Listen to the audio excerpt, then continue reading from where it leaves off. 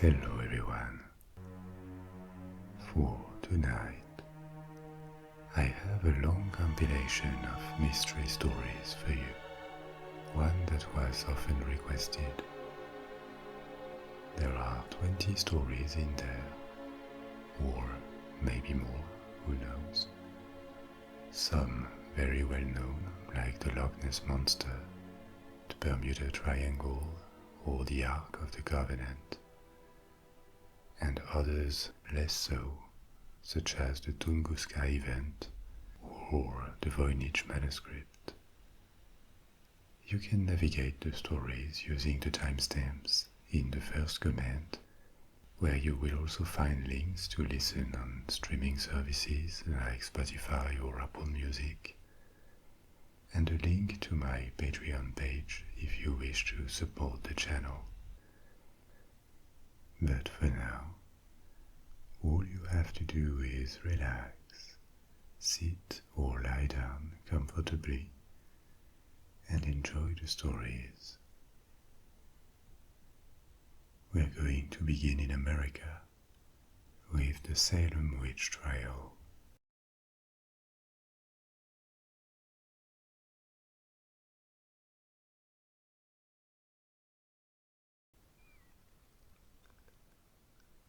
Our first story takes us to Salem, Massachusetts, by the end of the 17th century. This is the most famous witch hunt in America, and maybe even in the world. In February 1692, in Salem village, which is now a town called Danvers, near the city of Salem, two young girls started to have fits, like seizures, that looked like epilepsy, but stronger. According to witnesses, the girls screamed, they threw things, and they contorted themselves into strange positions. Between fits, the girls complained that they were picked with pins or pinched, but no evidence of wounds could be found, and no medical explanation neither. After a few days, more young women in the village started to exhibit the same symptoms or the same behavior. In the absence of explanation, the affected families quickly concluded that this had supernatural causes, probably witchcraft, leading to some sort of demonic possession. They accused 3 women who happened to be outcasts in this small society. One was a slave, another one was a homeless beggar, and the last one was famous for rarely attending church meetings. Rumors spread that the slave, Tituba, she came from South America, attracted and entertained young girls with stories of enchantment or fortune-telling, and even stories of sexual encounters with demons. The women were arrested, interrogated by local magistrates, and sent to jail. But the fits did not disappear, and in March 1692, more women from Salem village and Salem town were accused. Salem town corresponds to the actual city of Salem today. These people were arrested because they had expressed skepticism about the credibility of the girls' accusations, or they had drawn attention to them. There were various feuds between families in Salem village, and this probably interfered with the accusations. These women were no longer outcasts, like the first accused. They had been well-integrated members of the church in their community. This troubled the population a lot, because if these apparently respectable, upstanding people could be witches, then anyone could be a witch. More arrests, often prompted by accusations from young children, followed in April, and at this point, objecting to the arrest of others might be enough to also be arrested.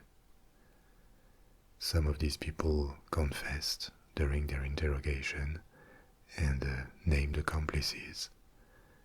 Many declared that they had been afflicted by others under a spectral form, and arrest warrants multiplied even more. In June, 4 months after the first 2 girls had begun their fits, dozens of people had already been incriminated, and a special court convened in Salem. This was just the beginning of a mass hysteria that took even bigger proportions in the following month, and the beginning of the Salem witch trials. But before we go on with the story, let's take a look at who these people were and what kind of society they lived in, because this is crucial to understand their story. To understand them better, we need to return to 17th century New England, when European, mainly British colonists settled on the other side of the Atlantic Ocean. A large part of New England colonists in the 17th century were Puritans. So who were the Puritans? They belonged to a religious minority in England, and thousands of them emigrated to America for political and religious reasons. You know that Protestantism reached Britain in the 16th century, and for the best part of the 16th and 17th centuries, there were religious tensions in England, like in the majority of European countries. The Church of England had separated from Roman Catholicism, and Anglicanism is considered to be a branch of Protestantism, but it was not adopted by the entire English population. Many English and Scots remained Catholics, and after the emergence of Protestantism, inspired by Luther, various sensibilities, various sets of beliefs diverged within the Protestant world, in particular Calvinism, and this meant that all Protestants did not agree. The Puritans were Calvinists, and they were not aligned with mainstream Protestantism in England. The Church of England became the official religion in the kingdom, but it was attacked, criticized on 2 main fronts. On the one hand, there were the Catholics, who remained loyal to Rome, and on the other hand, Reformed Christians like the Puritans, who considered that it had not yet achieved its reformation, that it had not gone far enough. It is true that Anglicanism, on various aspects, is not that far from Roman Catholicism. It rejects the authority of the Pope, and on numerous points of doctrine, it is Protestant. But it also maintains many similarities, from the hierarchy to the rituals or the celebration of holidays. An Anglican ceremony looks a lot like a Catholic one, and Anglicanism did not reject the taste of Roman Catholicism for ornate architecture, spectacular ceremonies, and a degree of centralization within the church. So the Puritans were a rather radical minority. They wanted to go further in the reformation of the Church of England, and because of their doctrine and lifestyle, they wanted to give a greater role, a greater influence to religion in politics, and this clashed with secular power in England. The separation with Rome was due to religious differences, but not only, it also had political reasons. It was a way for Henry VIII, the king that initiated the separation, to assert his power and his independence from external influence. The Puritan lobby was able to weigh on English politics, but it never became mainstream in the society, and it was seen with a great deal of suspicion by successive rulers and treated accordingly. As a result, dozens of thousands of Puritans left England. Some went to regions seen as more welcoming to Calvinism, like the Netherlands, and many also emigrated to America, mainly to New England. They arrived in America with the ambition to settle and build a new Bible-based society away from religious conflicts in Europe. The perception that it was a new start and that they had a chance to establish a pure and virtuous society was extremely important to them. And so was the perception that they were a minority, surrounded with threats. There was always the faraway but persistent threat of European kingdoms. Their colonies still depended on England through charters granted by the kings. There were other European powers in North America, such as the Spanish in the south or the French in Canada. There was also the closer threat of Native Americans who lived very close to their settlements and regularly raided what they considered to be their land where intruders had settled. And from within, there was the spiritual threat, the spiritual menace. Like other Christians in the 17th century, the Puritans believed that the supernatural was potentially everywhere. Demons could possess people who let them in. The devil was always lurking, and the existence of witchcraft was seen as a reality, a fact. The communities were also relatively small and isolated. Life was harsh. The Puritan lifestyle was very severe and strict. There was close to no entertainment, very little luxury. Any pleasure that served no purpose was seen as a dangerous temptation and was frowned upon. And colonists were supposed to live a perfectly virtuous life of work, discipline, and self-control in the hope that they were predestined to be saved. It was also a society where religion was central and put above any secular authority. So, together with their faith, these settlers brought from Europe the belief in the omnipresence of the supernatural, and in particular in the practice of witchcraft. For centuries, witch hunts and trials existed in medieval Europe when religious authorities questioned and sometimes condemned individuals, women mainly, for their practice of magic and their supposed dealing with the devil. But these trials were relatively rare, very uncommon, and marginal until the end of the Middle Age. Witchcraft became a much bigger preoccupation at the end of the 15th century and until the mid-17th century.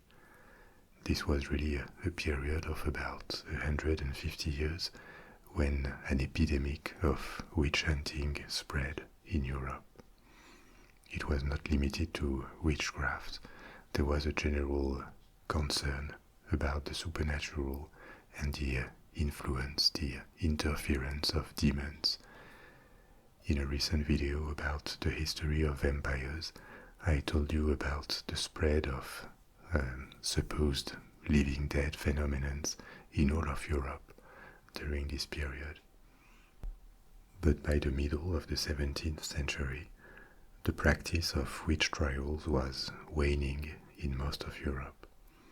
It lasted a bit longer in Eastern Europe and in the New World, as European settlers had brought this practice along with them.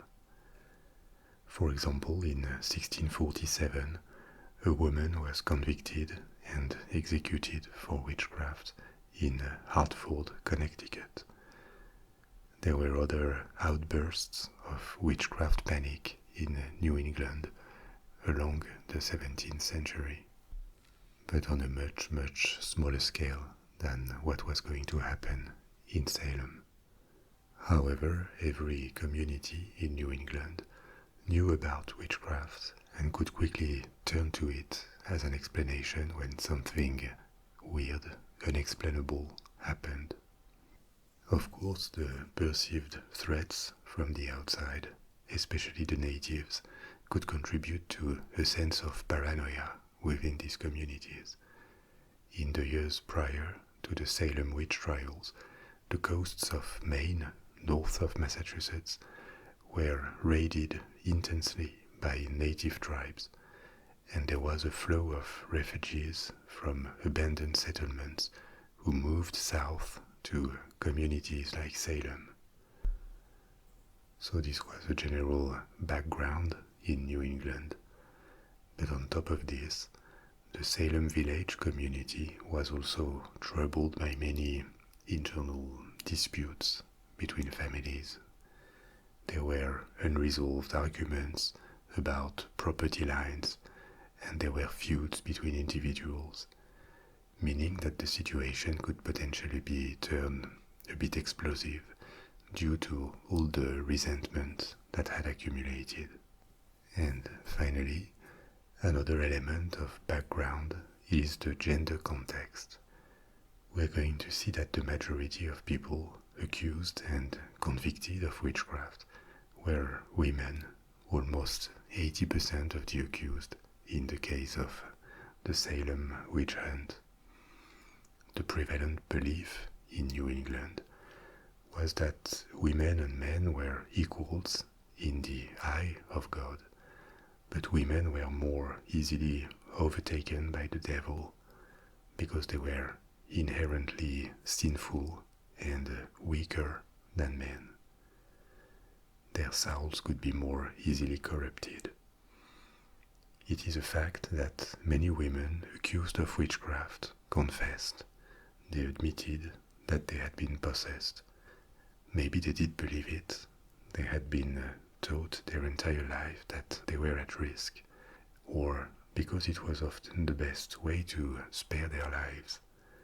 Those who confessed could be reintegrated into society, whereas denying and refusing to plead guilty in a witch trial was very dangerous. If they were not believed, they could be executed.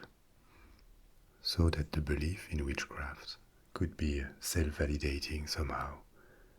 Witch trials often led to confessions and could perpetuate the belief in evil possessions.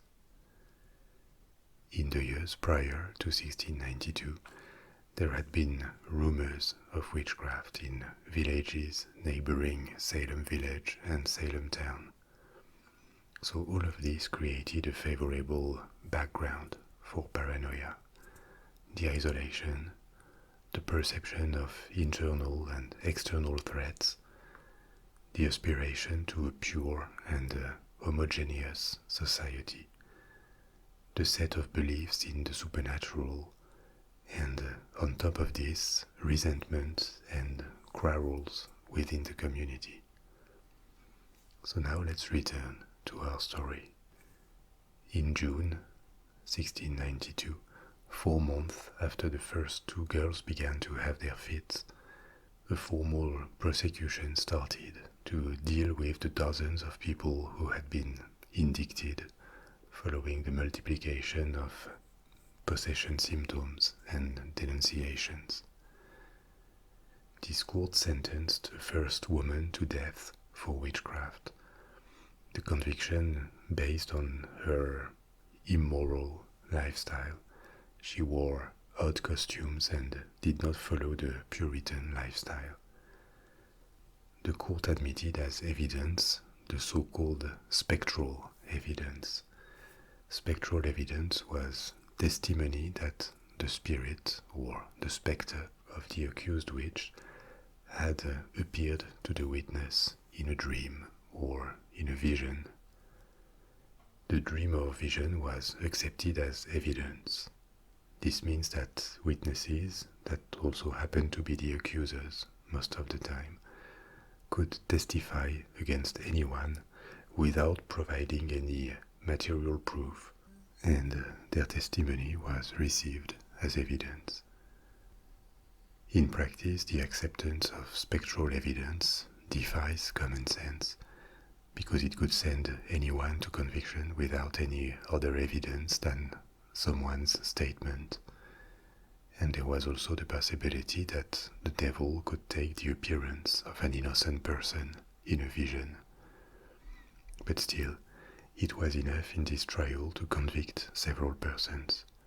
The fear of being indicted was enough to stop people from speaking out against it. In July, the first people to be arrested were judged and sentenced to death by hanging. These first executions threw other people waiting for their trial into a panic, and they multiplied accusations against others in an attempt to save their lives. From this moment on, the trial acquired its own internal logic that made it self-sustainable. More prosecutions led to ever more confessions, with all these people confessing to the reality of demonic possessions. The accusations appeared increasingly credible. Executions multiplied, and people who refused to enter a plea and declare themselves guilty, in other words, when they kept claiming their innocence when accused by several persons, were at risk of being tortured. In September, a man was tortured by pressing his body under an increasingly heavy load of stones in an attempt to make him plead guilty. He didn't and was killed by the load. Apart from spectral evidence, other forms of evidence accepted at the court included the discovery of incriminating items at the accused's homes, like horoscopes or ointments. There were also the testimonies of confessed witches who identified others as witches. This meant that a person could quickly face multiple accusations from different individuals, all of them receivable as evidence. The executions reached their peak in September 1692, 8 months after the beginning of the fits. 8 persons were executed in September, for a total of 20 deaths in 8 months, 14 women and 6 men. At this point, 200 persons had been accused, and 5 people more died in jail, waiting for their trial. After September, the first court was closed and replaced with a superior court, also in Salem town. This court found the majority of indicted people not guilty and spared the lives of those who were found guilty, progressively putting an end to the series of trials and executions. Bit by bit, normality came back in the following years, but the trials were never forgotten, and the families affected by death sentences started a long fight for the recognition of the condemned's innocence. Rather quickly, in the 20 years immediately following the trials and executions, Most people in New England admitted that a phenomenon of collective madness or hysteria, but the term did not exist yet, had happened in Salem. But what could have caused it?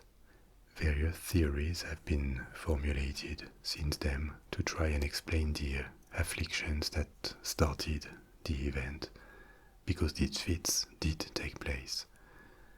Theories include a physical reaction to a psychological hysteria in response to native attacks that would have exposed the children to enormous stress and maybe could be the cause of these spectral visions that people reported, claimed to have experienced. Another more biological explanation could be ergotism. There is a fungus that may infect rye and other cereals, and poisoning by this fungus may produce similar symptoms and episodes of collective madness when people in a community share the same food.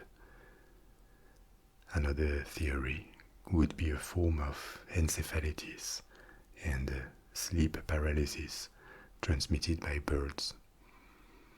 None of these biological explanations is fully satisfactory because many people exposed to the same environment did not experience the symptoms, not only during the trials but before and after too. Of course, other motivations for these fits and their multiplication may include a need for attention or jealousy or spite, in which case there would have been a degree of simulation, and maybe once the machine was started, the children could no longer tell the truth for fear of the consequences. In any case, and beyond individual responsibilities, the Salem trials have immediately been regarded in America as a cautionary tale for the whole society. A cautionary tale about the dangers of isolation in small communities, about the dangers of religious extremism, or the risks attached to false accusations and lapses in due process. It is also because of the Salem witch trials that the term witch hunt is now so common in American English and applied to many other things than witchcraft.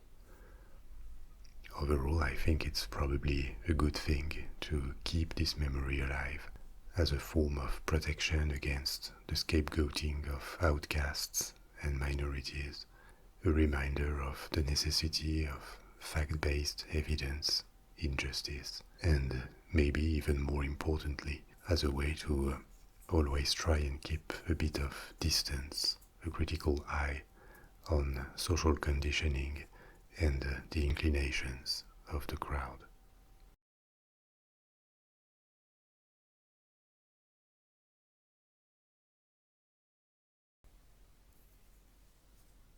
Our second story of the night also happened in colonial America, but we're going to move south to North Carolina and farther into the past. A century before the Salem events, the first attempt at establishing a permanent English settlement in North America failed, and colonists mysteriously disappeared. I'm going to tell you the story of the lost colony, or what we know about it. The story begins in the 1580s.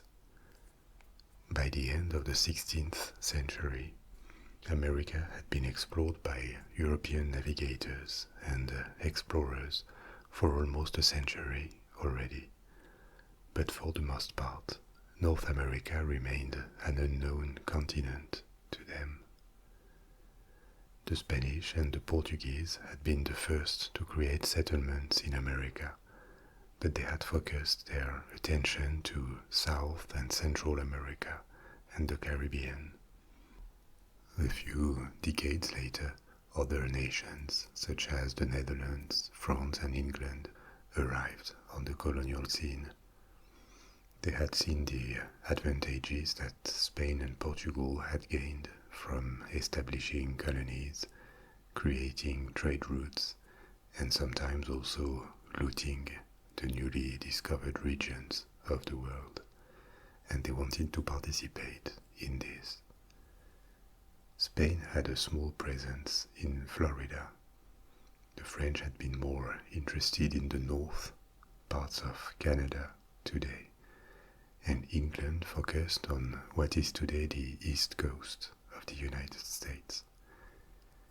In the second half of the 16th century, England enjoyed a long period of respite in internal and religious troubles under Queen Elizabeth I. And this is when the first attempts at creating permanent settlements began. The first charter was granted by the Queen in 1584 for the creation of such a colony in North America that would also serve as a military base for privateers that would be able to raid the Spanish treasure fleets that brought back the riches of America to Spain. After a recognition, 5 ships were sent in 1585 to Roanoke Island in present-day North Carolina. The expedition had a troublesome journey to America. The ships were separated by a storm and sailed separately to a meeting point in the Caribbean before reaching the coast of Carolina. A group of 100 colonists with equipment and food, but not enough food to ensure the colony's subsistence for a long time, was left to the north end of Roanoke Island to establish their colony. They were promised another expedition would bring more supplies and men the following year, so they settled and they built a small fort on the island. The 100 colonists quickly entered in a conflict with the natives from a nearby village. There had already been an incident with them during the exploration journey before the creation of the colony. Things worsened. The circumstances are not precisely known, but it all ended with the destruction of the native village by the colonists and an attack by the native tribe on the fort. The attack was repelled. Soon after this fighting, an English expedition returning from the Caribbean stopped at Roanoke Island and offered to take the colonists back to England because they still hadn't received any supplies and their situation had become very precarious with the now openly hostile natives close to their settlement. Several of them accepted, and the colony decreased in size, so much that when the relief fleet arrived later in 1586, it found the colony almost abandoned. The relief fleet decided to not disembark most of the force and instead just leave behind a small detachment of 15 men to maintain a presence. Another expedition heading to Chesapeake Bay to establish another colony arrived in 1587, the following year. They intended to pick up the small group left at Roanoke Island the previous year and continue their journey to their final destination. But when they arrived, they found nothing and no one, just an unidentified skeleton. Decision was taken to re-establish the colony here instead of doing it in Chesapeake Bay, so this time 115 colonists were left behind, even though nobody knew what had happened to the 15 men who had stayed a year before. This group of 115 settlers was not sustainable neither. It needed fresh supplies and more people to create a self-sustainable colony. So the plan was to return the next year. But due to the ongoing war with Spain, no ship could be found to resupply the colony the following year, nor the next. The colony was not forgotten, but it remained isolated for 3 years. Nobody knew what could have happened there to the 90 men, 17 women, and 11 children that had been left behind 3 years after they were disembarked. In 1590, an expedition finally reached the Roanoke colony. They found the settlement deserted. There was no sign of a battle. All the houses and fortifications had been dismantled, meaning that the colonists had not been forced to escape in a hurry. The only clue left was the word Croatan carved into a fence. The expedition reached the conclusion that the settlers had moved to another island, Croatoan Island. Croatoan was the name of a native tribe and also the name given to the island now known as Hatteras Island. So this expedition sailed back to England and the place stayed abandoned. And for a very long time, other expeditions tried to reach the colony at the beginning of the 17th century, more than 10 years after the last visit, but they were diverted by privateering or bad weather.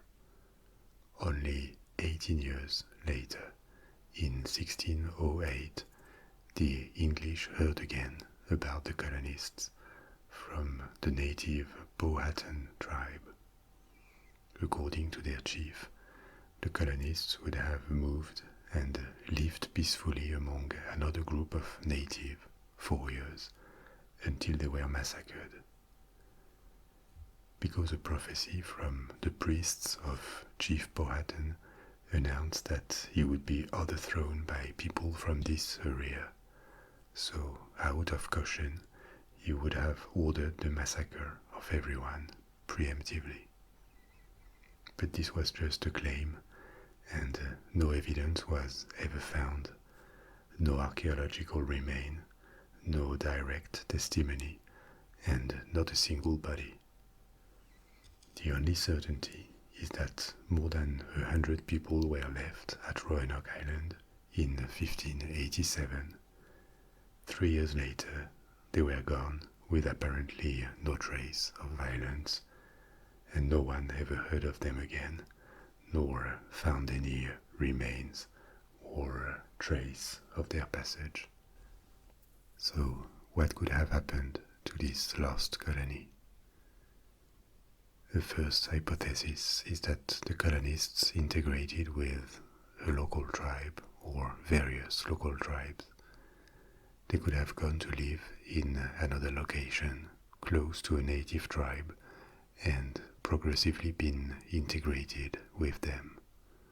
Or they could have separated and various smaller groups of English colonists would have rejoined native tribes.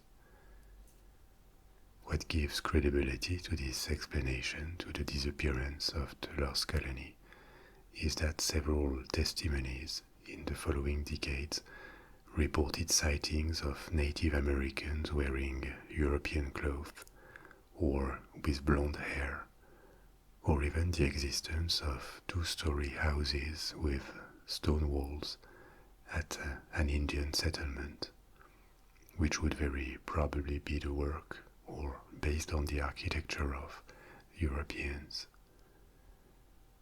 There were also oral traditions among some Native American tribes in the 18th century about their white ancestors. But there is no definitive proof of any of this, and it is hard to distinguish legends or hoaxes from facts. Another theory is that the Spanish destroyed the colony.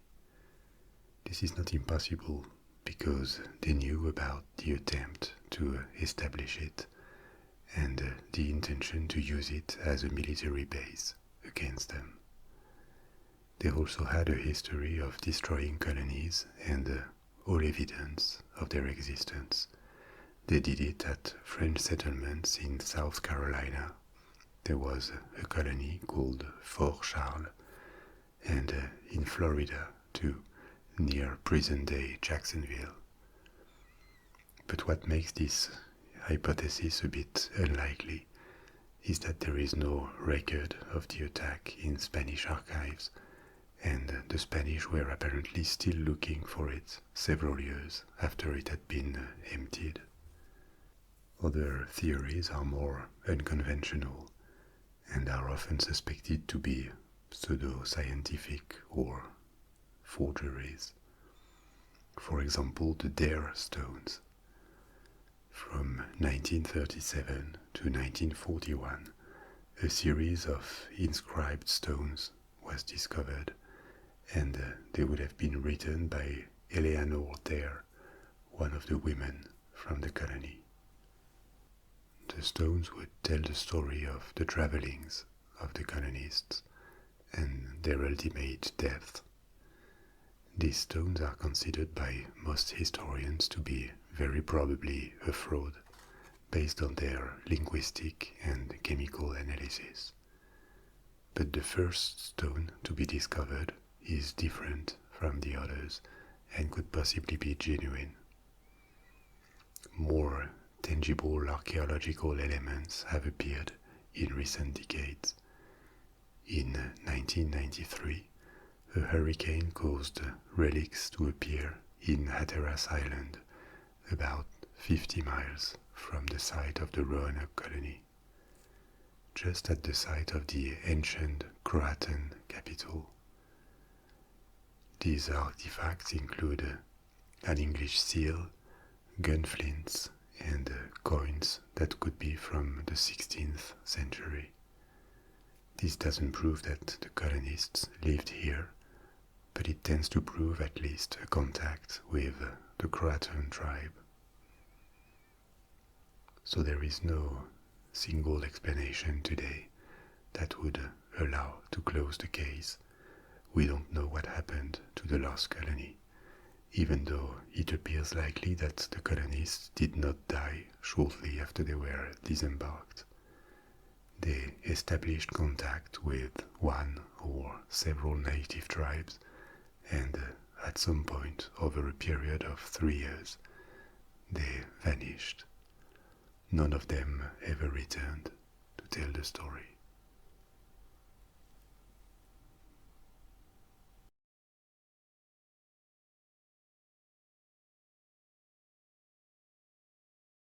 Since the discovery of America by Christopher Columbus in 1492, in an attempt to travel to India or China by the west, Europeans searched for passages to Asia through America. They found one in the south, Cape Horn, that Magellan used to complete the first circumnavigation of the Earth. Centuries later, they built one in Panama with the Panama Canal. But for centuries, they also searched for one in the north. They supposed that another passage could exist somewhere between Canada and the North Pole that would connect the Atlantic and Pacific Oceans. From the 15th to the 19th centuries, many expeditions were sent to the St. Lawrence River or along the northern shores of Canada to search for this mythical way to the reaches of China, Japan, or Indonesia. Many of these expeditions never returned from this highly hostile environment when the waters are frozen for the best part of the year. the night can last months. The cold is intense, and close to no food can be found. But none of these lost expeditions caused as many fatalities nor as much emotion as Franklin's expedition in 1845. Enjoy the sweet warmth of the room you're in, or the comfort of your bed, because you have just what these men craved for months until they met their fate. By the middle of the 19th century, the northern coasts of Canada had already been explored and mapped. The months of the year when they were frozen in ice were known too, but successive expeditions towards the west had failed to reach one last area that could contain the expected passage to the Pacific Ocean. To explore this region, 2 British ships were sent, HMS Erebus and HMS Terror. The expedition was named after Sir John Franklin, an experienced officer and explorer who received command of the expedition and direct command of one of the ships, Erebus. Both ships, Erebus and Terror, were at the vanguard of naval construction by then. They were wooden ships but reinforced with iron plates, and even though they relied primarily on wind propulsion, they also had been equipped with steam engines. They offered a degree of comfort to the crew that we would find very rudimentary, but that was remarkable for the time. There was an internal steam heating system. There were libraries with hundreds of books available for the crews, and 3 years' worth of food supplies. A lot of this tinned. In total, the 2 ships comprised a crew of 134 men, officers, seamen, cooks, surgeons, engineers, carpenters, soldiers. The expedition set sail from England in May 1845. It reached Greenland and later made a stop at Disko Bay on the west coast of Greenland before continuing westward. The expedition was seen sailing west in late July 1845. This expedition was supposed to be long and not necessarily send news from the icy regions of North Canada, because there were no European outposts nor prisons there. For families left behind in Britain, it was obvious that no sign of life and no return was to be expected anytime soon, given the possibility of the ships being stuck in the ice and having to wait for the following summer to continue their journey. So they waited. The days became weeks, then months, then years. After 2 years, no word from Franklin had arrived.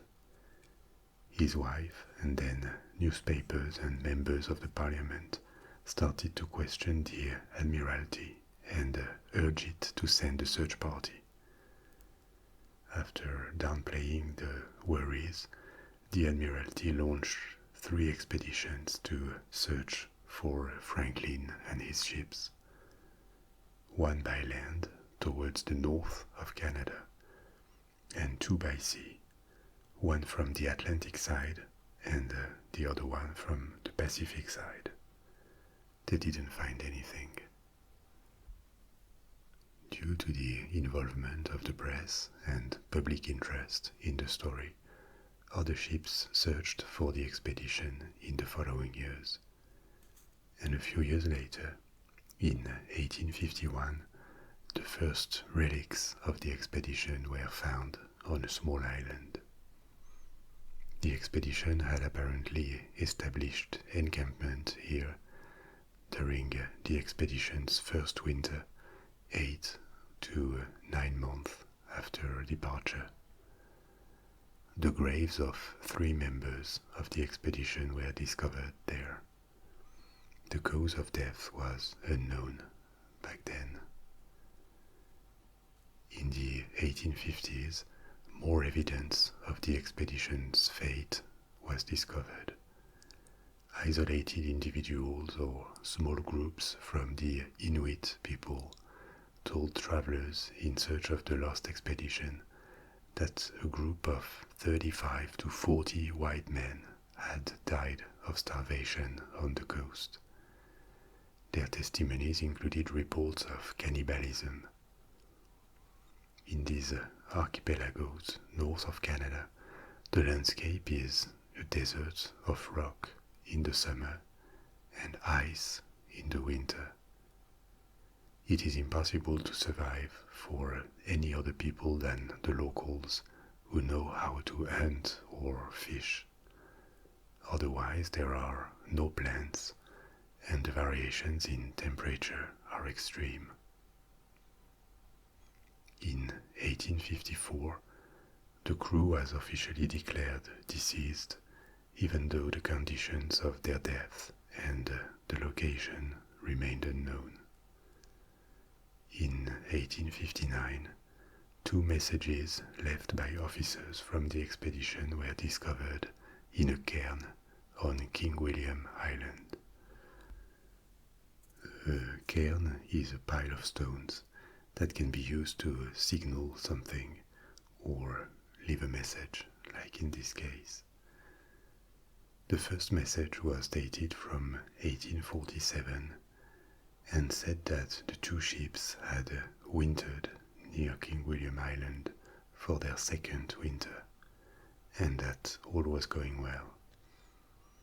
But a second message was written later in the margins of the same sheet of paper, and it was much more worrying.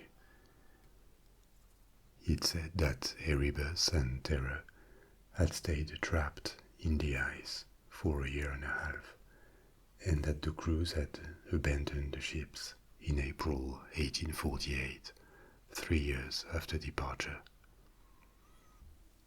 It indicated that at this point 24 men had died already, and the remaining 105 would head south by land and would try to return to civilization walking.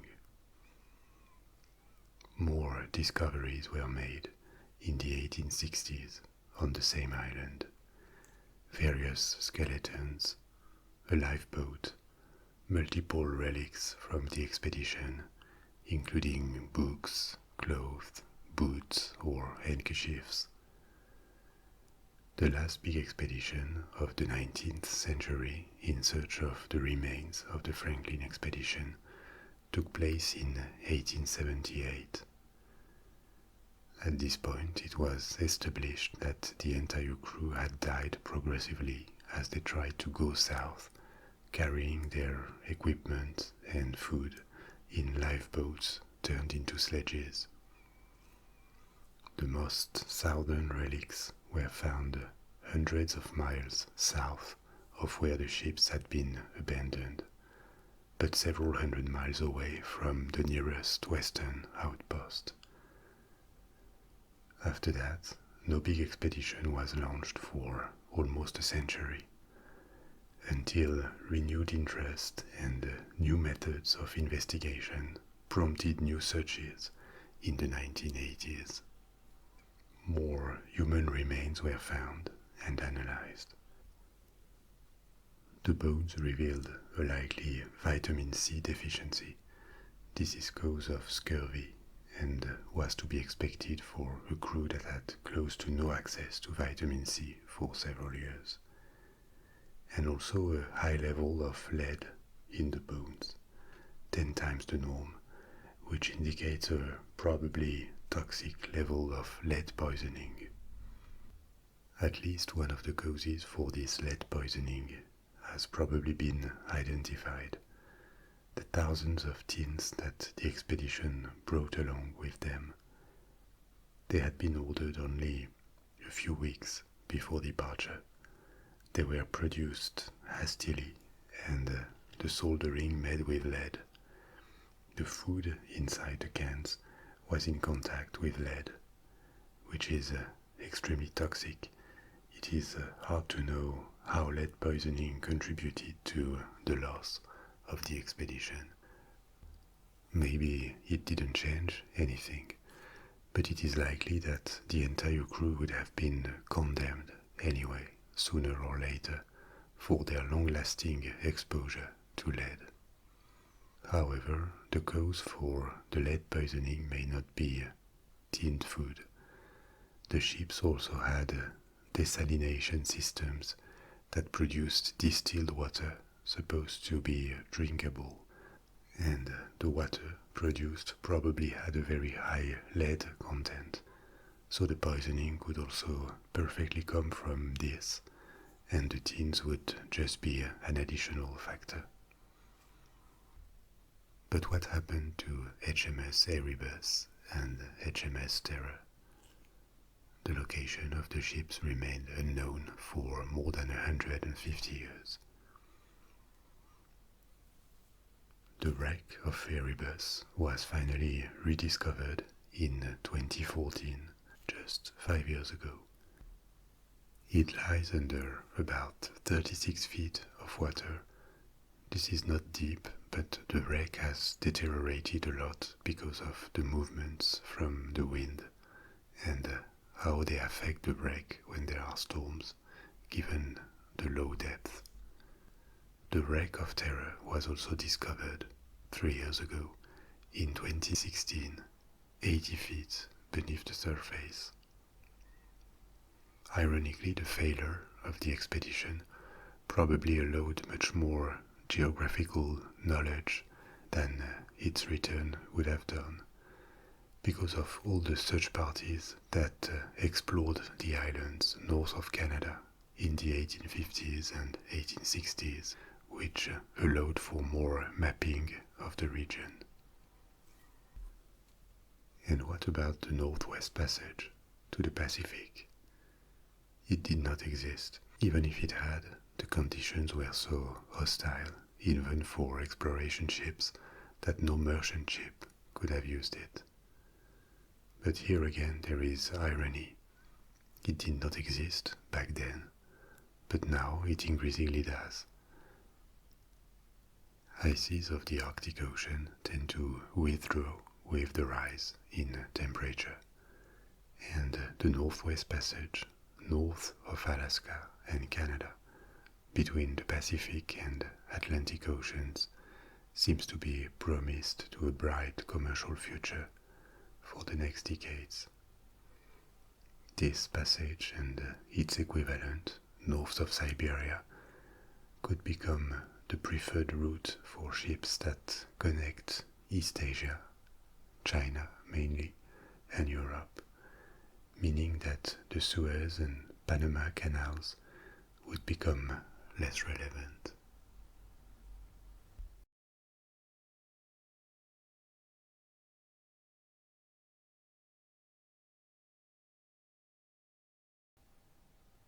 In 1933, an article in a local newspaper from Inverness discussed the sighting of an enormous creature resembling a whale rolling in the water of the Loch Ness.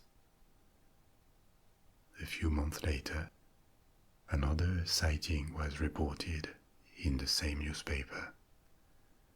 A man claimed he had seen a beast resembling a dragon or a prehistoric animal moving across the road nearby, with an animal in its mouth. The beast was described as having a long neck and a high back. For the remainder of the year, many new witnesses came forward in the same paper, claiming sightings of the beast by themselves or someone they knew. These accounts reached the national media, which described a monster fish or a sea serpent, until the name Loch Ness Monster emerged. In the following years, photos appeared, and the monster garnered even more attention, becoming internationally famous.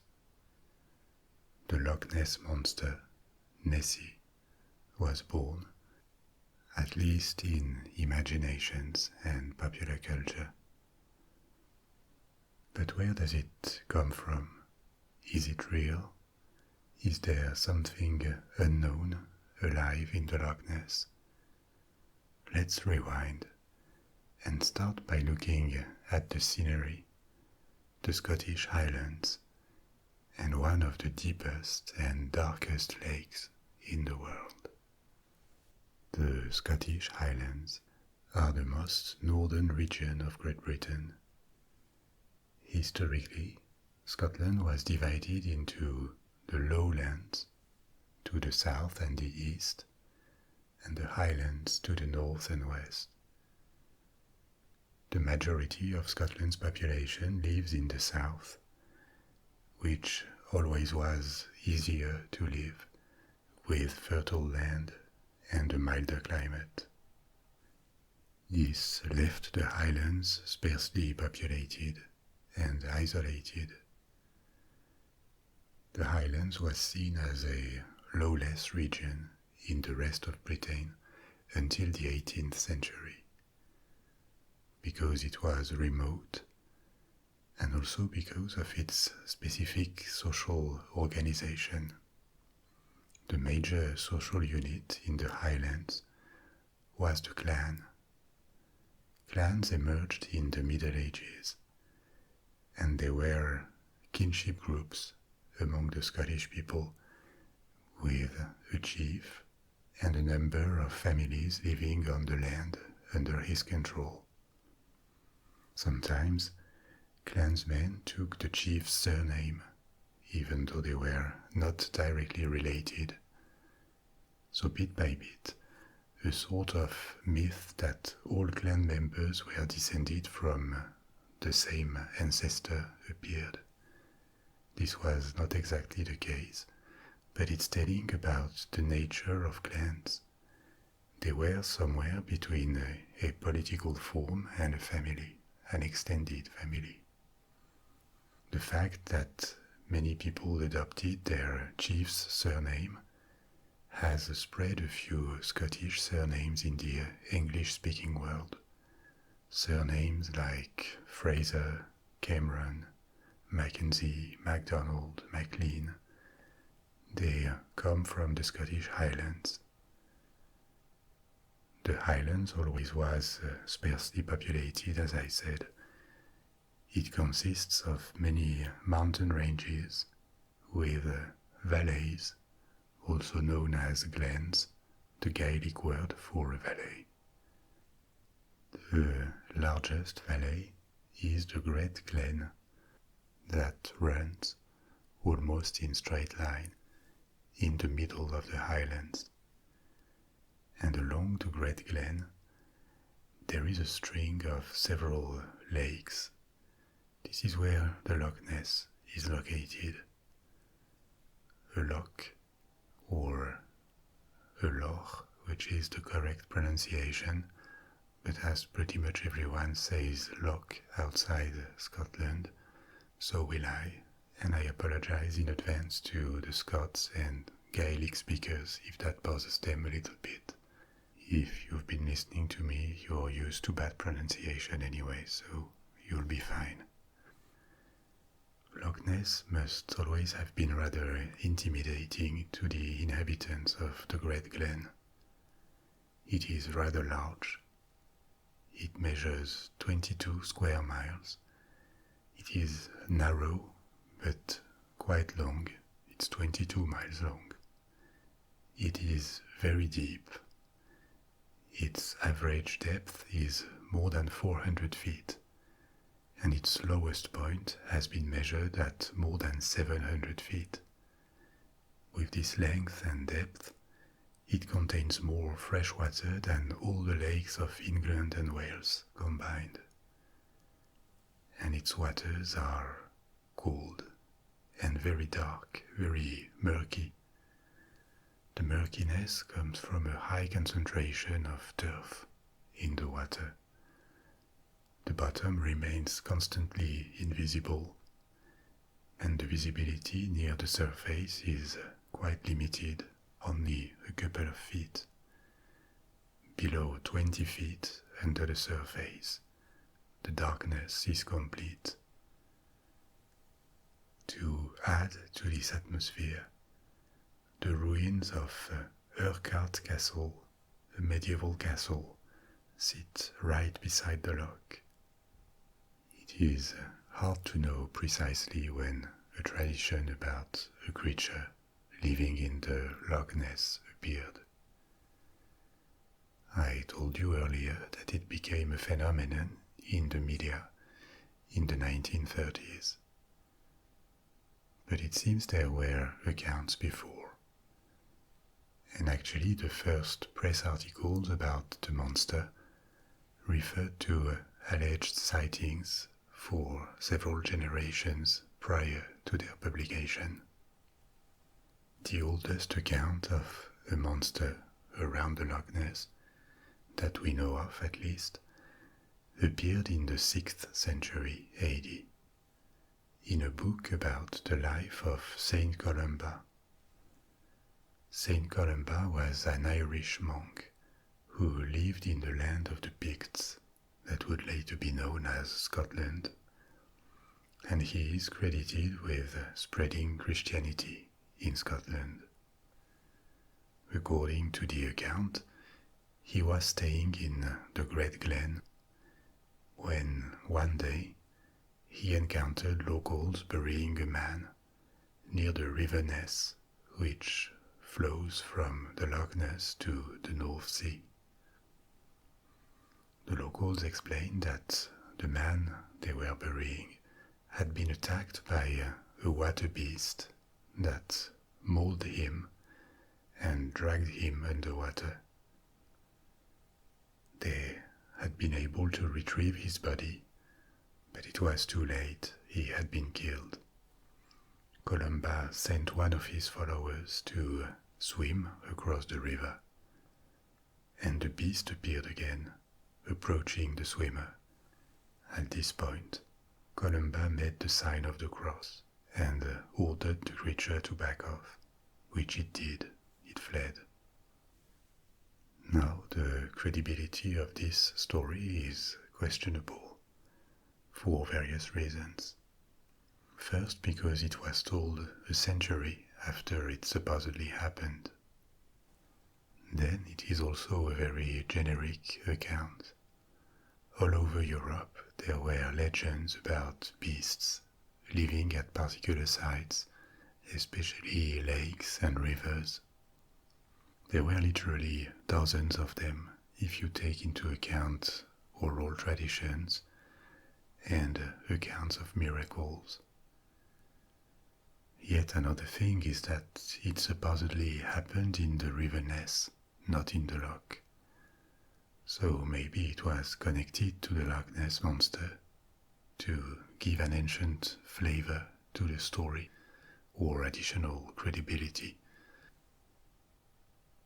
In fact, there may have been a local oral tradition about a monster in the Loch Ness for a long time, but there are no tangible traces of this for 12 centuries, between the 6th century and the story of Saint Columba and the 19th century when it resurfaced. Because it is true that before the 1930s articles and the appearance of Nessie as a famous monster, there were alleged sightings and rumors starting in the 1870s. So this article did not create a monster from scratch. There were people in the area already talking about one before. Some reported an object resembling a log or an upturned boat. Others talked of a large animal with stubby legs.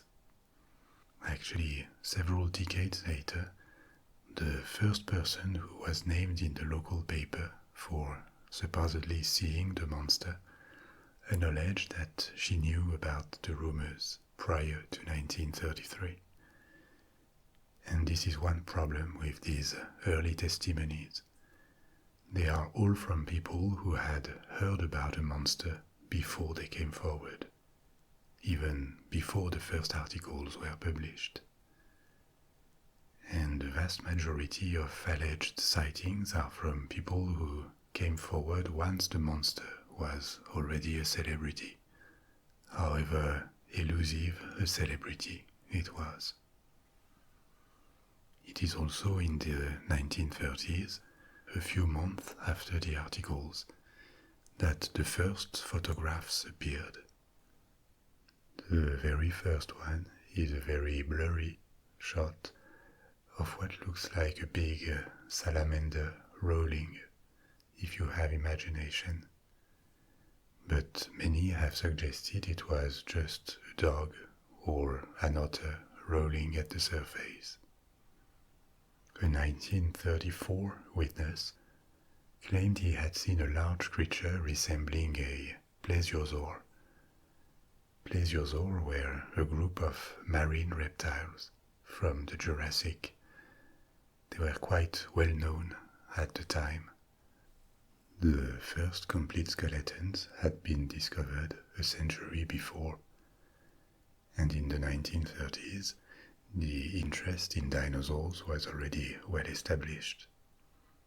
It seems this description of the beast as something resembling a plesiosaur was rather influential, because from this moment on, the monster almost always looked like a plesiosaur in most testimonies and on alleged photos.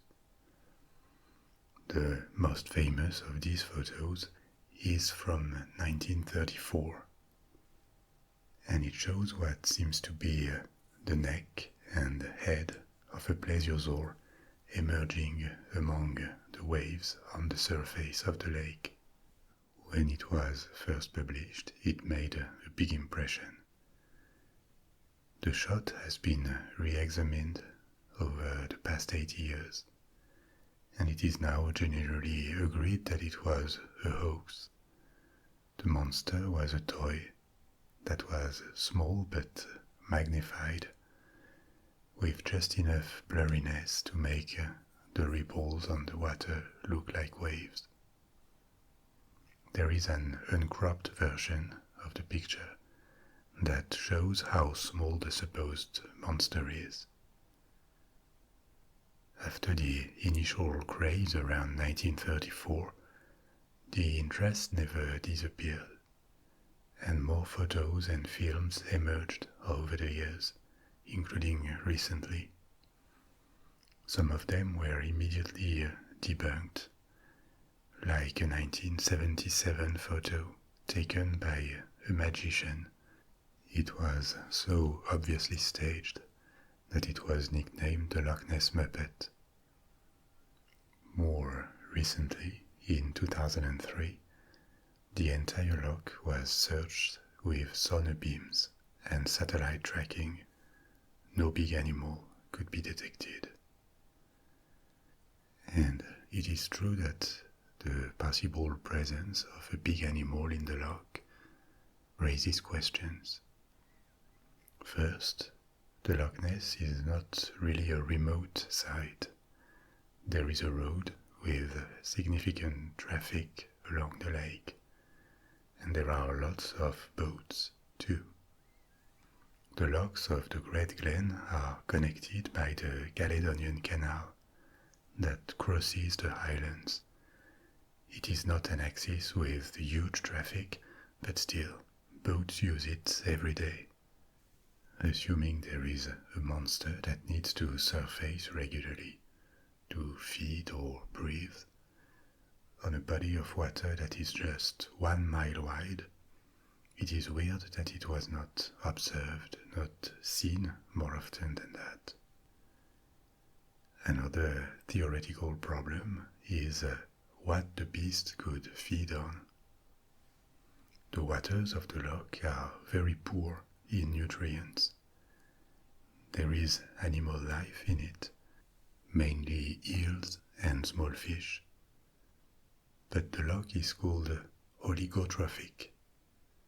Contrary to other bodies of water with clearer waters that can provide more nutrients, the Loch Ness is very dark.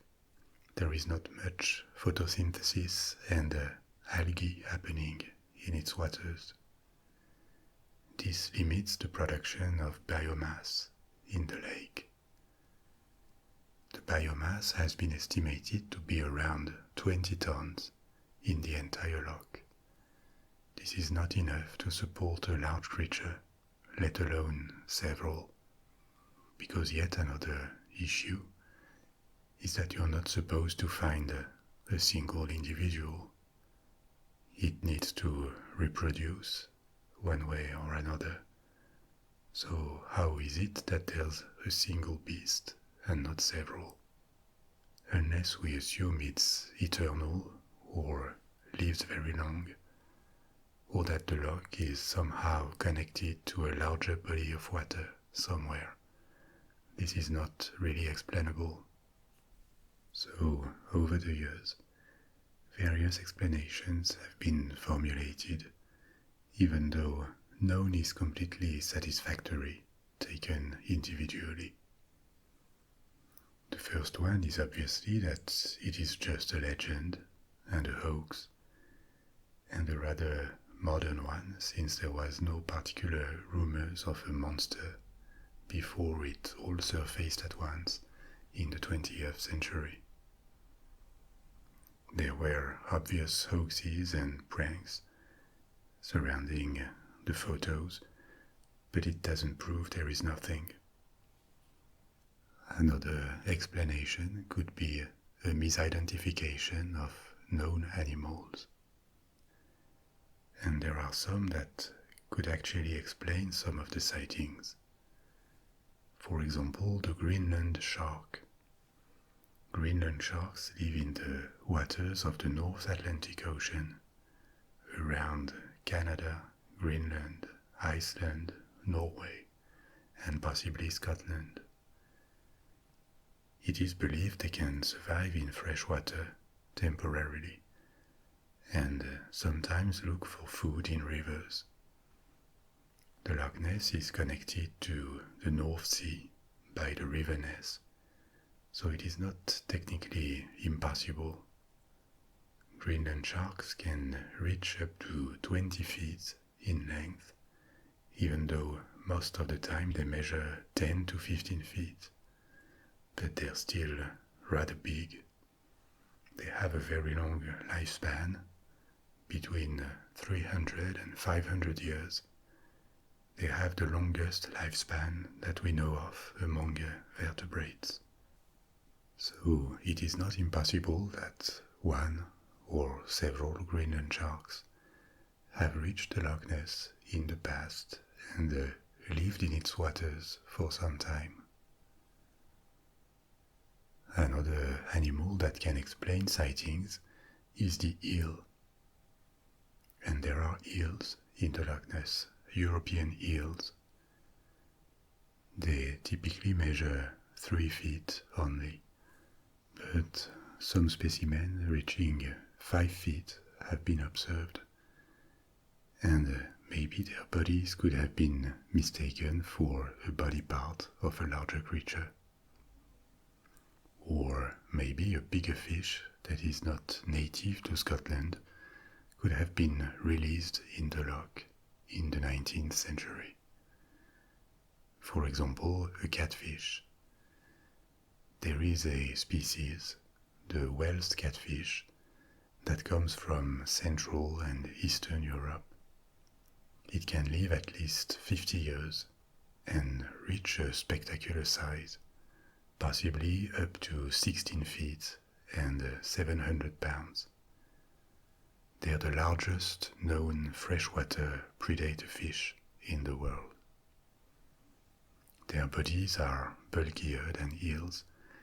They approach the surface to hunt, so that may be another explanation to the sightings.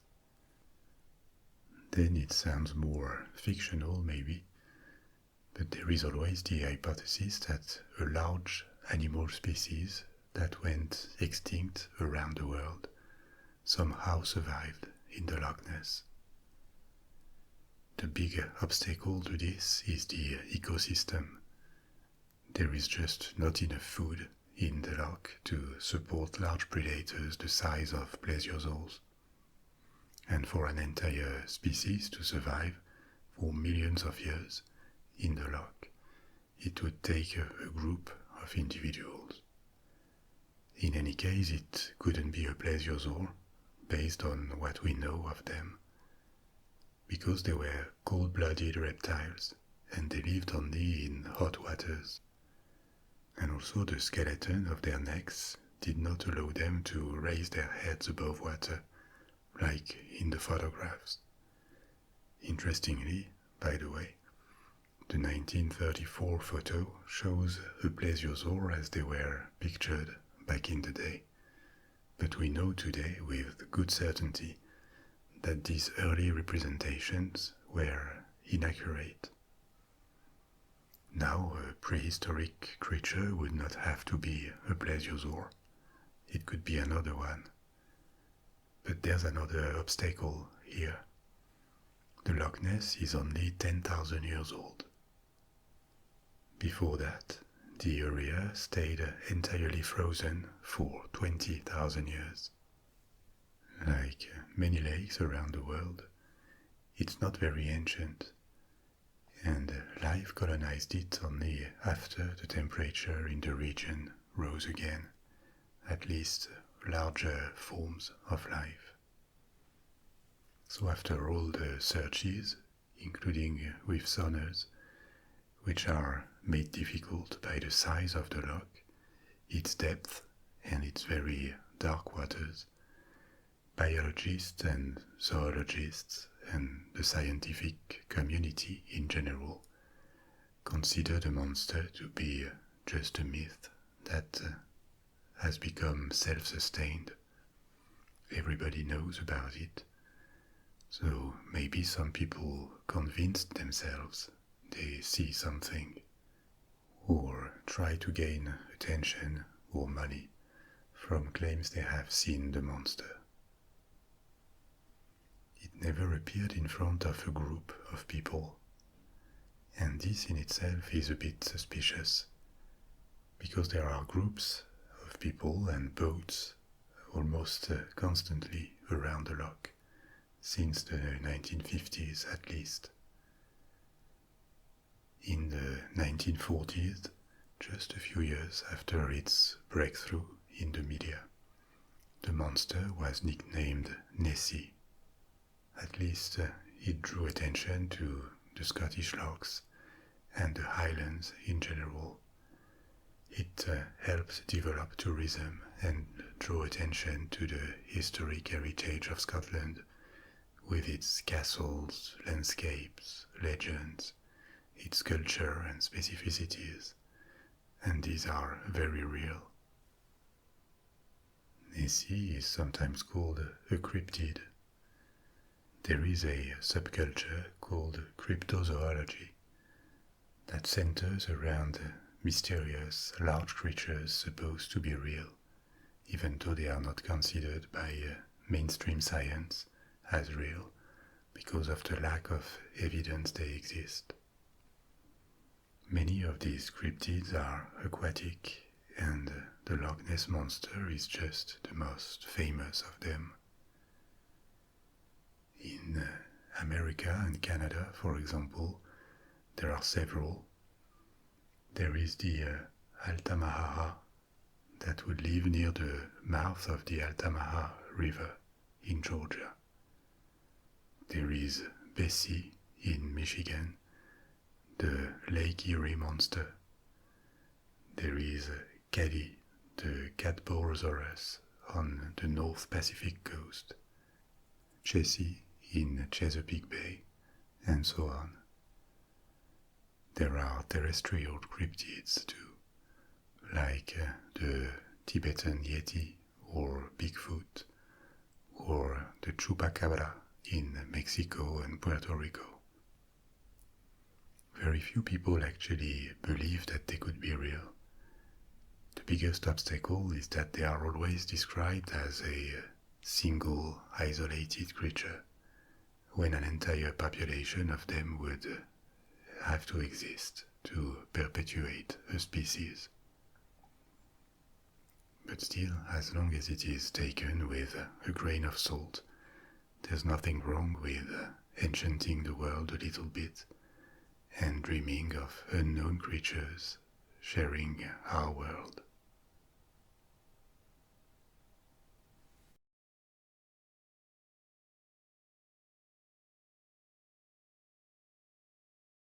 Let's get started with the facts. Because the man in the iron mask did exist, whoever he was. In 1703, an unnamed man died at the Bastille in Paris, an old fortress that served as a prison at the time. He had been transferred to the Bastille 5 years earlier and spent more than 3 decades in various prisons.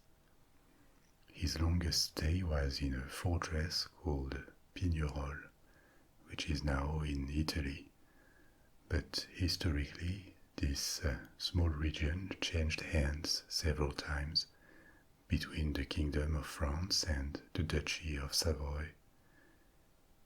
And at the time, for a large part of the 17th century, Pignerol was French. The man had spent his last 34 years in the custody of the same jailer, a French prison governor called Saint-Mars. Saint-Mars had been named governor of the Bastille in 1698 and taken his mysterious prisoner with him. There is no doubt this particular prisoner was not a regular convict. He spent his years in prisons where personalities considered embarrassing for the state were kept, sometimes without trial, and his keepers went to great lengths to keep his identity secret, including hiding his face. No one is known to have seen his face, except maybe his watchers, because it remained hidden by a mask of black velvet cloth, not of iron. This is a later addition to the legend, and we're going to see there were many.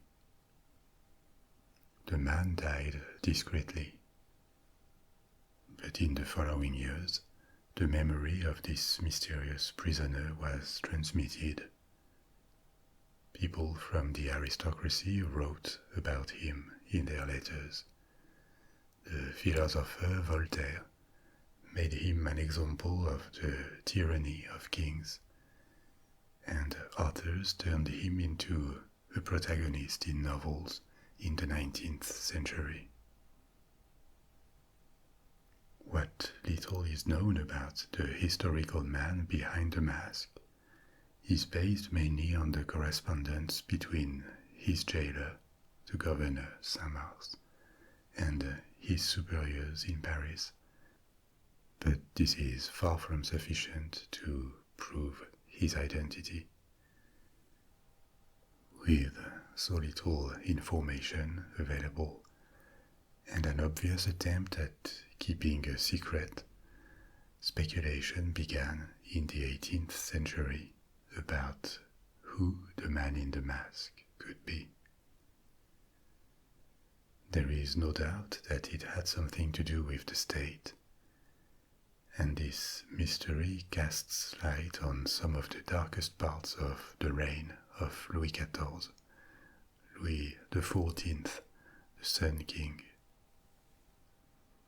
Louis XIV had the longest recorded reign of any monarch in European history, 72 years. He ascended to the throne aged only 5, under regency by his mother, Anne d'Autriche, Anne of Austria. In his younger years, he was advised by the Italian Cardinal Mazarin.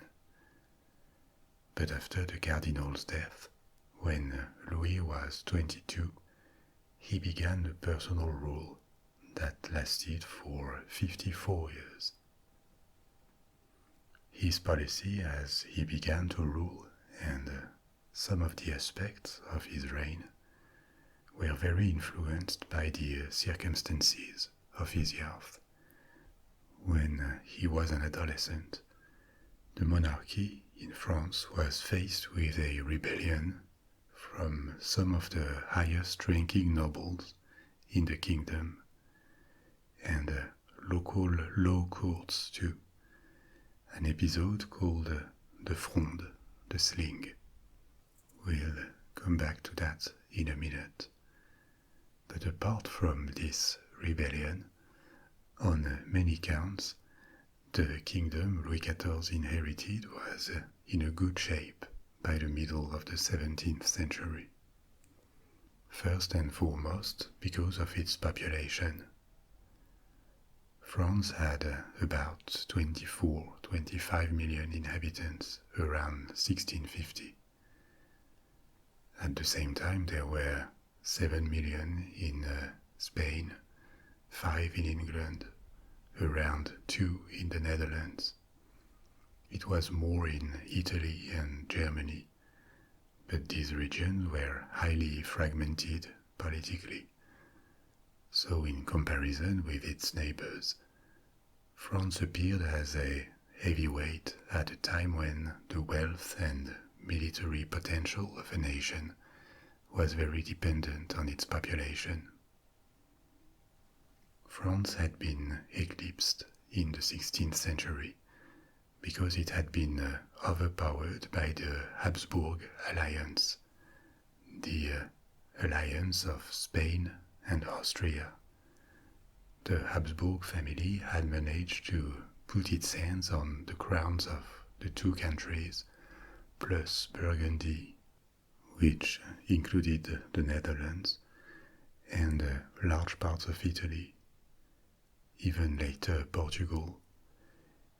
It encircled France and inflicted serious defeats at the start of the 16th century.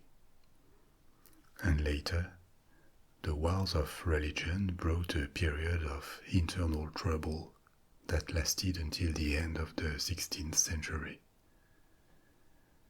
But the 17th century began much better. The Habsburgs had declined. They were struggling to keep control of the Netherlands. They were threatened by the Turks, the Ottomans in the east, and they were in constant war for decades, which ultimately led Spain to several bankruptcies, despite all the gold and silver it gained from its American colonies. And Austria lost much of Hungary. Its grip on the main states of Germany was shaken too. At the same time, France finally ended its period of religious troubles for the most part. It restored a degree of prosperity and internal order. And through a string of wars in the 17th century, it enlarged its frontiers again, kept the Spanish in check, intervened successfully in the 30 Years' War that raged in Germany, so that by the middle of the 17th century, France had restored a position in Europe that it had not held since the 15th century, or earlier in the Middle Ages, the one big unified kingdom at the center of Western Europe, with the largest armies, an active diplomacy, and because of its weight, cultural and intellectual influence through universities, thinkers like Descartes or Pascal, writers, artists. But internally, France was still transitioning from the old medieval feudal system to a more modern form of political organization. In other words, the nobles, the aristocrats, were no longer the only lords on their land. There was a royal administration, but they remained very powerful. They had the means to raise their own armies, and they did not appreciate a centralized state taking much of their historical prerogatives. Neither did local law courts, the parliaments. More and more, the kings and their prime ministers issued edicts that applied in the whole kingdom and limited the powers of these local, regional institutions.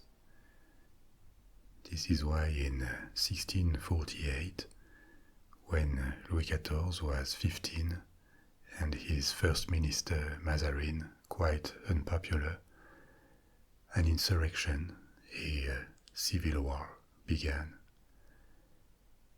The various parliaments and later discontented high nobles revolted, not to make a revolution, but rather as a reaction to reaffirm their old liberties and their old rights against royal powers.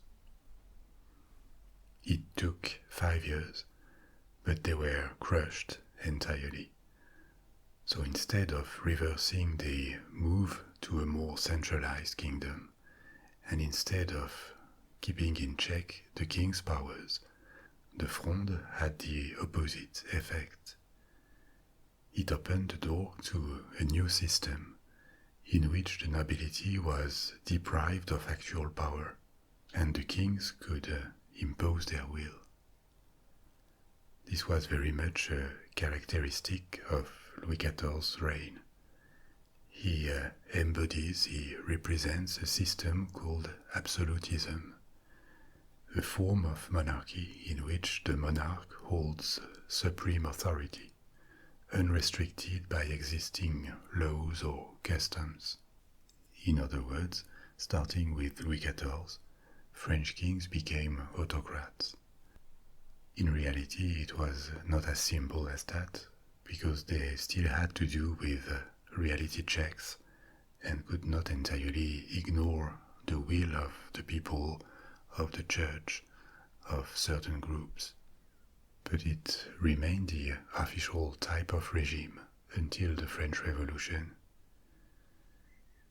Maybe the French Revolution could have been avoided if at this crucial point, 150 years earlier, the Fronde, or another revolt, had succeeded and imposed a less rigid type of regime that could have evolved towards a constitutional monarchy. But at this point, in 1654, when he began his personal rule, most European monarchs were very envious of Louis XIV. He had triumphed against his own aristocracy, and this gave him much more power over his own kingdom than any other European king. In fact, French kings would never again have to face an aristocratic revolt. Feudality was dead and buried at this point. That's a bit of a tangent, but long term the effects were terrible for French nobles, because from this point their privileges were on moving sands. Privileges were legitimate, or at least justifiable, in the Middle Ages because nobles had political power and defended their people. Their lives were supposed to be on the line, and they could tell themselves that privileges were a counterpart to their higher moral standards, their bravery, and their commitment to serve. Once you take out the political power and the capacity to raise armies, even though many nobles kept serving in the military, their privileges were only based on traditions and on birth, which made them look increasingly like parasites. It didn't end well for many of them in the French Revolution, as you know. And this brings us back to the man in the mask. Some of the first theories about him were that he was a threat to the legitimacy of Louis XIV, that he could potentially weaken the king's position, but that he was at the same time noble enough or close enough to the king so that getting rid of him, executing him, was not an option. The philosopher Voltaire claimed that the prisoner was an illegitimate son of Anne of Austria, Louis XIV's mother, with Cardinal Mazarin, his first minister. That would be extremely scandalous on many counts. The Queen having a child with a man she's not married with, on top of that with a cardinal. So it had a lot of shock value and Voltaire liked it, but it is completely unsubstantiated. Another hypothesis is that he was a twin brother of Louis XIV, born second, who would have been hidden in order to avoid any dispute over the throne holder. That could make sense, and this version was the basis for many books, novels, and later films, starting with Alexandre Dumas, the author of The Three Musketeers in the 19th century. However, many historians reject this theory as very unlikely because of the circumstances of childbirth for the Queen. It always took place in the presence of multiple witnesses, courtiers. It was certainly not a private event, and it is hard to imagine the birth of a twin that could have been hidden from so many people and never be floated, even as a rumor, during the entire reign of Louis XIV. We will see a bit later that the occupations of the prisoner during his jail life also tend to rule out that he was a twin of the king. Yet another theory is that the man in the iron mask was not a brother, but the biological father of Louis XIV. It sounds like a stretch because of the prisoner's age.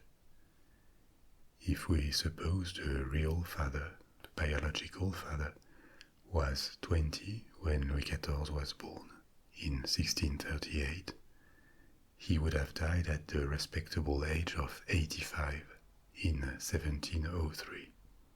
This is not impossible, but living so old, especially in captivity, would have been quite extraordinary for the time. It is true that the birth of Louis XIV appeared rather miraculous. Both the king, Louis XIII, Louis XIII, and Anne of Austria were aging and had no heir. The king showed little interest in his wife, or any other woman actually. His love life remains a bit of a mystery. There were rumors that he preferred the company of men, but nothing concrete ever surfaced on this side neither, so maybe that was just not his thing. It is believed that when Louis XIV was conceived, the king and the queen were mostly estranged. Once again, it doesn't prove anything. They may have done it for the good of the country, even though none of them had much interest in the other. What is seducing in this theory of a different biological father, apart from the shock value, is that the birth of Louis XIV served very well the interests of Louis XIII's first minister, the Cardinal of Richelieu. Until the king had a male child, the heir to the throne was the king's brother, the Duke of Orléans, an enemy of Richelieu.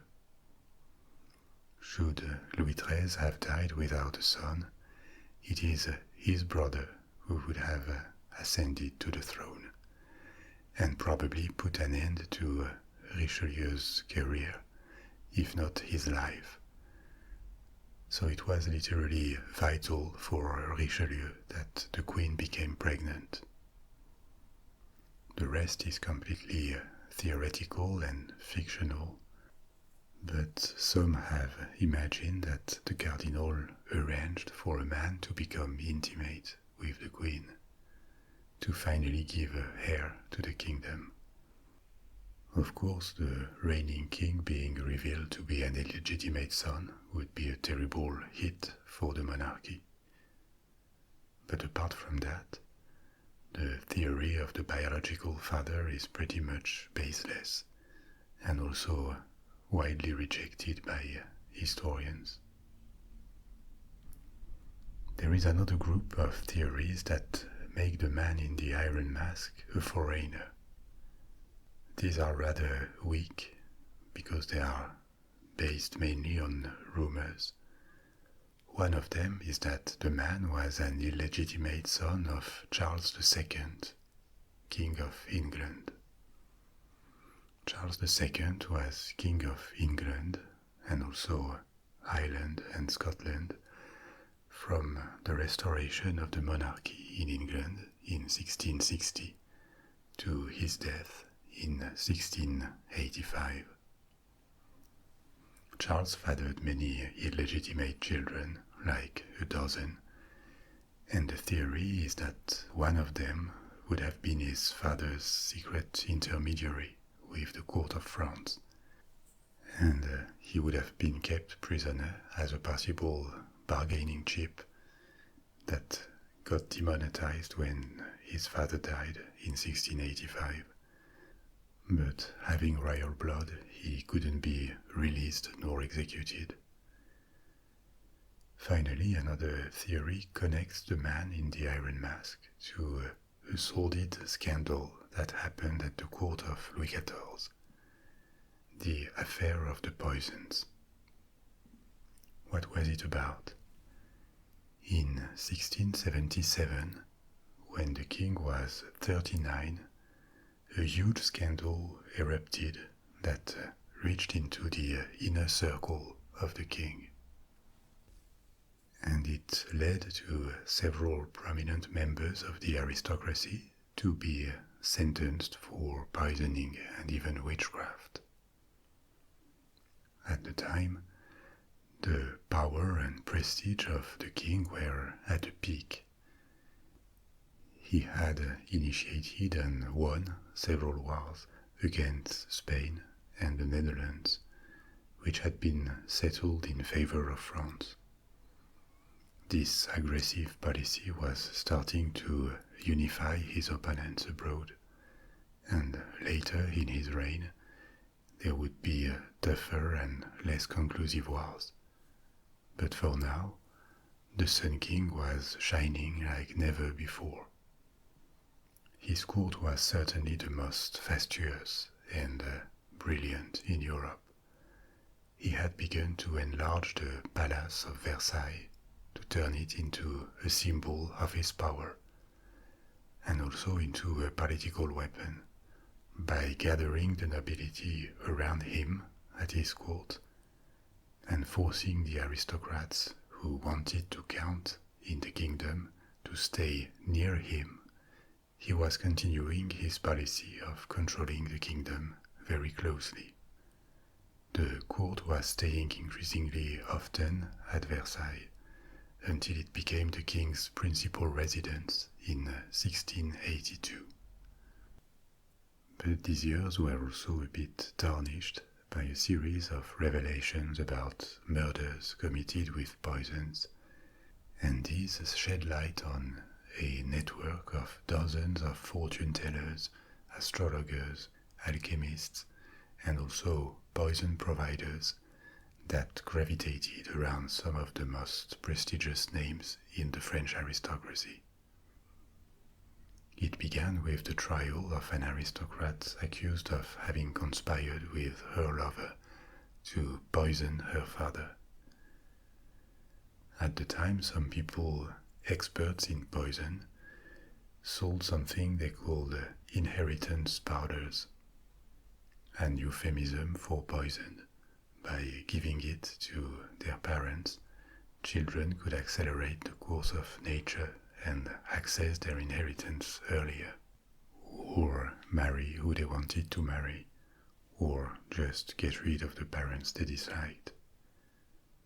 Her trial was quite sensational, and it drew attention to a number of other mysterious deaths in the aristocracy. And it also started a little psychosis in these circles. People became really worried of being poisoned, including the king himself. Poison makers and providers were arrested, and they started to give more names, names of their clients, and names of other providers, and also of experts in the occult that provided all sorts of potions and services, aphrodisiacs, divination, seance to interrogate the spirits, and there were even rumors of black masses. A special court was established to investigate and judge the people involved. But as the investigations advanced, higher and higher placed aristocrats, including various courtiers, became involved because of their connection to these people. And at one point, it even reached the king's mistress, the Marquise of Montespan. She was the mistress, but she was also from one of the oldest and most prestigious families of the French aristocracy, the Mortemart. Louis XIV could not accept this scandal to continue, so it had to be covered up. The special court was abolished in 1682, before the scandal could take even bigger proportions and decimate the aristocracy. But still, about 60 persons were condemned to life imprisonment, 36 to death, and many courtiers were exiled. The Marquise de Montespan managed to stay in Louis XIV's favor for some time, but her reign as the king's main mistress was nearing its end, and she would soon be replaced. Now, among the people involved in the scandal, appeared a certain Eustache d'Auger as a purveyor of poisons. D'Auger was imprisoned, and as it happens, the same name also appeared on letters from the man in the Iron Mask jailer, Saint-Mars. Given the scandal, the fact that D'Auger was close to high-ranking courtiers that may have given him access to secrets, some people speculated that he could be the man in the Iron Mask. Another argument in favor of the man not being a high-ranking aristocrat or a prince is that it is known through the archives that he was allowed during his time at the fortress of Pignerol in the south to work as a valet for other prisoners. This most probably invalidates all theories about the prisoner being a brother of the king, because it would have been unthinkable to let him work. Now, the theory that Doge was the man in the Iron Mask, because of his implication in the affair of the poisons, fell a bit out of favor when it appeared that other archives could link him to another prison. But it is not entirely unthinkable that the prisoner was in fact not such a high personality, but rather someone who knew secrets and was not executed because he could be useful one day.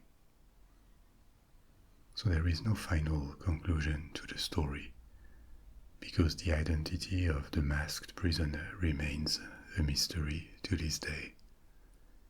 It has inspired many books and films, not always as the main character. Sometimes there is just a mysterious prisoner in a mask.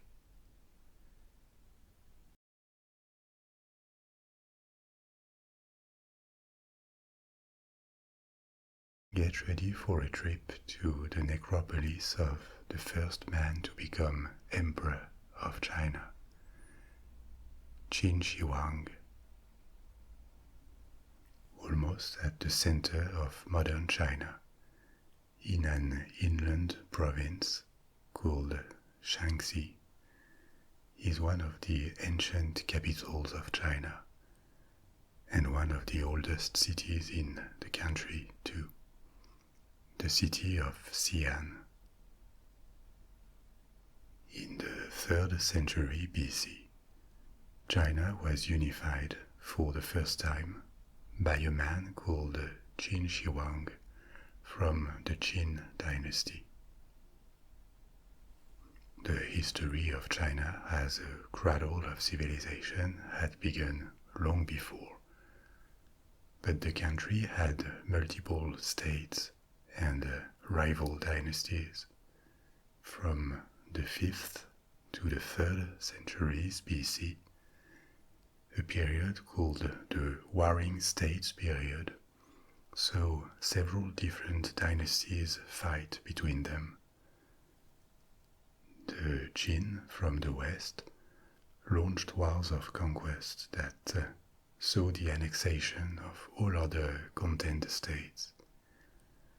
And in 221 BC, at a time when far in the west the Roman Republic was slowly emerging as a great power in the Mediterranean world, fighting against Carthage, when the successor states of Alexander the Great's empire were fighting the Persians for influence in the Middle East, Qin Shi Huang triumphed in China. Instead of calling himself a king, like his predecessors did, he proclaimed himself emperor. Even though China didn't stay unified constantly during the following 2000 years, his successors would claim the same title, and the imperial institution lasted for more than 2 millennia, until the last emperor was deposed at the beginning of the 20th century. Immediately after his ascension to the throne, the emperor ordered the construction of his mausoleum and the Terracotta Army. At the time, he was without a doubt the head of the most populated and probably most advanced country in the world. His place of burial reflects the wealth and power of the first emperors of China, and it is the place we're going to explore now. Having unified such a large country and imposed a centralized administration, the emperors could mobilize a huge workforce. They also developed a massive road system. They connected walls along the northern borders that eventually developed into the Great Wall of China. The rule of the Qin over China ended quickly after just 15 years and 2 emperors, but their work survived. After a short interreign, they were succeeded by the Han dynasty that lasted 4 centuries, that expanded China and ruled over almost 60 million people at the start of our era. At the time it was at least as much, probably more, than the Roman Empire. It is believed that the Western name of China comes from the Qin. The first emperor's tomb is at the center of a complex that required probably as much work as the largest Egyptian pyramids. The layout of the mausoleum was modeled on the capital and divided into an inner city that has a circumference of 1.5 miles and a larger outer city. The tomb itself is located inside the inner city and is underneath a large artificial mound. This entire complex was intended to be like a microcosm of the emperor's palace and possessions, and he wouldn't go to the afterlife alone. There was an ancient custom for Chinese kings centuries before the Qin to be buried with their servants and concubines. But this practice had been abandoned progressively during the Warring States period, and at the time when the Qin were emperors, at the end of the 3rd century BC, real people were replaced by representations, statues. The main chamber of the tomb was never excavated, and its content remains somewhat mysterious. It was not touched for fear of damaging its content, because everything indicates it has remained hermetically sealed for more than 2,000 years. It is a large chamber located under the artificial mound, and contrary to Egyptian burial chambers that were rather small, this one is 80 meters long, 50 meters wide, and 15 meters high. These are about the dimensions of a football field. It is believed that a mummy of the emperor lays inside a magnificent sarcophagus and is surrounded by many statues and a representation of a landscape with maybe liquid mercury to represent the water of the rivers and lakes. All this lays deep underground and may one day reveal its secrets when the chamber is open. Around it there was an entire palace dedicated to the dead emperor, with a courtyard, many walls, gates, and stone roads. In the 1970s, away from the central mound, terracotta remains and bronze arrowheads were accidentally discovered. Archaeologists began to search and found 1, and then 2, and then 3, and then 4 very large pits containing thousands and thousands of large statues representing soldiers, horses, chariots, and also non-military figures, officials, strongmen, scholars, acrobats, musicians. It appeared that the emperor had been buried with an entire army made of terracotta figures, that were life-size and designed to accompany him and protect him in the afterlife. Most colors have disappeared, but initially the figures were painted in vivid colors, and they were made with extreme care. The faces of soldiers appear to be different for each individual figure, and there is a large variety of army men, armored or unarmored infantry, cavalrymen, charioteers, chariot drivers, archers, generals. Their heads, arms, legs and torsos were created separately and then assembled on the side. And then the figures were placed in the pits in military formation, as if the army was ready for a parade or to go to war. The figures were also equipped with real weapons made of bronze, swords, daggers, axes, shields. And the pits where the figures were put were like large rectangular underground rooms. They were dug, and a ceiling was put above the pit with a clay coating to protect it from infiltrations of water, and above that a layer of soil. Over time the ceilings have collapsed and the pits got filled with debris and sediments. When they were discovered, the figures had to be restored. Hundreds have been, but there are still thousands more that have been left underground to preserve them from the air. A selection of figures can be seen on the site, and some have been sent to exhibitions around the world, but the majority of them are still waiting in silence, as they have done for more than 2,000 years, buried underground and watching the remains of the first emperor of China.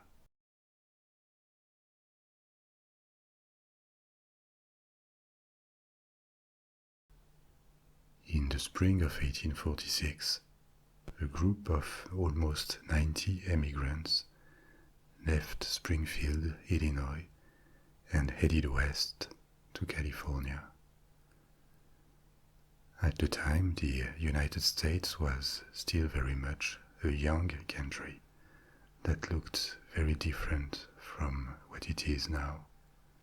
60 years after its independence, the country covered just the eastern half of its modern territory, with its frontier reaching Missouri, Arkansas, and Texas. Beyond these were claimed territories, including a large part of the Middle West that the US had bought from France in 1803, the Louisiana Purchase. But for the most part, these lands were not organized by the US government yet. The states on the East Coast, around the Mississippi up to Michigan in the north, plus Texas, existed. But the rest of the modern United States was still territories or belonged to other countries, especially California, Nevada, Arizona, Utah, or New Mexico, that belonged to the also recently independent state of Mexico. Like for the US in the Middle West or the Northwest, these were more claims than actual possessions at this point, because they were mostly empty of Mexican administration, but not empty of people. The population was scarce given the distances, but there were numerous Native American tribes that had lived on these lands for generations. In the 1840s, all of these frontiers were moving fast, and the US government was more willing than ever to expand in North America to reach the Pacific. Texas had separated from Mexico and become an independent republic, which lasted for 10 years until it was annexed in 1845 as the 28th state. And just a few months after the departure of our group to the west, in 1846, a war with Mexico started that ended in the annexation by the United States of a big chunk of its current territory in the southwest. But beyond the maps, the human reality of it was a growing flow of settlers who left their homes in the east to resettle in the west, either in the Midwest, in the Great Plains, or all the way to California or the Oregon Territory, which was a large area in the northwest disputed with Great Britain, that later became the states of Oregon, Washington, Idaho, and parts of Wyoming and Montana. In order to reach the west coast, there were two possible routes: by the sea, but the distances were enormous. The Panama Canal did not exist yet, so ships had to sail from the east coast to the very south of America, enter the Pacific, and then make another very long leg north along the Pacific coast. In total, this journey by the sea was about 15,000 miles, the equivalent to more than half the circumference of the Earth. Or the alternative that most settlers chose because it was not much slower and way more affordable was by land. The journey was long and dangerous, but immigrants were motivated by several things: economic opportunities, such as the promise of owning land and improving their living conditions and social status; freedom, because American society, cities, and communities in the East and the South had already been established for several generations, and opportunities for newcomers to find their place or live like they wished were not always available. For example, many religious communities emigrated to the West during this period. Yet another motivation could be a willingness to escape legal or financial trouble.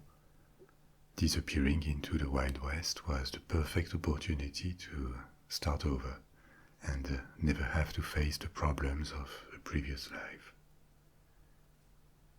Immigrants in the United States in the 19th century could be very mobile and relocate several times. The Donner Party is an example of this. It is called Donner after two brothers, George Donner, who was 60 in 1846 and who had gradually moved west in his life. He was born in North Carolina and moved to Kentucky, Indiana, and finally Illinois. He was accompanied by his wife and several children. His younger brother, Jacob, also joined the party with his wife and children and employees like teamsters and handymen. The two brothers were joined by another family, the Reeds, headed by James Reed, who expected to leave financial worries behind by disappearing in the Wild West. And he also expected the warm climate of California to help his wife, who suffered from poor health. It was common for immigrants to form wagon trains and travel together for the entire journey or parts of it.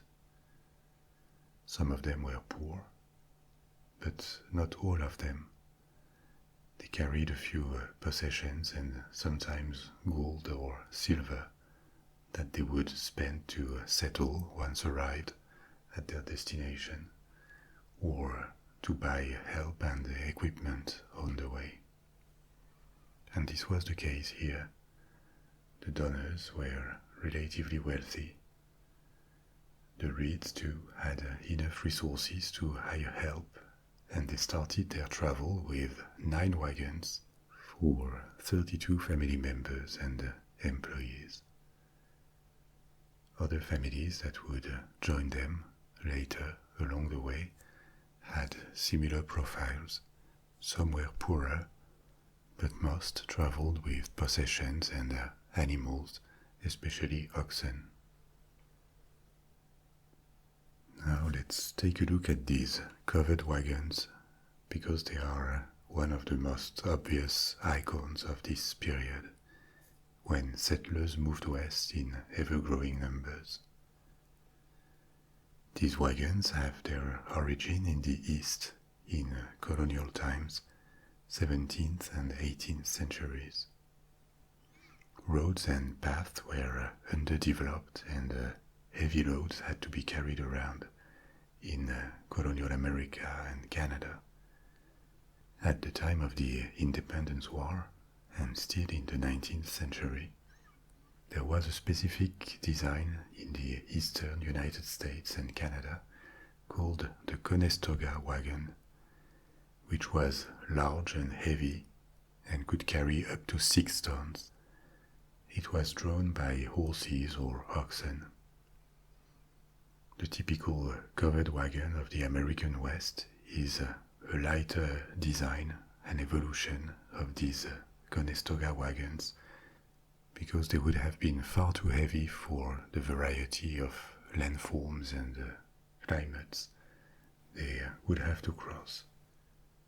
Lighter covered wagons could also be drawn by a single animal, ox or horse, which was yet another advantage. So, thanks to their reliability, the shelter they offered in case of rain or snow, and their affordability too, covered wagons became very widely used, from the Great Plains to the West Coast. They gained the nickname Prairie Schooner, and they could have different sizes or shapes, but generally, overland migrants fitted the wagon with 5 or 6 bows of wood or metal that arched high over the bed, and over this they stretched cloth. The picture of covered wagons traveling across the plains, the deserts or the mountains, alone or in group, with their white cloth like the sails of a ship crossing the sea. This was an instant hit in engravings or photography, and later in films. So they became a romantic symbol of the American West in the past 150 years. But contrary to the typical wagon in westerns, most of the time they were drawn by oxen rather than horses, because it was more reliable, less expensive, and almost as fast. Progressively, covered wagons disappeared as a mean of transportation, with the arrival of railroads and later, of course, motorized vehicles. But for decades they remained familiar from the Midwest to the Pacific coast. And it is in this context that the donor party left Illinois for California. The journey was expected to last months and be exhausting, especially for all the members of the group. James Reed's mother-in-law, who was coming along, was 70, and indeed she passed away just a few weeks after departure. But overall the migrants were optimistic. They were curious and happy about the new life that awaited them, or so they thought. The beginning of the journey went well. The destination for the first leg of their journey was Independence, Missouri, which was 250 miles west of Springfield. Nowadays, Independence has more than 100,000 inhabitants, but in the 1840s it was a frontier town, a big village that was booming thanks to the business of outfitting pioneers. Like other towns on or close to the Missouri River, it was at the start of the routes to the west, like the California Trail or the Oregon Trail. We will come back to this later. The Donner-Reed group reached Independence in a month, in May 1846, and made its last preparations for a journey through the Wild West that was expected to last 4 to a maximum of 6 months, meaning that they should have arrived in California at some point in fall and traveled during spring and summer.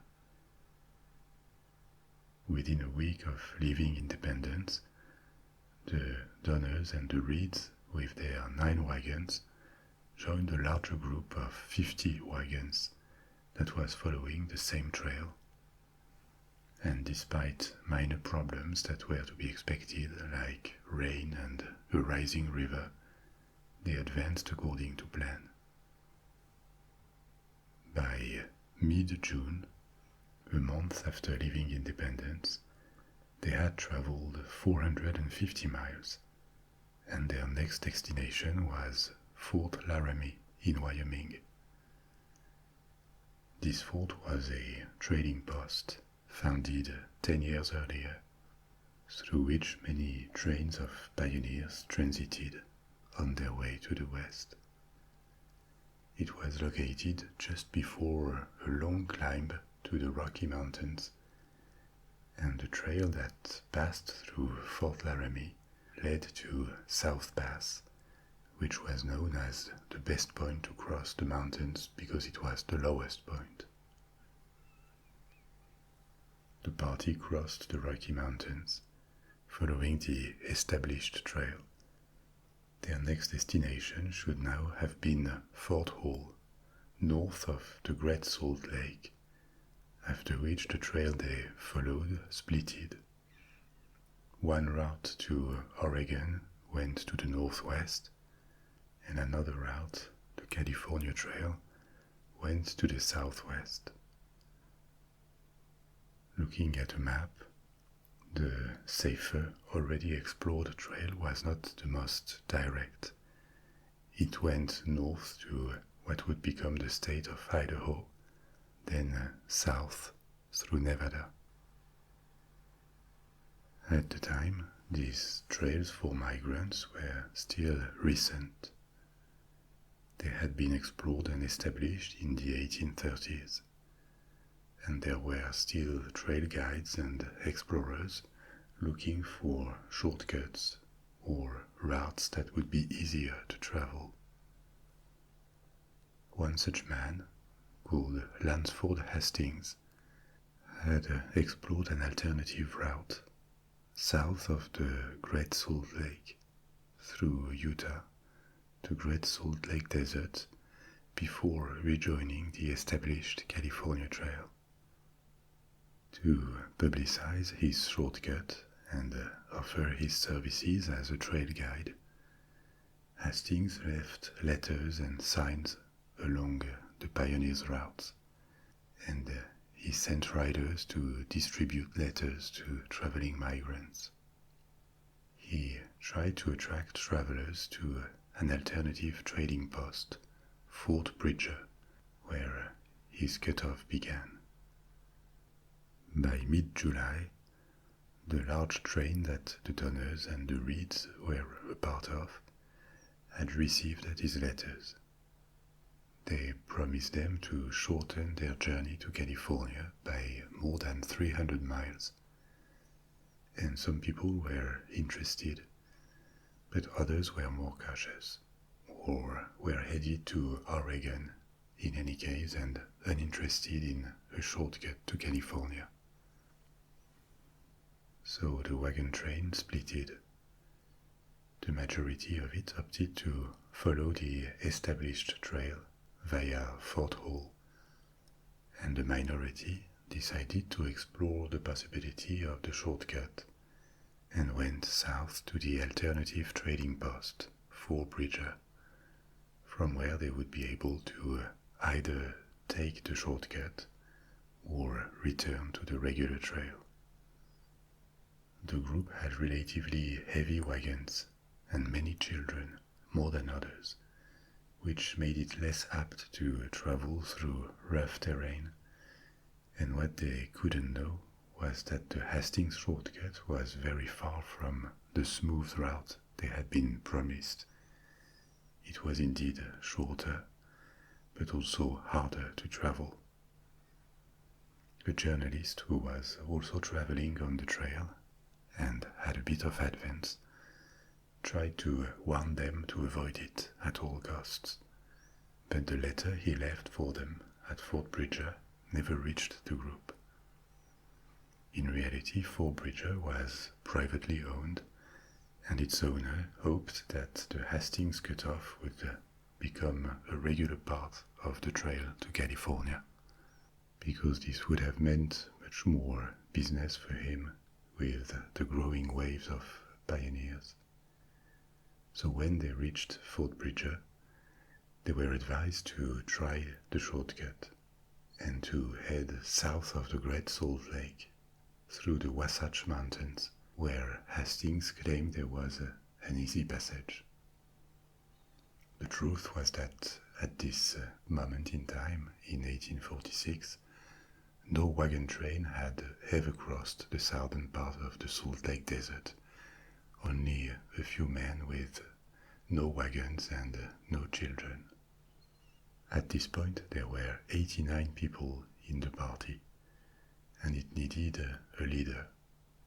This is when it became officially the Donner Party. George Donner was a mature and experienced man who was appreciated for his peaceful character. He was chosen. Apart from the Donner and Reed families, there were several other families that had joined the train since departure from Independence and decided to go south to Fort Bridger and the shortcut when the large group had splitted a few days earlier. The crossing of the Wasatch Mountains turned out to be much more complicated than promised, and it made the party lose 18 days, which was concerning because they had to arrive to California before the winter. There were still hundreds of miles of mountainous or desertic land to cross, and these regions would become extremely cold and inhospitable in the winter. In total, the month of August was spent to cover a very small distance and reach the Great Salt Lake Desert. The crossing of the desert was yet another ordeal for the Donner Party. In the heat of the day, the moisture underneath the salt crust rose to the surface and made it gummy. The wagon wheels sank into it, water was nearly gone, and the days were terribly hot, whereas the cold at night was hard to bear. During the crossing of the Salt Desert, that took 6 days instead of the 2 that had been promised, several oxen were lost and had to be abandoned. And the little remaining faith the migrants had in the shortcut completely vanished. But they kept advancing. They reached springs on the other side of the desert where they could recover and continue their journey. They finally rejoined the regular California Trail on September 26, 2 months after embarking on the so-called cutoff. The shortcut had delayed them by probably a full month. The summer was now over, and they were still hundreds of miles ahead. Each year, Starting in spring and over the summer, thousands of pioneers crossed to the west. And time was very important, because they could not afford to be trapped by the winter. All other wagon trains for 1846 were now well ahead or had already arrived at their destination. The Donner Party was at the back of the queue. It was slow and already late, and this was really concerning. But what are these trails followed by pioneers exactly? There had been explorers on land in North America since the 16th century. But for a long time, until the late 18th century, most colonization, except in Mexico and Central America, was limited to the coastlines and islands. There were not that many settlers interested in traveling far inland in unknown and sometimes hostile regions. This changed dramatically in the 19th century, when the Great Plains and the West Coast received wave after wave of emigrants from the eastern United States or directly from Europe. The rush to the West Coast, to California in particular, really began in the 1840s. It was fueled by sometimes poor living conditions and always by the hope of a better life, freedom, a new start, wealth. In the 1850s, this accelerated even more with the California gold rush, when gold was discovered. This would happen a few years after the Donner Party. So various routes for migrants that could be crossed by people and their wagons were explored and formed networks that served all along the 19th century, even after the construction of railroads. They declined, but they were still used. There were two major groups of trails. One that typically started in Missouri, especially the Oregon Trail, the California Trail, and the Mormon Trail. They were one single route and they separated depending on the destination. The Mormon Trail was shorter, as it ended in Utah, and implied a 3-month journey. On these 3 trails, historians estimate that at least 500,000 emigrants traveled to the west in 25 years, when they were the main alternative between 1843 and 1869. Another group of routes to California started in Santa Fe, New Mexico, and these were southern routes that ended in South California. There was the Southern Trail that followed the modern frontier with Mexico through Arizona, or the Old Spanish Trail, also from Santa Fe but more northern through Colorado, Utah, and Nevada. The Southern Trail could be used all year round, but was as hard as the others because of the deserts and the mountains it had to cross. For the Donner Party, by the end of September, the situation was serious but not desperate. They had been able to return to the regular California Trail without losing any man, only animals and material, in their disastrous attempt to use the shortcut. But the worst was still to come. It was late in the year now. They were alone on the trail, and no other group, no other train wagon was following them. There were tensions in the party that had accumulated during the hardships of the past weeks, and things did not improve. The party began to split into smaller groups centered on the families.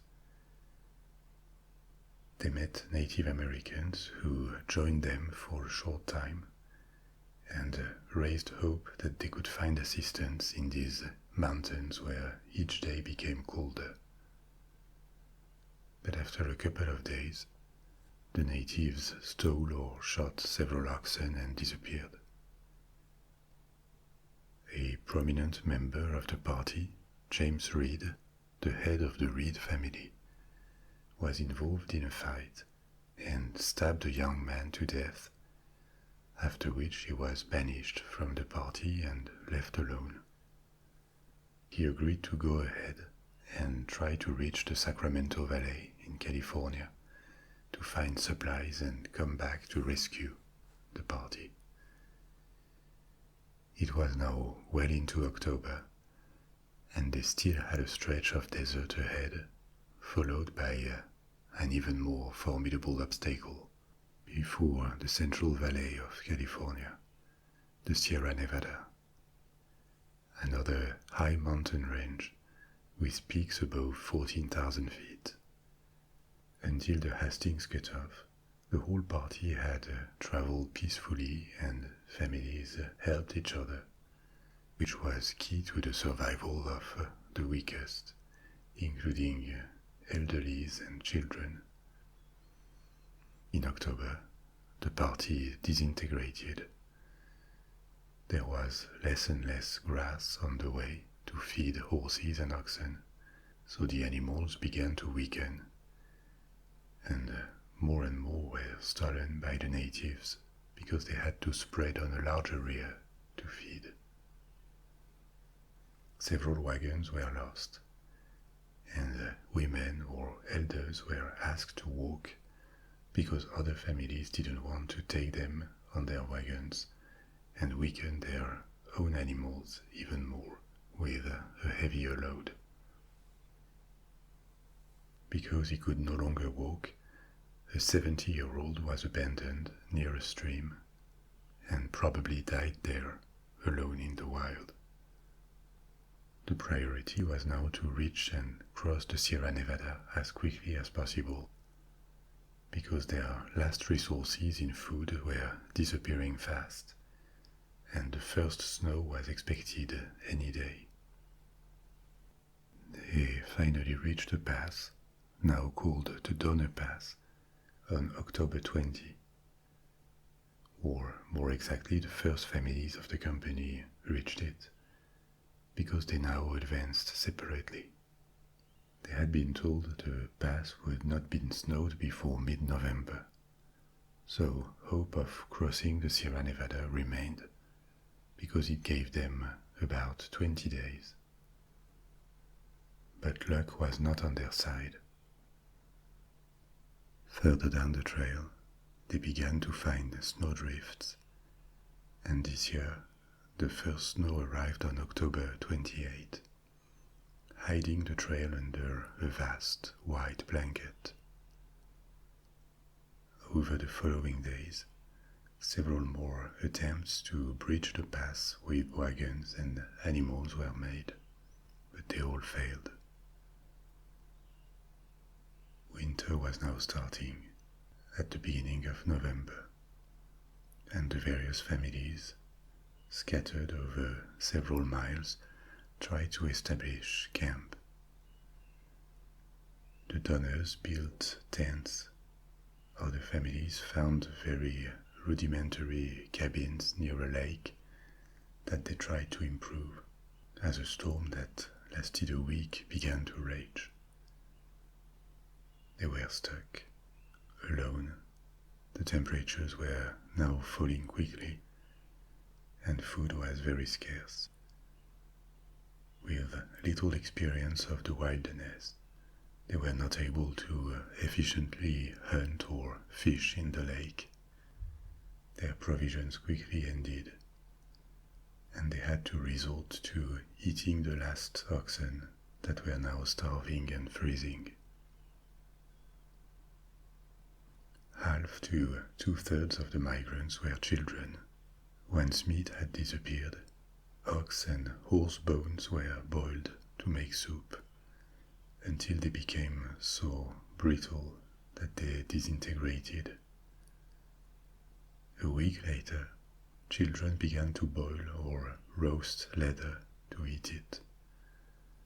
Some of the men died, including Jacob Donner, and his brother too, the nominal leader of the party, George Donner, who had an injury to his hand that had become infected. In January 1847, death by starvation, cold or disease was taking people almost every day. On the other side of the Sierra Nevada, the fate of the Donner Party was not entirely unknown. James Reed, the banished member for murder, had managed to cross and tried to return to the party with supplies. There were also other migrants who had traveled with these same families earlier, before splitting when they decided to try the Hastings cutoff, and they warned that the Donner Party was probably still a prisoner of the snow somewhere along the California Trail. To make things even more complicated, the war between Mexico and the United States was raging. There were sporadic fights in California, and it was not a large-scale conflict, but it made it more difficult to organize and send a rescue party. Finally, 3 groups marched east in February and March, and reached the remains of the Donner Party with food and blankets. Out of almost 90 people, half had died, and the survivors were in terrible condition. A rumor appeared that they had to resort to cannibalism to survive. This is actually very uncertain. Many survivors disputed this claim, and it has never been proven beyond doubt. In any case, the children, women and men who survived the ordeal all remained traumatized by these long weeks of waiting, tortured by hunger and the cold, from November to March, with close to no hope of being rescued. 89 people had left Fort Bridger in July 1846, and only 48 escaped the snow of the Sierra Nevada. The story of the Donner Party quickly reached the rest of the United States. It appeared in newspapers in 1847, and together with the war, it contributed to a temporary decrease in the number of pioneers on the westward trails. But this didn't last long, and the migration by land to the west coast never ceased. The survivors settled in California, and the last of them, who were children at the time of the disaster, died in the early 20th century. Mortality was very different depending on ages and genders. The highest mortality rate was among men above 20 years, which is attributed to a combination of behavior and metabolism. Men tended to take on the riskiest tasks and venture more outside the shelters. There were other reasons too. Adult men tend to have less body fat than women and metabolize proteins faster. The highest mortality rate was among single men, probably because they didn't have a family to share food with, and they didn't own cattle. Infants also had a high mortality rate, obviously, because they were more fragile. The survival rate of women was higher, and another group that had a higher chance of survival was children between 6 and 14, because until the end, these people tried to keep them alive. They may have lost a lot of their ability to socialize, as the disintegration of the party shows in the last month.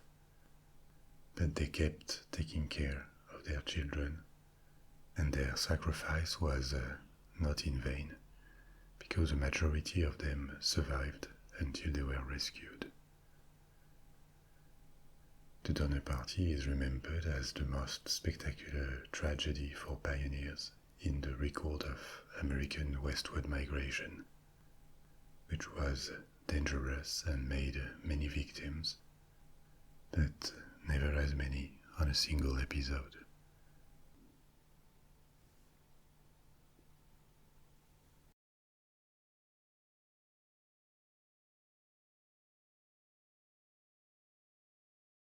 We're going to move to the other side of North America and explore Oak Island in Nova Scotia. Oak Island is a fairly small island in Canada that has attracted a lot of interest from treasure hunters since the 19th century. It has acquired a reputation for hiding a fabulous treasure and maybe even ancient artifacts, from the Holy Grail to Shakespearean manuscripts. There is even a rumor of a curse saying that 7 men will die in the search for the treasure before it is found. To date, 6 men have died looking for it. But first, let's take a look at where we are now and what this mystery is about. Oak Island is a part of the Canadian province of Nova Scotia on the Atlantic, and it is fairly easy to access because it is located just 200 meters, about 650 feet from shore.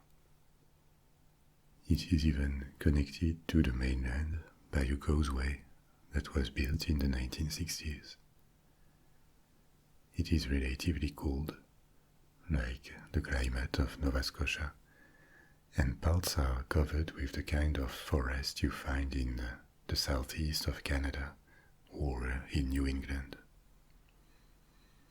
But with a humid climate and the effects of the ocean, it can be hidden in fog regularly, as many as 3 months a year.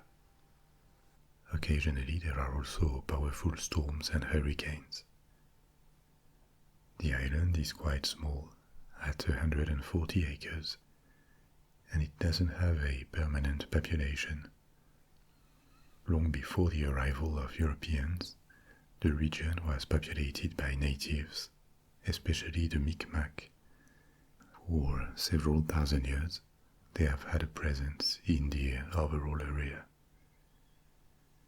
The earliest European residents in the bay around the island were fishermen from France in the 1750s. The waters around Nova Scotia and Newfoundland attracted many West European fishermen in the 17th and 18th centuries because they were extremely rich in fish.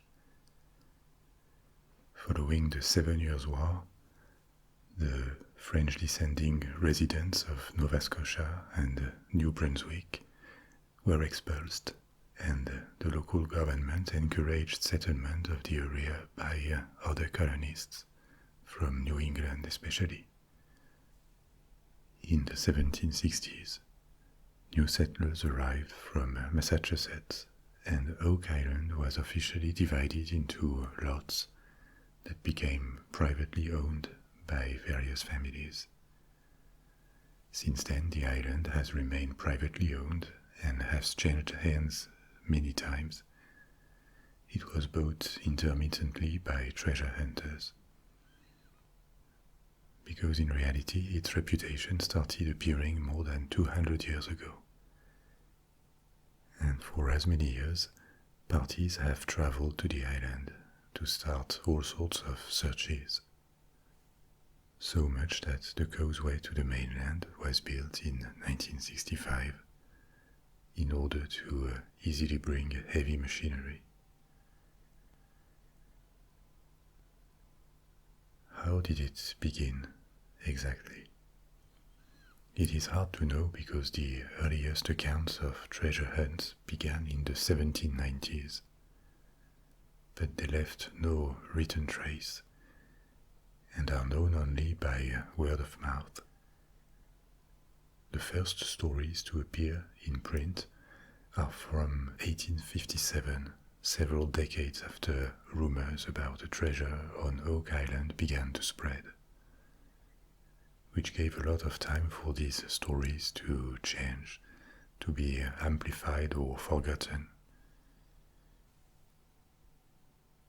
The original story, by early settlers, tells of a dying member from the crew of a famous pirate, Captain Kidd, who would have stated on his deathbed that a treasure worth £2 million had been buried on the island. Captain Kidd, William Kidd, was a Scottish sailor from the 17th century. He was tried and executed for piracy. You couldn't find exploits or spectacular feats in his career. There are none, and he didn't become famous as a brilliant pirate. Some historians even consider that he was unjustly tried for piracy.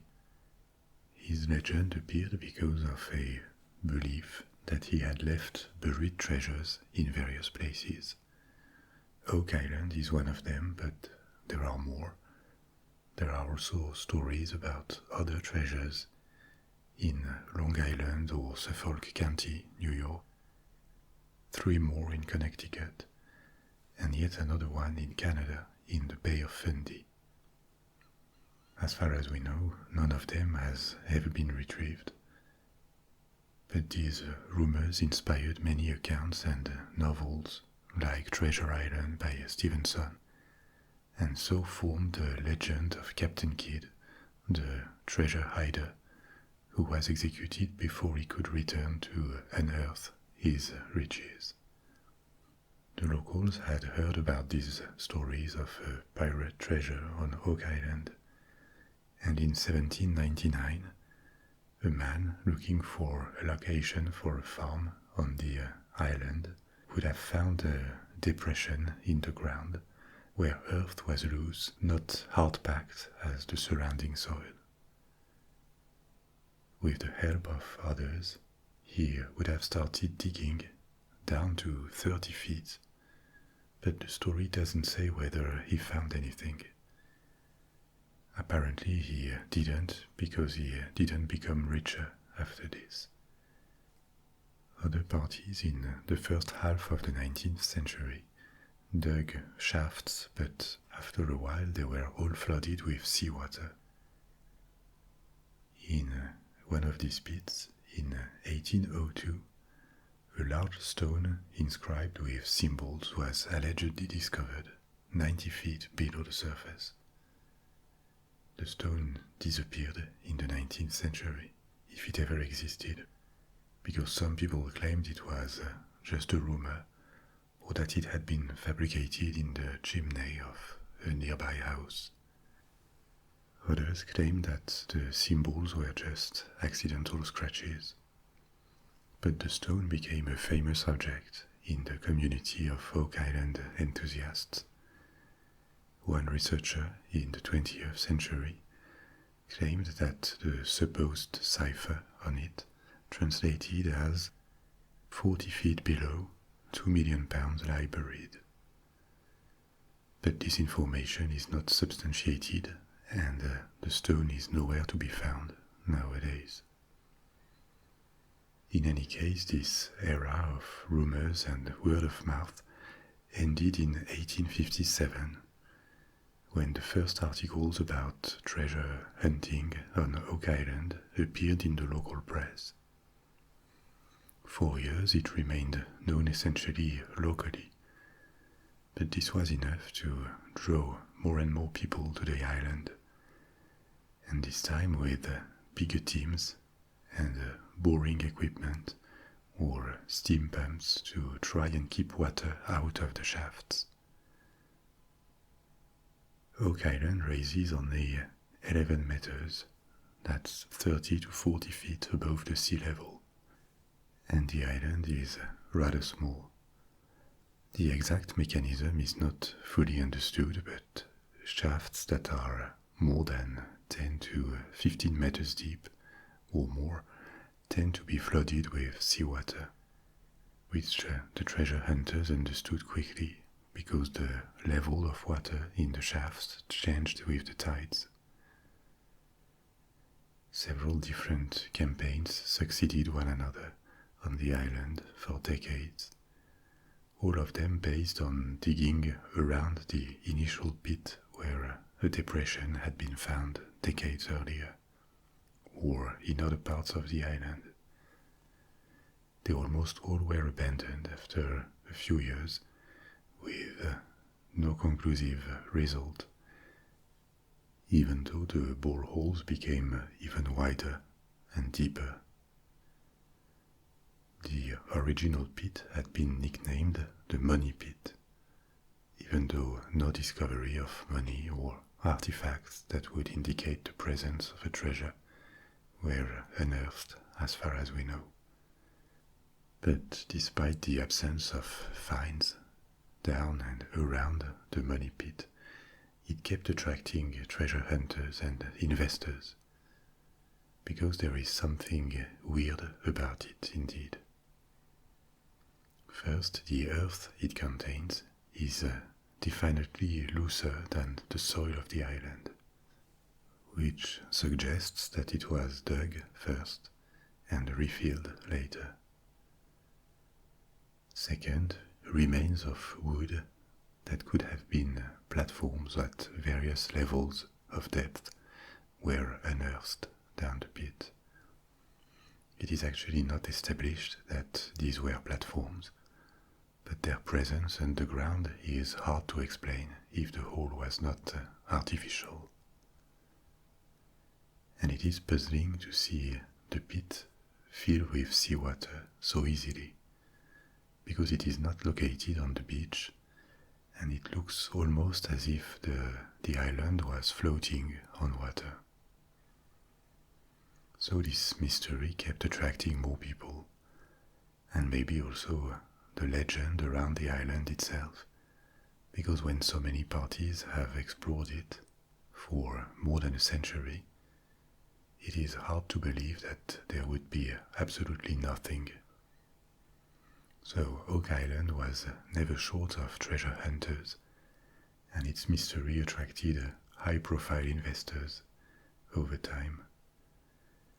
The most famous of them is probably Franklin Delano Roosevelt, long before he became President of the United States. He started to be interested in Oak Island in 1909. In the previous century, his grandfather had financed searches on the island, and even though he never went, he kept following any new development in the mystery until his death in 1945. There were also high-profile actors like John Wayne or Errol Flynn who invested in treasure digs. With time, a lot of theories formed about how the pit appeared, how it was formed, and what it may contain. Some of them try to explain it naturally, and others defend the hypothesis that it would be man-made and speculate on what it could have contained. The leading explanation that excludes human intervention, and in that case probably excludes the presence of a treasure, is that the pit would be just a natural sinkhole. There would be limestone layers under it that water would have dissolved, making the ground collapse long ago. And then the sinkhole would have been progressively filled up with debris over a long period of time, which would explain the wood buried inside, together with dust and soil, making it look man-made. In support of this theory, it matches the geology of the area. There's a number of sinkholes connected to natural underground caves on the mainland near the island. Apart from the hypothesis that it is just a natural phenomenon, a lot of enthusiasts have suggested that it was a treasure trove and emitted possibilities about what it could contain. In general, these are more claims than theories, because they are not based on any document, so scientifically they have no substance. They are not technically impossible, but a skeptic would argue that these treasures or artifacts could as well be anywhere else, since nothing connects them to Oak Island. Apart from Captain Kidd, the original story from the beginnings, there is another famous pirate mentioned, Blackbeard, and then all sorts of people who could have wanted to hide a treasure. The Knights Templar, even though it sounds a bit outlandish, because when the Order of the Knights Templar was dissolved in the Middle Ages, the only Europeans who had a knowledge of the existence of America were the Vikings, and they certainly ignored how large this continent was. So imagining that for some reason the Knights Templar knew about America and how to get there, but kept the secret, this requires a lot of imagination and taste for conspiracies. In the same category, the treasure would have belonged to the Freemasons, and here the timeline works better, but this is also unsubstantiated. Still in the same group of outlandish claims, it would be a site where the Incas would have hidden a treasure to protect it from the Spaniards. The Incas lived thousands of miles away in South America, as you know, and nothing indicates that they ever reached Canada or were just aware of the existence of lands so far north. There are other claims that look more reasonable because they would make historical sense. That it would have been dug by Spanish sailors to hold the treasure from a wrecked galleon, or by engineers from the French army during the 7 Years' War to hide the treasury of the fortress of Louisbourg in Nova Scotia after British forces captured the fortress. Yet another one is that the hole would be British and dug to hide loot taken during the invasion of Cuba or during the American Revolution. The problem with all these theories is that they don't really rely on any testimony or archives. They cannot be invalidated, but they don't explain why the diggers did not leave any other trace on the island, and ultimately no treasure was ever found down the pit to validate these theories, unless there was indeed a treasure, but it fell down to underground caves before or during excavation works, and the treasure would now be much deeper underground. And with the growing legend of Oak Island, even more claims were made in the 20th century about what it could hide. This time not just a treasure, but historical or mythological artifacts, the jewels of Marie Antoinette, the Queen of France during the French Revolution. Many of them disappeared, or manuscripts that are connected to the theory that William Shakespeare didn't write the works he was credited for. Instead, it would be philosopher Francis Bacon, and the proof on manuscripts would have been hidden on Oak Island. And then there are a few other claims, like the Ark of the Covenant or the Holy Grail, often connected to the Knights Templar. So, is there anything of financial or historical value on Oak Island?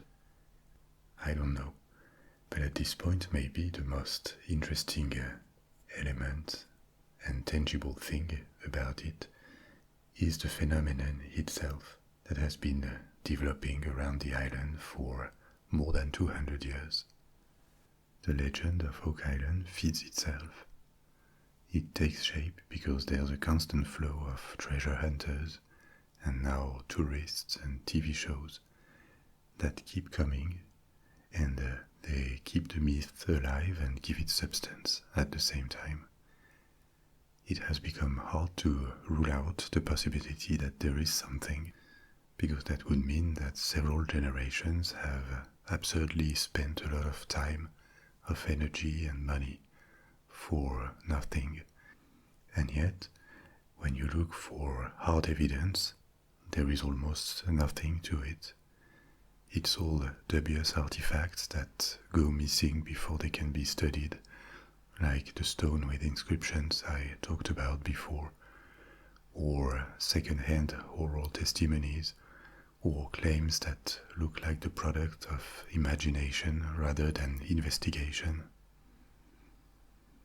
So Oak Island looks like a modern iteration of the El Dorado, the land or the city of gold that the first Spanish conquistadors looked for. It may just be a creation of the mind, but it is impossible to assert that there is nothing, and it is tempting to entertain the idea that maybe the next hole will reveal something, and Oak Island will suddenly appear to be everything generations have dreamt of, or maybe even more.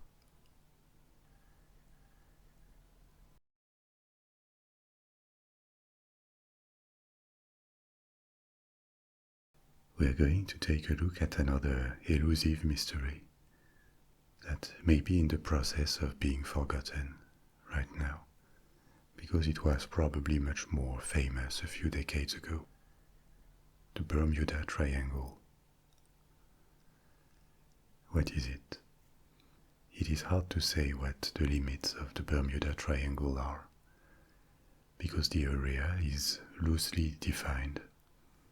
It is a large region of the Atlantic Ocean that is often represented as a triangle between Bermuda, the south of Florida, and Puerto Rico. In the 1950s, it is not that old, various press articles started to point unusual disappearances of ships or aircrafts in this region under mysterious circumstances. More and more writers got involved in this, from pulp magazines and newspapers to book writers. And in a few years, the concept of a mysterious sea region where unexplainable phenomena happen became well known and very popular. It peaked in the 1960s and 1970s. Since then, the term Bermuda Triangle has remained very famous, but there is a lack of incidents to keep the mystery and the public interest alive. And another problem is that the region of the triangle is heavily traveled. There are plenty of shipping lanes in its vicinity between Europe, North America, and the Caribbean. Cruise ships cross it. Hundreds of planes fly over it every week. And as we speak, there are probably dozens of ships traveling within the limits of the triangle. And no one doubts that they can do it safely. So it is hard to sustain the theory that something weird, unexplained, is happening in this area, in this context, when nothing out of the ordinary seems to be happening for such a long time. But it doesn't mean that the concept of the triangle appeared out of nowhere. It was based on a collection of incidents that are hard to explain. In total, about 30 are recorded since the 19th century. So let's take a look at some of the most noticeable.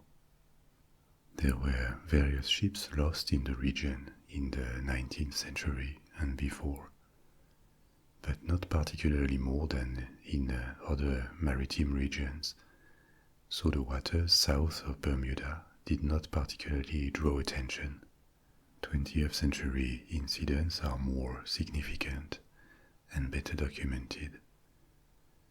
Chronologically, the first major incident in the 20th century is a tragedy that happened long before the 1950s.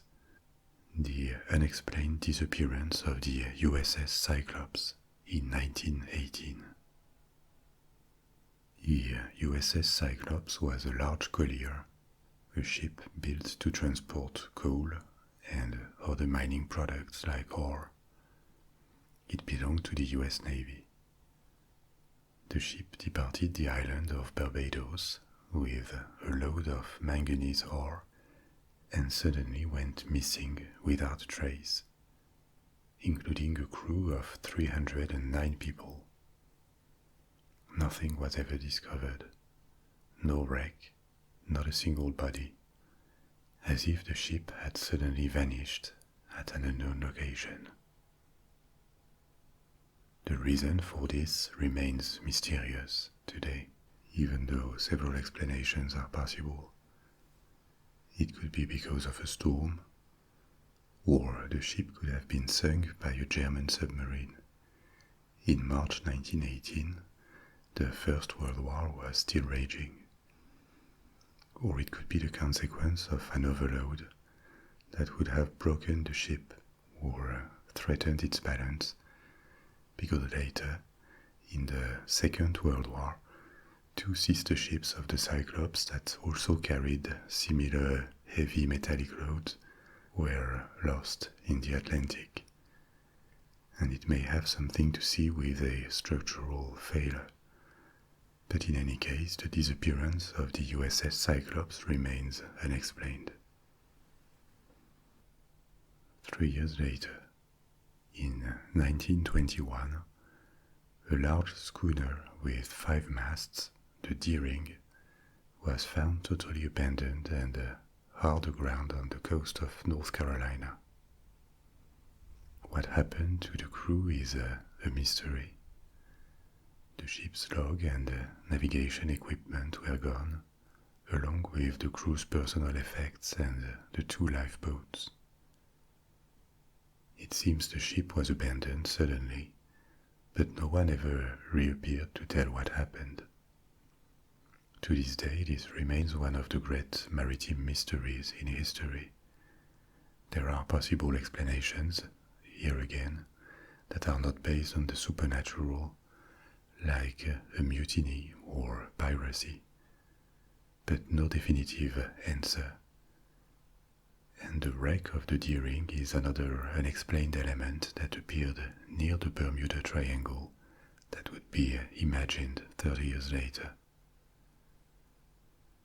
And then, nothing noticeable happened until 1945, 24 years later, with an even stranger incident, the disappearance of Flight 19. Flight 19 was a training flight of 5 bombers in December of that year, just a month after the end of the Second World War. The goal of this training flight was to fly over water, over 350 miles, from Fort Lauderdale in Florida to the east, then to the north, and back to base to complete the exercise. Sometime after takeoff, radio contact with the 5 planes was lost simultaneously, and worries mounted when the Air Force realized that they didn't come back, none of them. A bigger patrol bomber with a 13-man crew was deployed to look for them on the route they should have taken above the Bermuda Triangle. It also disappeared. Maybe the rescue flight exploded because a tanker off the coast of Florida reported seeing an explosion, and this model of patrol bombers had a history of explosions due to vapor leaks. The crew of 13 died or disappeared, on top of the 14 men aboard the 5 bombers of Flight 19. It looks almost impossible that they disappeared due to a mechanical issue. There were 5 different planes, and the probability that they all went down at the same time is almost zero. So maybe it could have been errors of navigation leading to the aircrafts running out of fuel, but no fully satisfactory and proven technical explanation ever surfaced. And then it accelerated. 2 years later, in January 1948, a passenger flight to Bermuda disappeared above the ocean without a trace.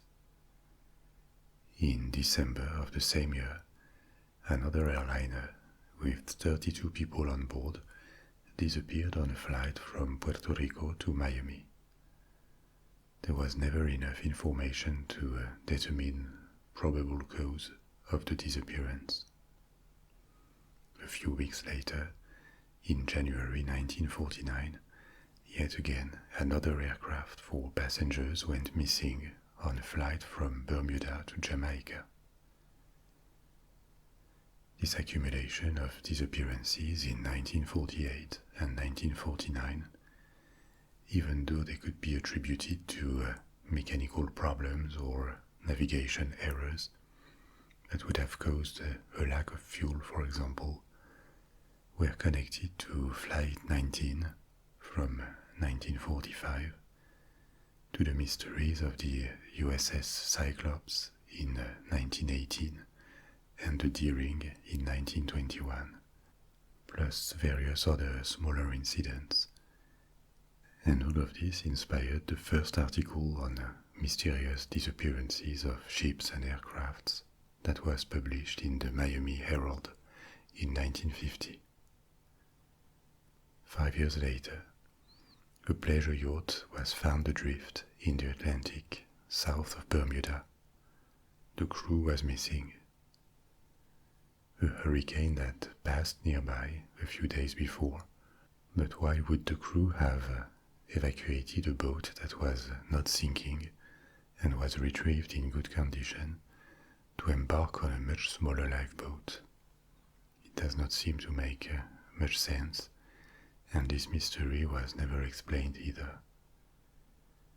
And finally, in 1963, 2 large refueling aircrafts of the US Air Force collided and crashed into the Atlantic, 300 miles west of Bermuda. Surprisingly, it looked like there were 2 different crash sites, as if the planes had exploded separately, without contact. But it appeared after closer examination that what looked like a second crash site on the surface of the ocean was probably in fact just a mass of seaweed and driftwood. Since the 1960s, no new major unexplained incidents have happened.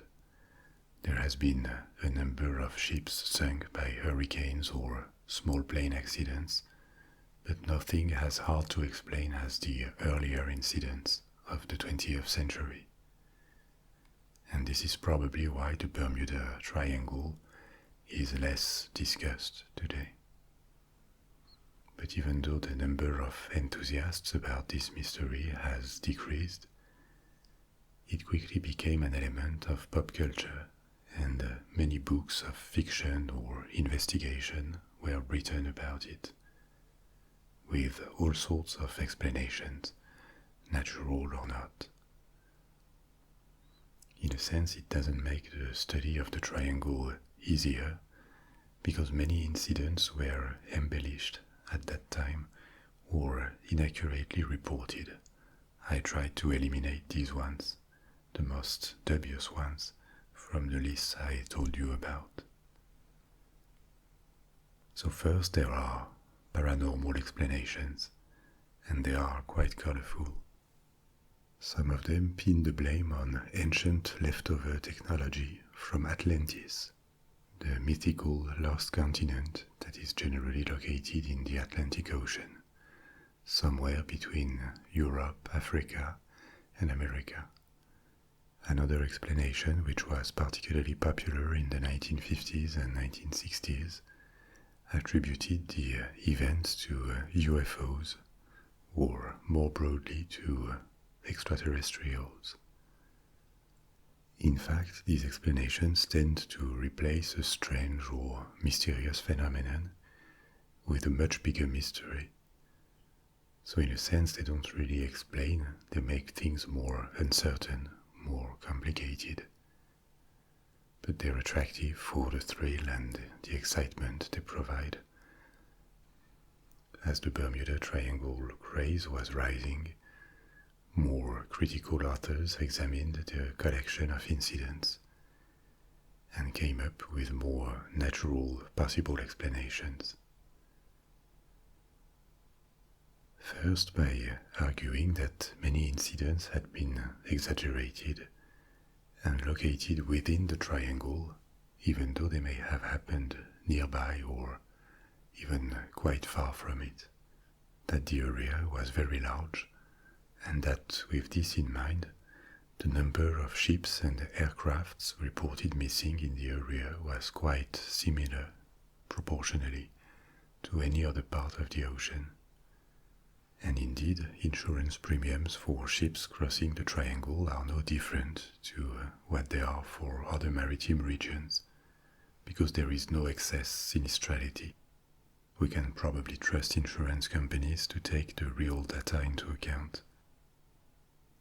A possible natural explanation to some of the disappearances is the frequency of hurricanes, which in fact are powerful and destructive in this area. A lot of incidents can also be attributed to human error or technical flaws, which is an indirect human error. But a less common natural phenomenon could also take place under the waters of the triangle.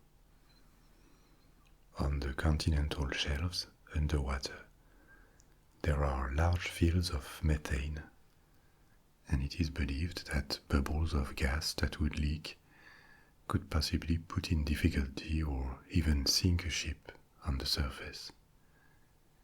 They decrease the density of the water and may be able to literally suck a ship under the water, and then the powerful current that flows across the triangle, the Gulf Stream, could quickly disperse the wreckage. For all of these reasons, most reputable sources like physicists and marine and weather scientists dismiss the idea that there is any mystery and conclude that the Bermuda Triangle is an embellished journalistic and fictional creation. But it is still well known. And even though every single incident can be explained, many of them are still puzzling. There may not be enough of them to consider that the Bermuda Triangle is a place where a broader, unexplained phenomenon exists statistically. But the incidents we know of still are really mysterious.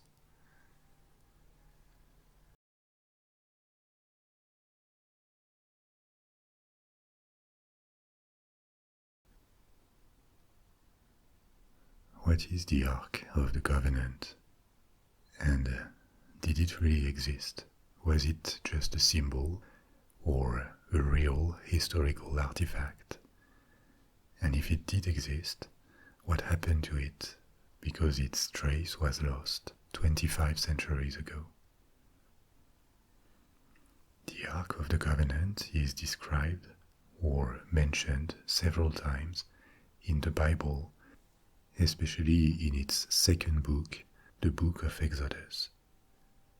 The Book of Exodus describes the deliverance of the Israelites from slavery in Egypt, how they escaped, led by Moses, their leader, and received revelations and also a binding covenant with God. According to the biblical narrative, the Israelites arrived to a mountain in the desert out of Egypt that they were fleeing, Mount Sinai. They set camp at the foot of the mountain, and on the morning of the third day there were thunders and lightnings, and a thick cloud gathered above the mount. God came down upon Mount Sinai. Their leader Moses went up, and he returned with 2 stone tablets, the tablets of the covenant, that were covered with 10 commandments, written by the finger of God himself. These tablets were placed inside a chest that is precisely described. It would have been made of wood, 4 feet long, 2 feet high and wide, covered entirely in gold, with a molding of gold around it. And 4 rings of gold would have been placed to its 4 corners, and through these rings, 2 staves, 2 poles of wood for carrying the ark.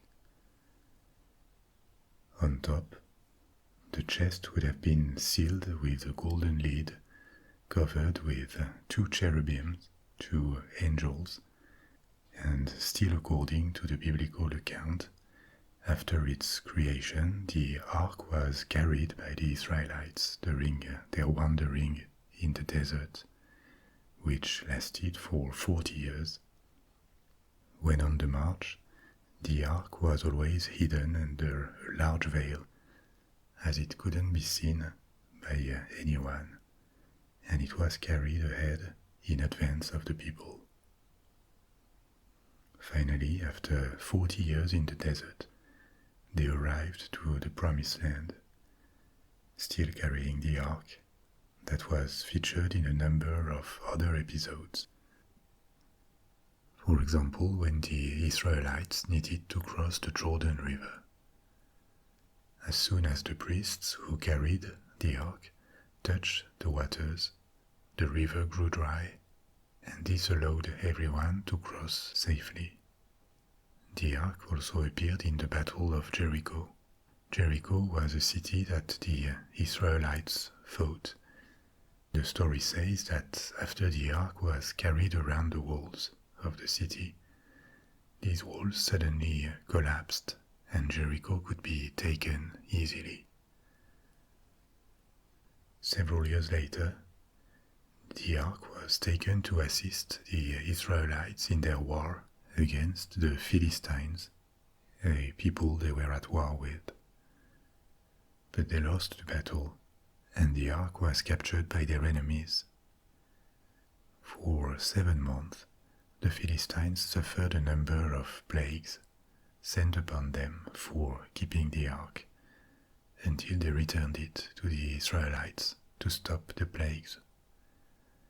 And after more tribulations, the ark was placed in Solomon's temple in Jerusalem, also known as the First Temple. At this point, it disappeared from biblical sources.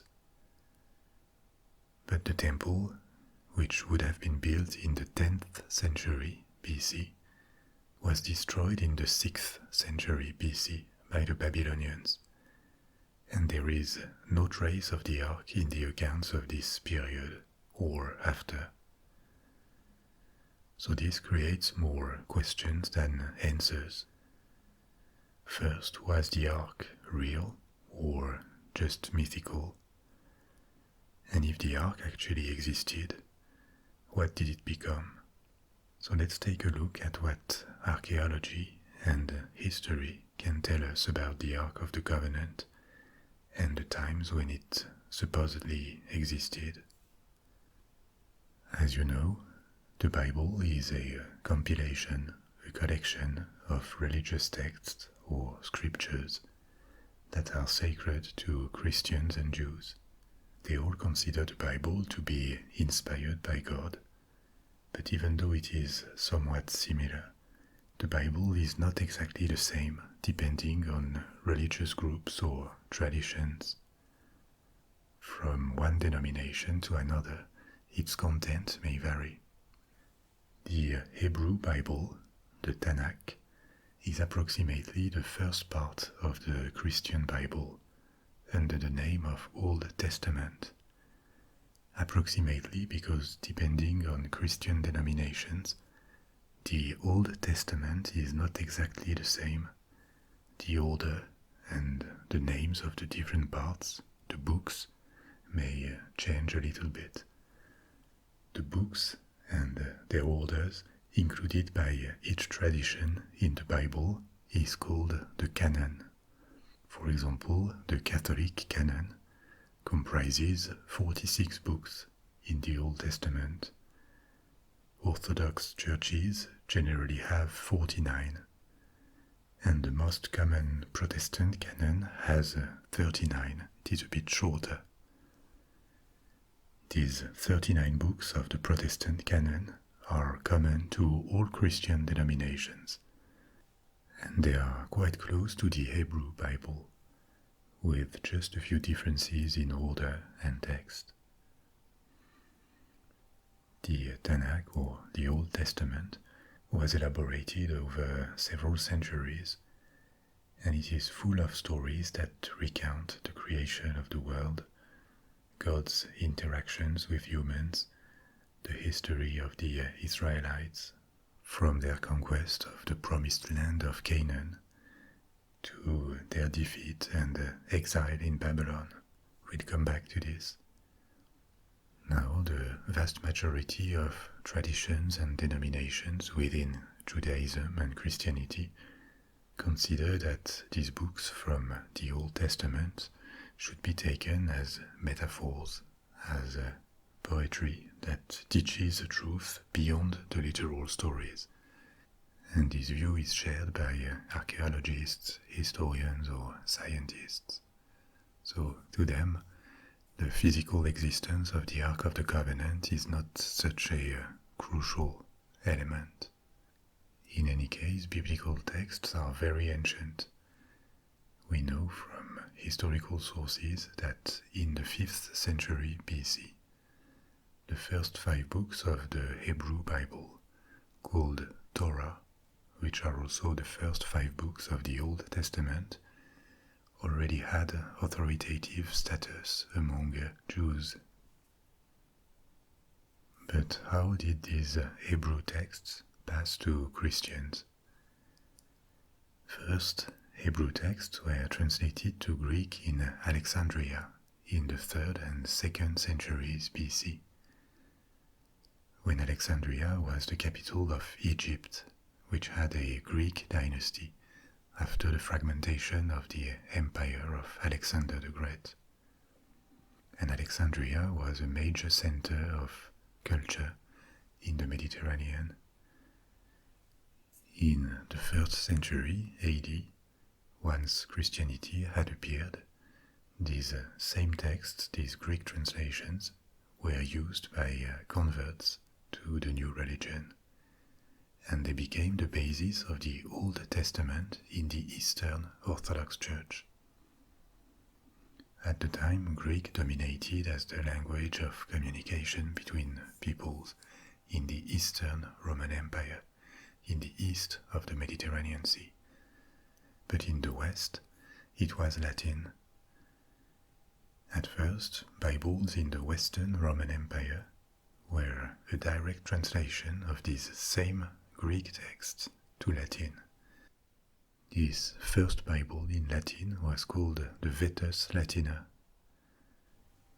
Until the end of the 4th century AD, when the Pope in Rome commissioned a Latin Bible to replace the Vetus Latina, and this new Bible was translated directly from Hebrew, from original texts. It is called the Vulgate. The Old Testament from the Vulgate is the basis for the Standard Bible in the Roman Catholic canon, But more books that were not part of the Hebrew Bible were officially added to the Old Testament in the 4th and 5th centuries. They were among the ancient Hebrew texts translated to Greek in Alexandria, but they were not considered a part of Tanakh by Judaism. When the Reformation began, much later, in the 16th century, one of its goals was to return to a canon seen as more authentic, to get rid of additions made over the centuries by the Roman Church, and another Christian Old Testament was formed that was limited to the Hebrew Bible, even though it still uses the order of books from the Greek Bible, from the Greek translation.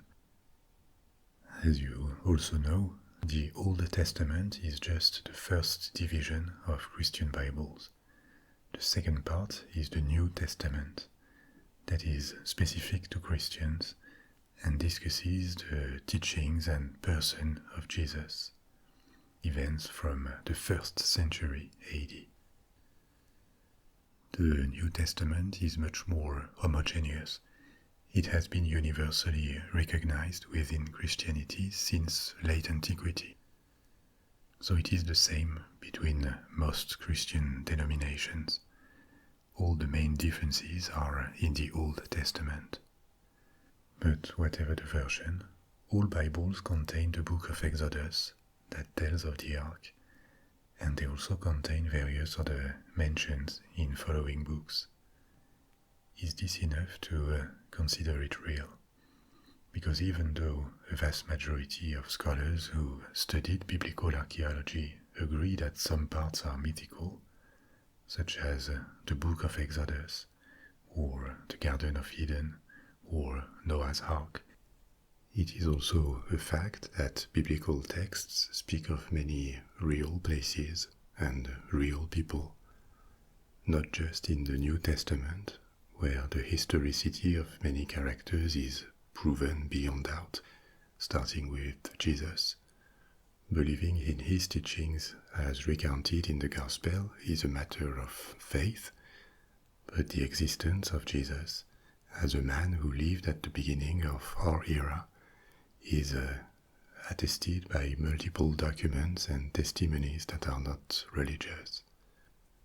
It is also believed that various characters from the Old Testament, such as King Solomon, are probably real, even though the accounts of their wealth or their power that are in the Hebrew Bible and the Old Testament may be very embellished, because they don't really fit with our archaeological knowledge of these regions and these periods. So the existence of the Ark of the Covenant remains an interrogation point, since all original sources are biblical. But on the other hand, the Ark is mentioned repeatedly, and descriptions are very coherent in the Bible, and it is perfectly possible that such an ark was built, regardless of whether or not it had all the powers that were attributed to it.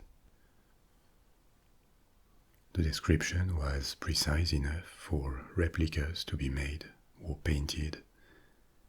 They all have similar measurements. They are golden, as written in the Bible, and with 2 angels on top of the lid. As I said before, the ark's trace disappeared once it was supposedly placed in the Temple of Jerusalem at the time of King Solomon, and that would be 3,000 years ago, in the 10th century BC. There is no longer any mention of it, but we know that in the 6th century BC, almost 400 years later, Jerusalem was captured by the Babylonians, and the Temple of Solomon destroyed. So if the Ark was not destroyed with it, which is a possibility, it had to be removed somehow. And there have been a number of claims of having discovered or even having possession of the Ark since then. So let's take a look at these various claims. The first one locates the Ark in Egypt, and it seems it appeared just a century ago when the tomb of Pharaoh Tutankhamun was discovered. This Egyptian theory is the basis for the first Indiana Jones movie, in which the Ark is not hidden inside Tutankhamun's tomb, it is kept in a lost ancient Egyptian city. The tomb of Tutankhamun was discovered in 1922 in the Valley of the Kings, which is near Luxor. In the 2nd millennium BC, this was where the capital of Egypt under the New Kingdom, Thebes, was located, and many pharaohs were buried in the Valley of the Kings. Tutankhamun was not a major figure in the history of ancient Egypt, but he is very famous because his tomb was discovered untouched, contrary to other royal tombs that had been looted over the centuries. His tomb remained sealed for more than 3,000 years. The mummy, all the treasures and offerings that had been placed with his body. This makes his tomb an extraordinary testimony of the rights of ancient Egyptians, of their art at the period of Tutankhamun's death, their beliefs, and also the wealth of pharaohs, because even though Tutankhamun died young and lived during a period of transition, he was still buried with a spectacular quantity of precious metals, artifacts, gems, and works of art. So what is the relation with the Ark of the Covenant? In the tomb, there was a processional ark called the Anubis Shrine, which was part of the burial equipment. As soon as the first photographs of the inside of the tomb were published, some claimed that the Anubis Shrine was the Ark of the Covenant that had stayed hidden for centuries. Its shape and the presence of 2 poles to carry it sort of matched the biblical description. Now this idea was quickly discounted for several reasons. First, because the dimensions are different. The Anubis Shrine is smaller and doesn't have the shape of a rectangular chest. Second, because there is a figure of Anubis on top of the artifact, not angels. And on top of this, the timelines don't correspond. The tomb of Tutankhamun was closed almost 400 years before King Solomon supposedly placed the Ark in the Temple of Jerusalem, if we believe the biblical accounts.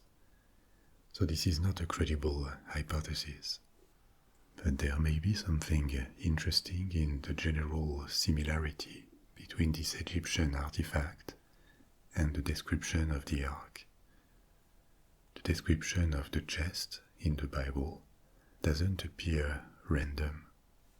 In the 2nd millennium BC, at the time when the events of the Exodus would have happened, ancient Egyptians made this type of portable chests supported by 2 poles that were used as shrines or placed under the feet of statues of gods. So this gives circumstantial support to the theory of the Ark as a real object, because indeed its shape and its function correspond to existing artifacts of the time in the region. Another possibility would be that the Babylonians took the Ark to Babylon, even though this is not supported by any known document or testimony. The city of Babylon was at the heart of a cultural area in Mesopotamia for centuries, and a beacon of civilization in the Middle East for a long time in the second and first millennia BC. It had a long history with several dynasties and periods of expansion or decay. Its last peak period was in the 7th and 6th centuries BC, during a period called the Neo-Babylonian Empire. At the time, Egypt had declined and would never recover its past splendor, and the Babylonians were the great power of the region. They expanded their empire to all of Mesopotamia and more regions of the Middle East that correspond to Syria, Jordan, Palestine, a part of the Arabian Desert. But they also faced a series of rebellions in the western part of this empire, in the Levant. Several peoples who were vassals or occupied by Babylon, like the Phoenicians, the Arameans, and the Israelites, revolted. In the 7th century, the Levant had been under control of the Assyrian Empire, and there were two Jewish vassal kingdoms, the Kingdom of Israel and the smaller Kingdom of Judah, which had Jerusalem as its capital. But at the end of the 7th century BC, the Assyrians were defeated, and a competition ensued between Babylon and Egypt to control the eastern Mediterranean. The Kingdom of Judah had been turned into a vassal state by the Babylonians, but after a few years it refused to keep paying tribute and was punished for this. Jerusalem was besieged, and after the fall of the city, the temple where the ark would have been placed was destroyed, and a number of people from the Kingdom of Judah were deported to Babylon. It is believed they were members of the elite of this kingdom. Archaeology confirms that at the time Jerusalem was mostly destroyed, and if the ark was still there, it could have been taken by the Babylonians to Mesopotamia and maybe travel even further east later. Because a few decades after these events, the Neo-Babylonian Empire was vanquished and annexed by the Persians. This is entirely speculative, but if the ark existed, it could have been taken somewhere in modern Iraq or Iran, unless the ark could be hidden shortly before the arrival of the Babylonians to Jerusalem. There are Hebrew texts translated to Greek that point to the ark being hidden shortly before the siege of Jerusalem. It would have been hidden at Mount Nebo, which is an elevated ridge, a small mountain, that is located in Jordan today. But nothing was ever found there that we know of. Yet other claims locate the ark in Europe or even in America. They are also not technically impossible, but they are not substantiated by a lot of credible evidence. One is that the ark was taken to Rome by early Christians and placed in a basilica where it burned. This is based on the account of a rabbi from the 2nd century who claimed he saw the lid of the ark in Rome. Another claim located the ark in Ireland at the end of the 19th century, hidden at the Hill of Tara. The Hill of Tara is a site of great archaeological significance in Ireland. It used to be an ancient ceremonial site. It consists of numerous monuments and earthworks that date from the Neolithic to the Iron Age. Traditions and mythology make it the place where ancient high kings of Ireland were inaugurated. and the theory that the Ark was at Tara was really colorful. In the 19th century, there was a society in Great Britain called the British Israel Association. They followed a set of beliefs called British Israelism. Its members were convinced that the Anglo-Saxons were descended from the lost tribes of Israel. Few people took them seriously back then, and they had many other beliefs that seemed to come out of nowhere and were already contradicted by the archaeological knowledge of the time. But they convinced themselves that the Ark of the Covenant had been brought to Ireland and buried at Tara. So between 1899 and 1902, at a time when Ireland was not independent from the UK yet, which made the matter very sensitive, they came from England and began excavations at the site looking for the Ark without any piece of historical evidence to show other than their certainties. They were finally stopped before they damaged the site. Yet other claims locate the Ark in France, one of them in a village in the south of France, where it would have stayed for centuries until it was moved to the United States at the outbreak of the First World War to protect it. This is the kind of claims that also inspired bits of Indiana Jones movies, where there's a warehouse full of ancient artifacts kept by the US government. Or, still in France, it would have been taken by the Knights Templar and hidden at the Cathedral of Chartres, which indeed has a representation of the Ark that follows the biblical description. So the Ark would have been brought by the Knights Templar, and again this is not technically impossible. The Knights Templar at the times of the Crusades had direct access to places in the Levant, including Jerusalem, where they could have found the Ark and they could have taken it to Europe. They had a presence in many countries, and they were an international organization, an international order, but their main centers were in France, and this is probably where they would have brought the Ark. But this is completely hypothetical. There is no document, no evidence that substantiates this claim.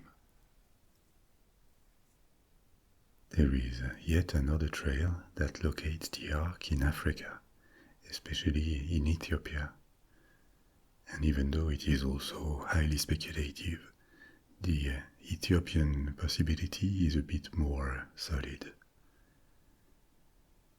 The predecessor state to modern Ethiopia was the Ethiopian or Abyssinian Empire, which was established in the 13th century, and it lasted until 1974, with a short period in the 20th century when it was colonized by Italy.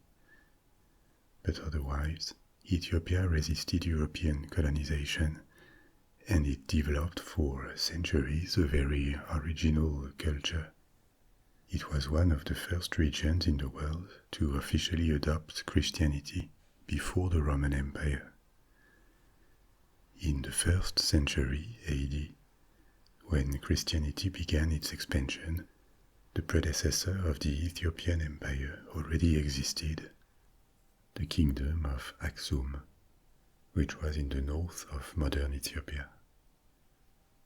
Aksum existed for 10 centuries, and it prospered at the time of the Roman Empire because its land was more fertile than today, and it was well placed to benefit from ancient trade routes between India and the Mediterranean. It had access at the same time to the Red Sea and to the Nile River, so it could organize the transport of precious goods to the north and sell its own products like incense and ivory. The kingdom of Aksum converted to Christianity, but because it was cut for a long time from other regions dominated by Christianity, Ethiopian churches follow their specific rites and traditions. They are often close to the Egyptian Coptic denomination.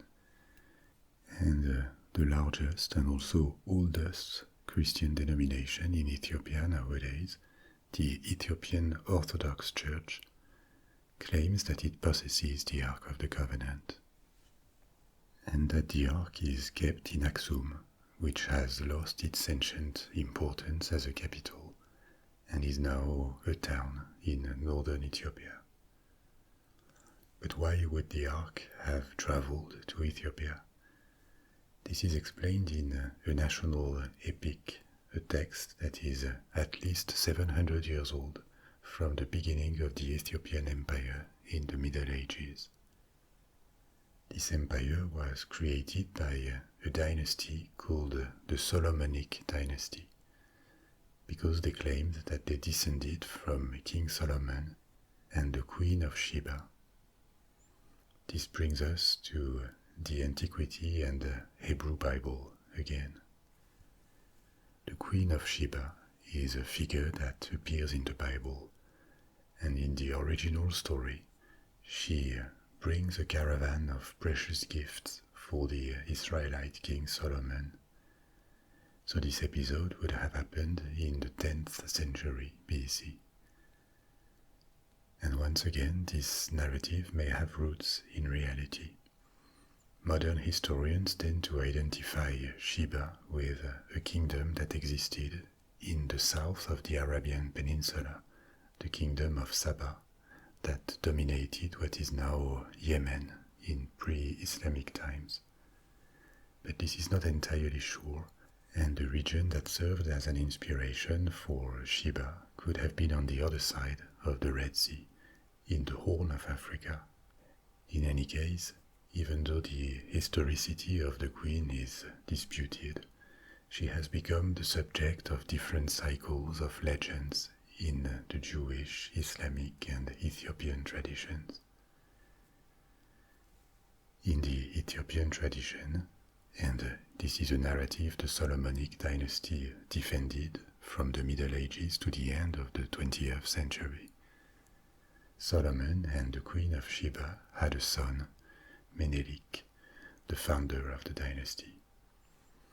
Menelik grew up in Ethiopia, but later returned to visit his father, who reigned in the kingdom of Israel. And he returned with the ark, inspired by God to leave a forgery in the Temple of Jerusalem, to bring the ark to Ethiopia where it would remain safe. The ark finally arrived at Aksum after a journey through Egypt, where it would still be located today. The object is kept under guard in a treasury near a church in Aksum, and replicas of the ark are kept in every Ethiopian Orthodox church. Of course, this is all alleged, and no one can see the ark, which leaves the door open to speculation. The thing is that this narrative about the past of Ethiopia, which may not be historical but is very old anyway, it is at least from the 13th century. This story has become part of Ethiopian identity, and it is not in the interest of the church or of authorities to allow investigations and a datation of the ark. If it was proven to be more than 3,000 years old, it could be the artifact mentioned in the Bible, or at least an object from biblical times. But if it was less, the whole narrative about the past of Ethiopia would be challenged. So, as you see, the Ark of the Covenant keeps all its mysteries. We don't know whether it was real or mythical, and if it was real, what happened to it. But at least it gave us an opportunity to travel around the world and explore the past, so I hope you enjoyed this story.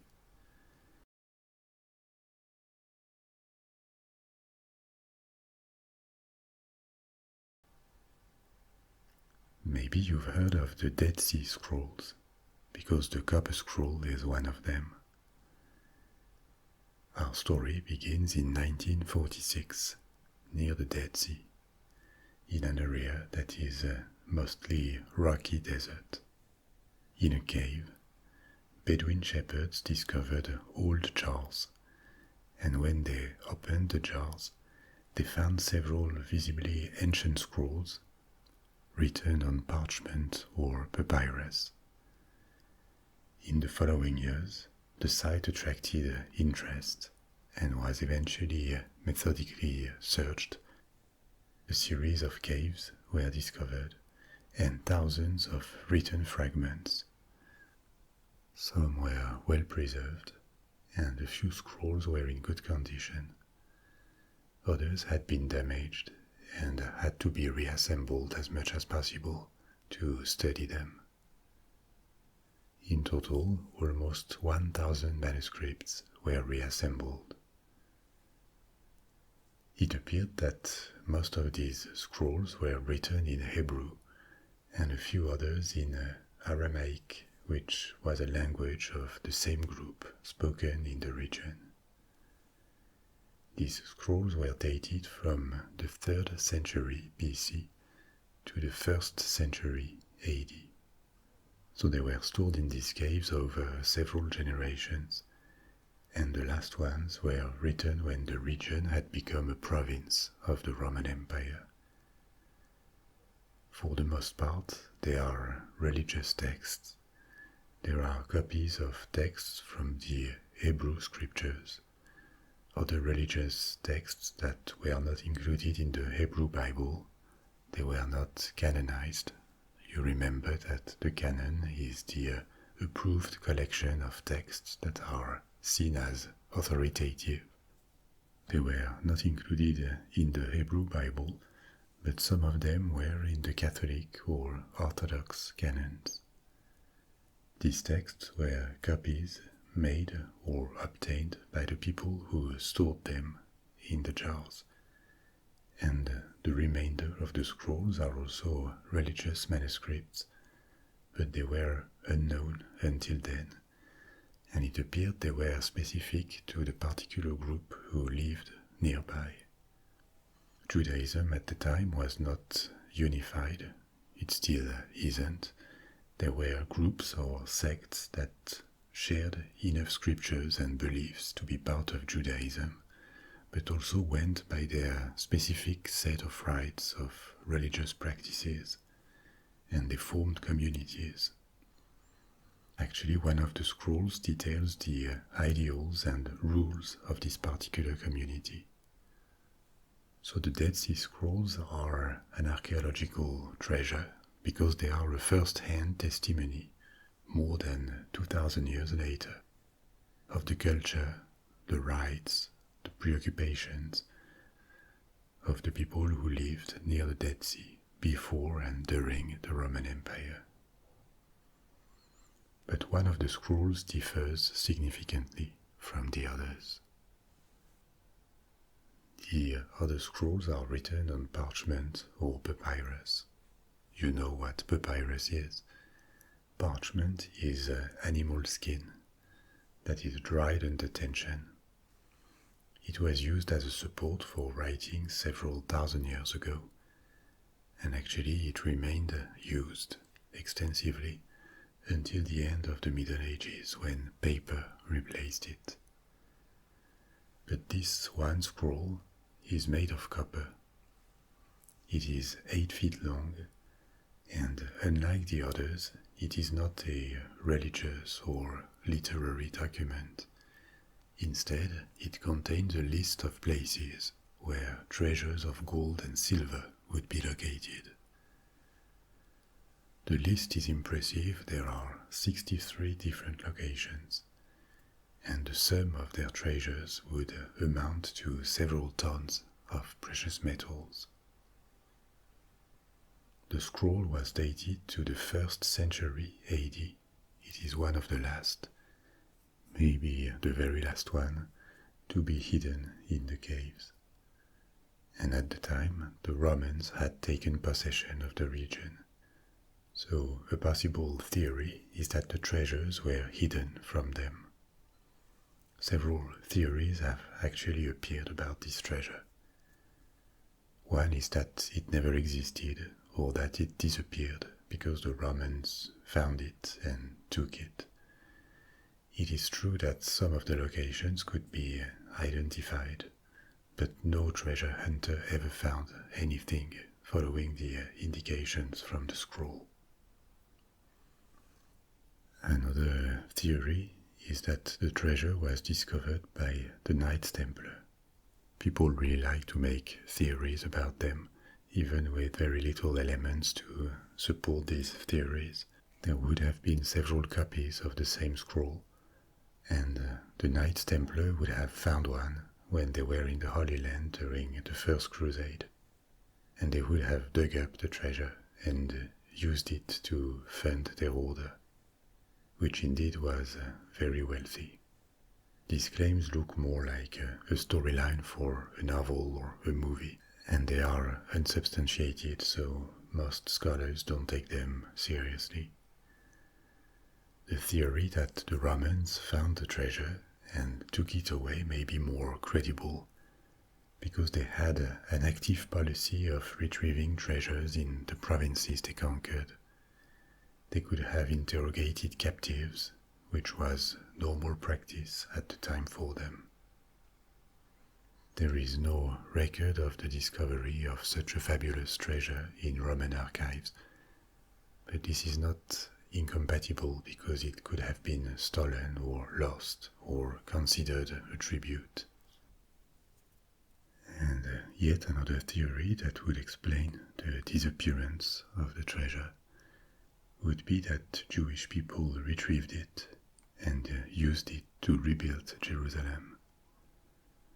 The city had been besieged by the Romans and was very damaged after the siege, so they may have waited for the Roman army to leave and got back the treasure using the scroll or a copy.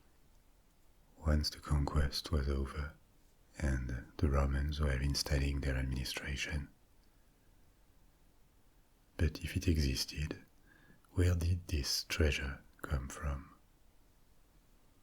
It looks very unlikely that it belonged to the community that stored all the scrolls, because it is understood from their documents that they lived an ascetic lifestyle, with close to no material wealth. So another possibility would be that the treasure came from the Temple of Jerusalem. You remember that the first Temple of Jerusalem, the Temple of Solomon, was destroyed in the 6th century BC, when the Babylonians took the city. So it looks extremely unlikely that its treasure would be listed on a scroll created 600 years later. But the temple was rebuilt. A second temple replaced the first, and existed from the late 6th century BC to 70 AD. The Romans were faced with Jewish revolts in the 1st century, and as a retaliation, they destroyed the Second Temple. A remain of this Second Temple in the old city of Jerusalem is the Western Wall, or Wailing Wall. This wall was erected in the 1st century BC as a retaining wall for the Second Temple, which was being expanded. It has become a holy place in Judaism because of its proximity to the Second Temple, which no longer exists. The timelines seem to match quite well.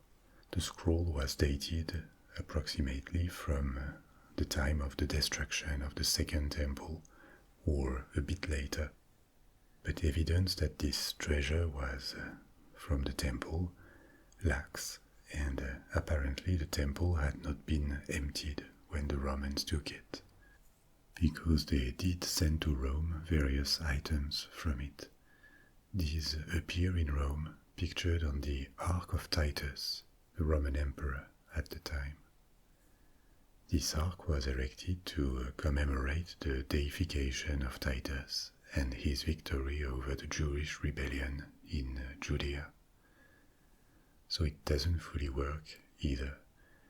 And this is why many specialists consider that either the treasure did not exist, or that it was retrieved long ago by the Romans, by the Jews, or by looters. But if it did exist, there are more than 60 different locations where it would have been hidden. So who knows? Some of them that haven't been identified may still wait for someone to discover a treasure that has been waiting for almost 2,000 years.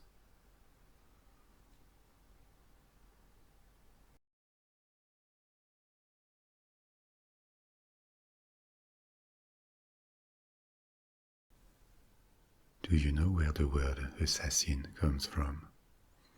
It's Arabic originally, Hashishiyin or Hashashiyan in Persian, and it means hashish eaters. Hashish means herb, but it is also the name of the drug made with the resin of cannabis. And then the word passed to Italian and French as a synonym for murderer, and then to English in the 16th century.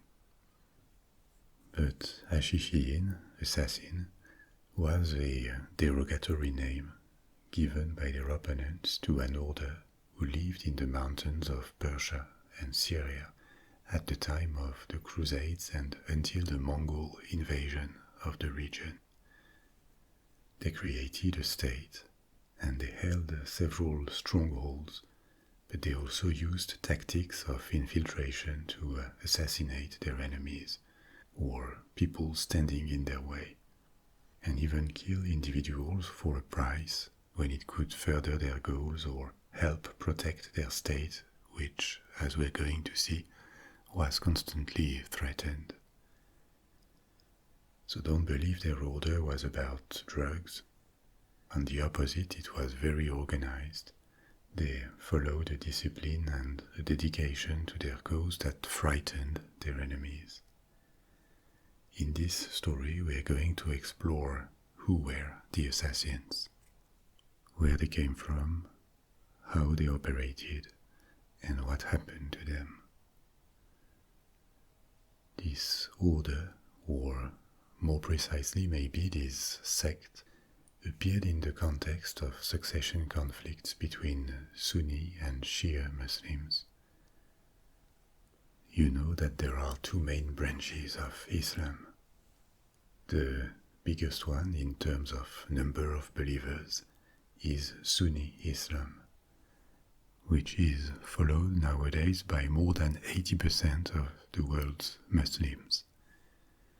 The other is Shia Islam, which is present in many countries as a minority, but is particularly strong in Iran, where it dominates. This schism appeared relatively early in the history of Islam, in the 7th century, over a succession conflict. At the time, Islam was expanding very fast to the Middle East and North Africa, at the expense of an old Persian empire, the Sassanids, and of the Eastern Roman Empire of Byzantium. In a sense, this new empire was victim of its success. In 656, its leader, the Caliph Uthman, was assassinated by rebels.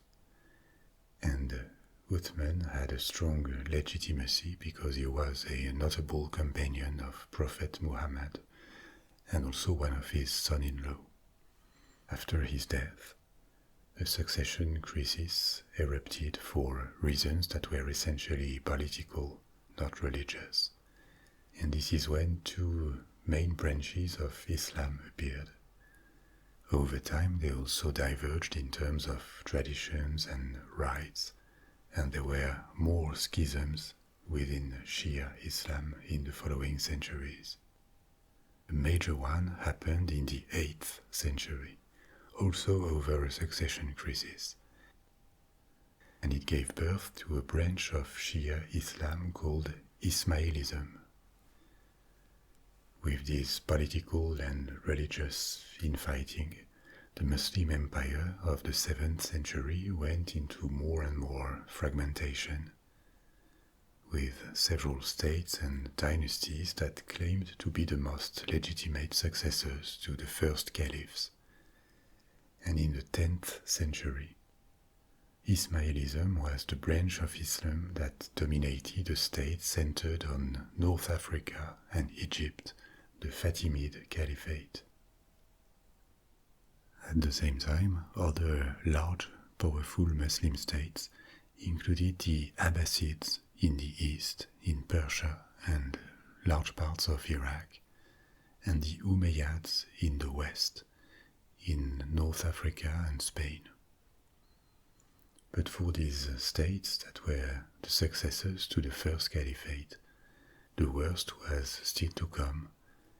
In the years 1000, an invasion coming from Central Asia by a Turkic dynasty called the Seljuks hit the Middle East. They had converted to Sunni Islam, and they invaded Persia at the expense of the Abbasids, who kept a religious role but were stripped of their political power, and they pushed to the west in the 11th century at the expense of the Fatimids. Actually, the First Crusade was targeted at this new Seljuk Empire that had taken control of Jerusalem. At the time, many cities and provinces in the region, in the Levant, were nominally under control of the Seljuks, but in practice they were almost independent.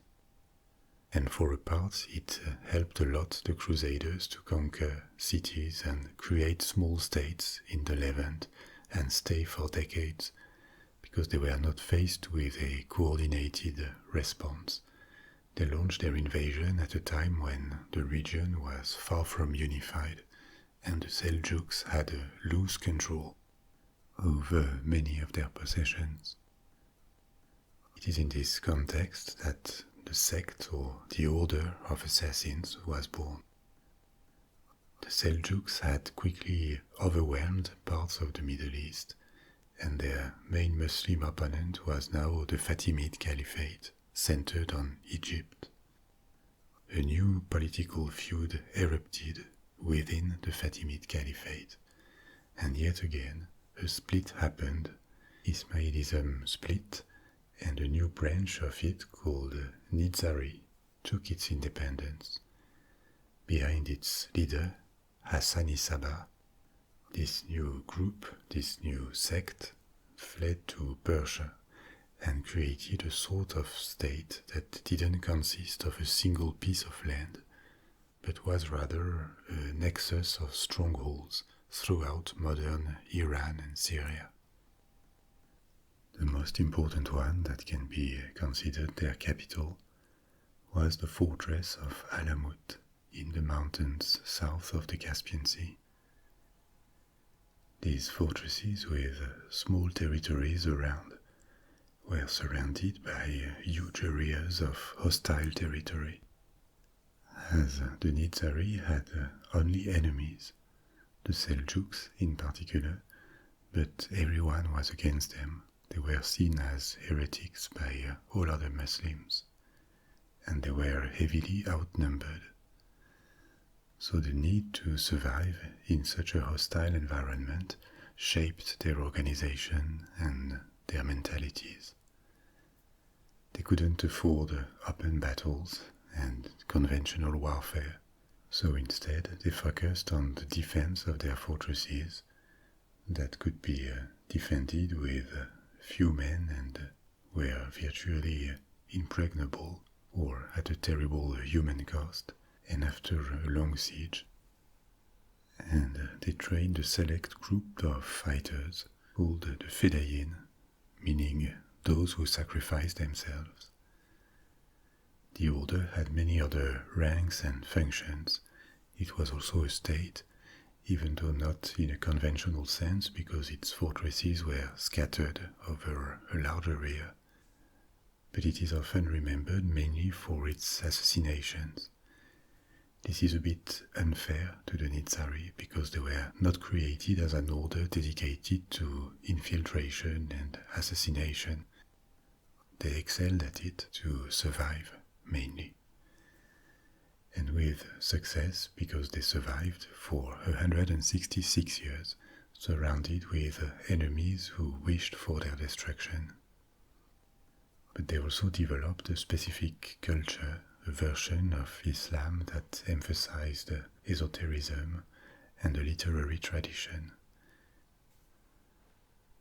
It was much more than a secret society of mercenaries, like they are often pictured, typically like in the Assassin's Creed video games that are partly inspired by them. This is a sensationalist picture of what they really were.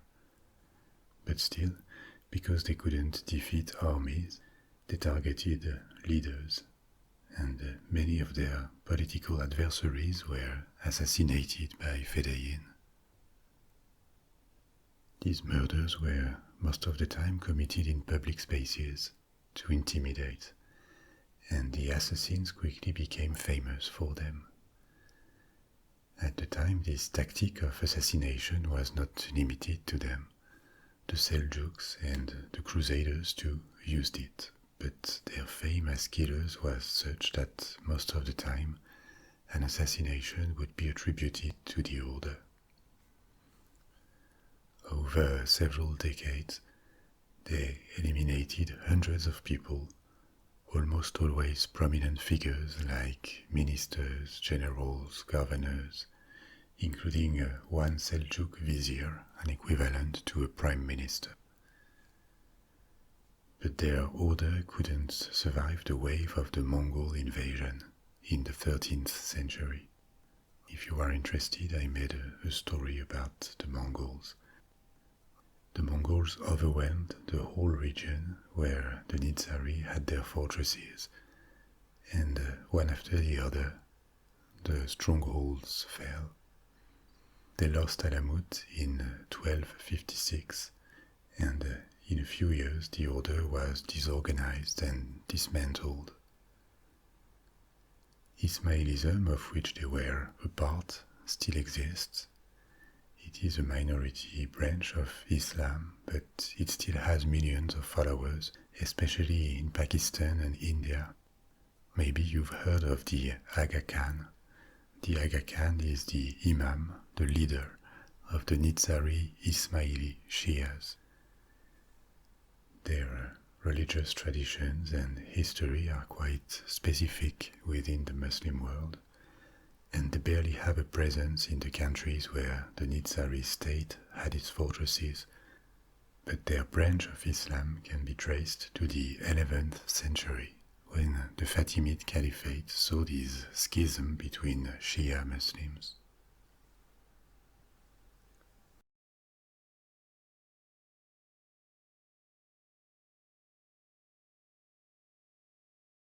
In 1912, a branch of the Society of Jesus in Rome decided to sell a large library of ancient books because it was short of money. Precious manuscripts, copied centuries earlier, were put up for sale, and the majority was purchased by the Vatican Library, but not all of them. A Polish antiquarian and bibliophile specialized in rare books called Wilfrid Voynitch bought a group of 30 manuscripts from the sale. 29 were rare and precious, but not particularly intriguing. Their origins and their styles could be traced back to known places and periods, and their content was easy to identify for the expert he was. But there was one that appeared very different. It looked like a regular manuscript on parchment from the late Middle Ages. its aspect indicated that it was certainly not recent. But the language and the illustrations were undecipherable. The manuscript contained what looked like sentences made of unknown words written in an unidentified alphabet. The work contained drawings and paintings too, with colors like blue, white, green, and a reddish brown. The illustrations included plants, diagrams that were suggestive of astronomy or astrology, women bathing in pools or tubs apparently connected by a network of pipes. This document was so odd that Voynich spent a long time trying to make sense of it and find out where it came from, but without success. When he died, the manuscript passed to his surviving wife, and in 1969, the document, now known as the Voynitch Manuscript, was donated to the library of Yale University, where it remains since then. Many attempts have taken place at studying it, to decipher it, date it, and determine if it was a coded document, the creation of an unknown crazy copyist, or maybe the only remain of a larger body of work that would have disappeared, or maybe just a hoax. More than a century after it was purchased by Voynich, the manuscript has given a few elements, and there are hypotheses, but it is still coated in mystery. Before we come back to it, let's take a look at what medieval manuscripts actually are, and the generations of copyists that made them for more than 1,000 years. Books in Europe were rare and hard to access until the diffusion of printing, which really took off in the 16th century. It is hard to find reliable information on the literacy rate several centuries or even millennia ago. There are only estimates, but they point to about 10 to 20% of the population being able to read and write in Western Europe in the 16th century. Before that, in the Middle Ages, it would have been around 5%, with a rising trend by the end of the Middle Ages. The main centers of knowledge in a written form in medieval times became monasteries for several reasons.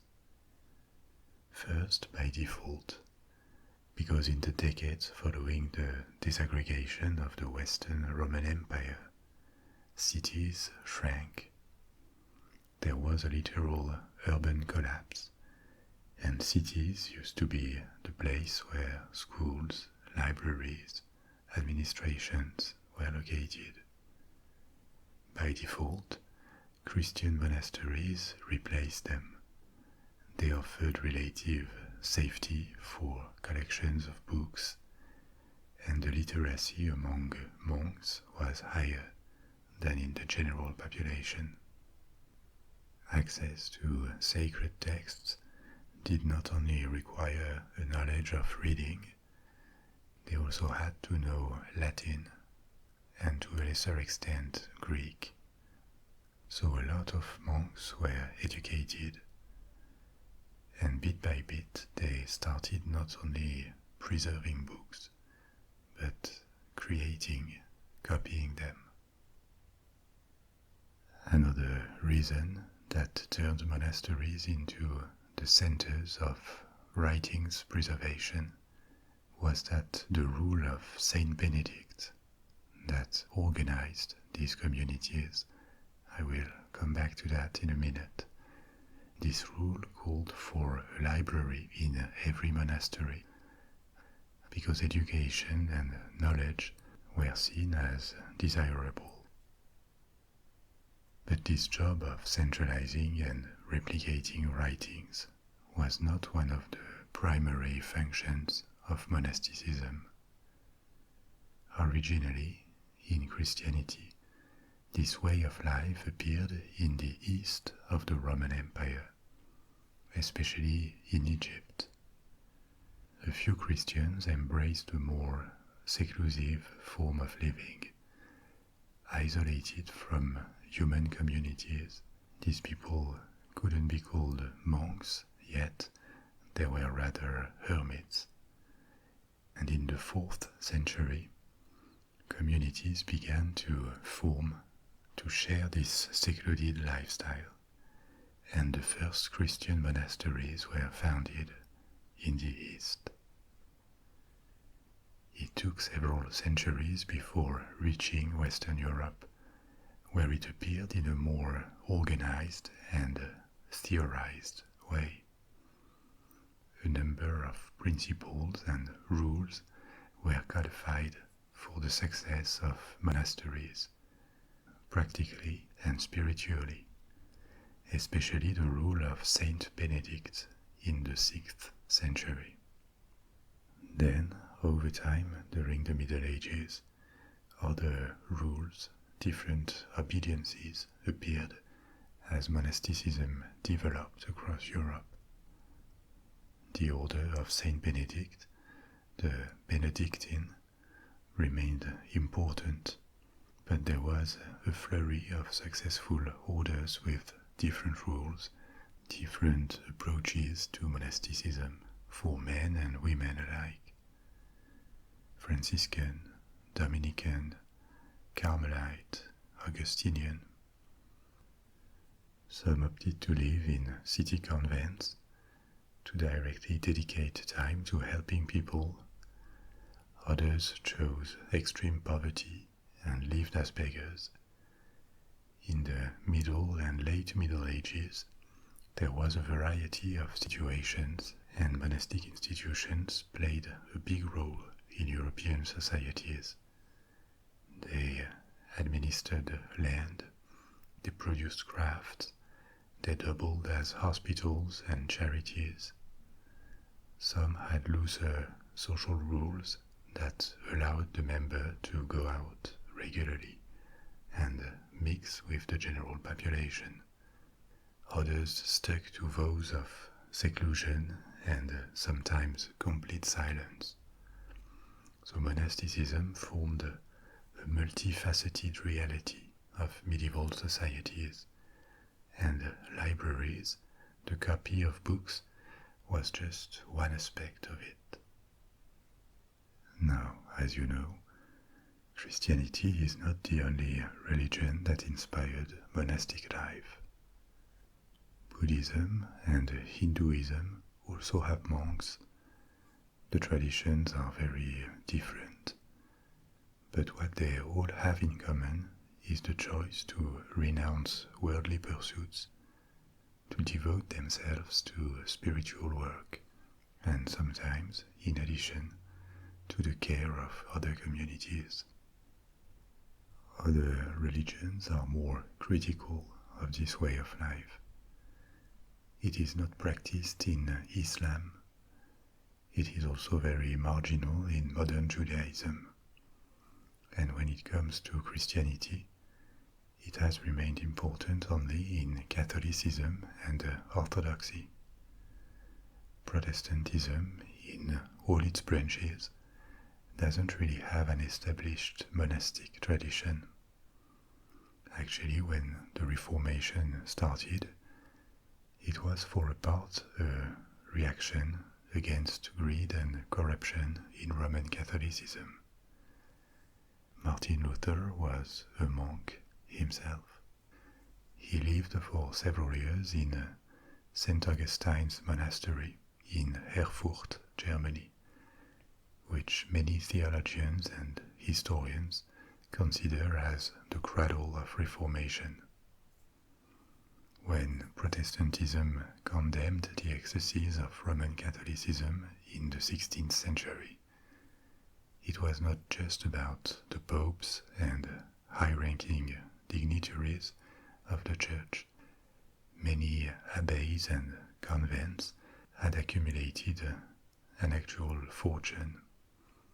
This was regarded as a mockery of their original calling, living in poverty or simplicity to dedicate their existence to spiritual work and the care of people in need. Also, there is nothing in the scriptures about monasticism. It is an ancient tradition that was accepted into the Catholic Church and came to play a major role, especially in the Middle Ages. But for Protestants who wanted to come back to the roots of Christianity, to the texts, there was not much in there to support monasticism. So, from the start of Protestantism, it was regarded suspiciously or not given much consideration in the Protestant traditions. But this was a tangent, so let's return to the production of book copies in the 6th century. That is to say, still the beginning of the Middle Ages, that are sometimes called the Dark Ages, the centuries that followed the fall of the Western Roman Empire, and with it a decrease in the population, in security, even more in urban centers, and the loss of techniques and know-how that were alive and well in the late antiquity. During this period, the first European monasteries that were Benedictine, they followed the rule of Saint Benedict, began to open rooms dedicated to books and their reading, the first medieval libraries. A specialized librarian received the responsibility to look after them, supervise who could access them, and more who could copy them. This activity of copy soon had a dedicated room called the scriptorium. In the early Middle Ages, this was the safest possible location for books. Monasteries were often built in stone, at a time when most constructions were of wood or adobe, so books were relatively safe from fires. In the 8th and 9th centuries, many monasteries were raided, by the Vikings in particular, and their libraries were lost. But still, at the time, castles were still small and made of wood, and even more exposed. So the loss of manuscripts would have certainly been worse without monasteries. As the Middle Ages advanced, kings and aristocrats began to create personal libraries, often ordering their books from monasteries. But it is not before the 15th, 16th centuries, so the very end of the Middle Ages, and after a millennium, that religious communities were overtaken by universities and private libraries in their role of keepers of knowledge. The Voynitch Manuscript, or more precisely the material it is written on, was dated from the early 15th century. That is to say, towards the end of the Middle Ages, at a time when handwriting was still very much the way of producing books. I also told you it was written on parchment, not paper. What is this? The material of choice all along the Middle Ages to copy books was not paper but animal skin, a tradition that dated from the antiquity. The Greeks and the Romans used essentially two materials to write on flexible surfaces: parchment and papyrus. Papyrus was an Egyptian invention, and in the Mediterranean antiquity, Egypt was the main producing center of papyrus. It was exported all across the Roman Empire. There were different qualities of papyrus. It could be very expensive, but it was still cheaper and easier to produce than parchment. Paper was invented in China, and the invention traveled outside China, but very slowly. It was invented about 100 years before Christ, and it spread to the Muslim world in the 7th century, much later. Europeans knew the existence of the material, but it was not adopted before the 11th century. Until then, the Catholic Church had a tradition of rejecting paper and papyrus too, because parchment was seen as more durable, and also because paper and papyrus were considered unworthy of receiving sacred texts. These were materials used by the pagans in the antiquity and the Muslims during the Middle Ages, so there was a reluctance to accept it. This prohibition was relaxed from the 11th century, and the use of paper grew considerably across Europe. But parchment remained the support of choice for precious books. Apart from all the work and know-how involved in copying a book, this explained their price. For example, one manuscript the size of the Voynitch Manuscript required the skin of about 15 calves. The skins had to be cut, washed, dried, tanned, whitened. So before a single word or decoration could be put into the book, it was already very pricey. A library of a few hundred books was already remarkable until the last centuries of the Middle Ages. And this actually illustrates the relative poverty of written culture in Europe at the time. During the same period, libraries in the Byzantine Empire and in the Muslim world could contain thousands of books. One Byzantine monastery in Greece at the beginning of the Middle Ages was renowned for its 10,000 books. At the same time, the most comprehensive book collections in Western Europe that were to be found in Italy had 10 to 20 times less. The predominant types of books in monastic libraries were religious. One or several Bibles were always a base, and then there were many more of theology, and increasingly along medieval times, philosophy inspired by religion. There were also treatises of medicine, chronicles, various scientific works, but with our modern vision, we would put them somewhere between science and magic.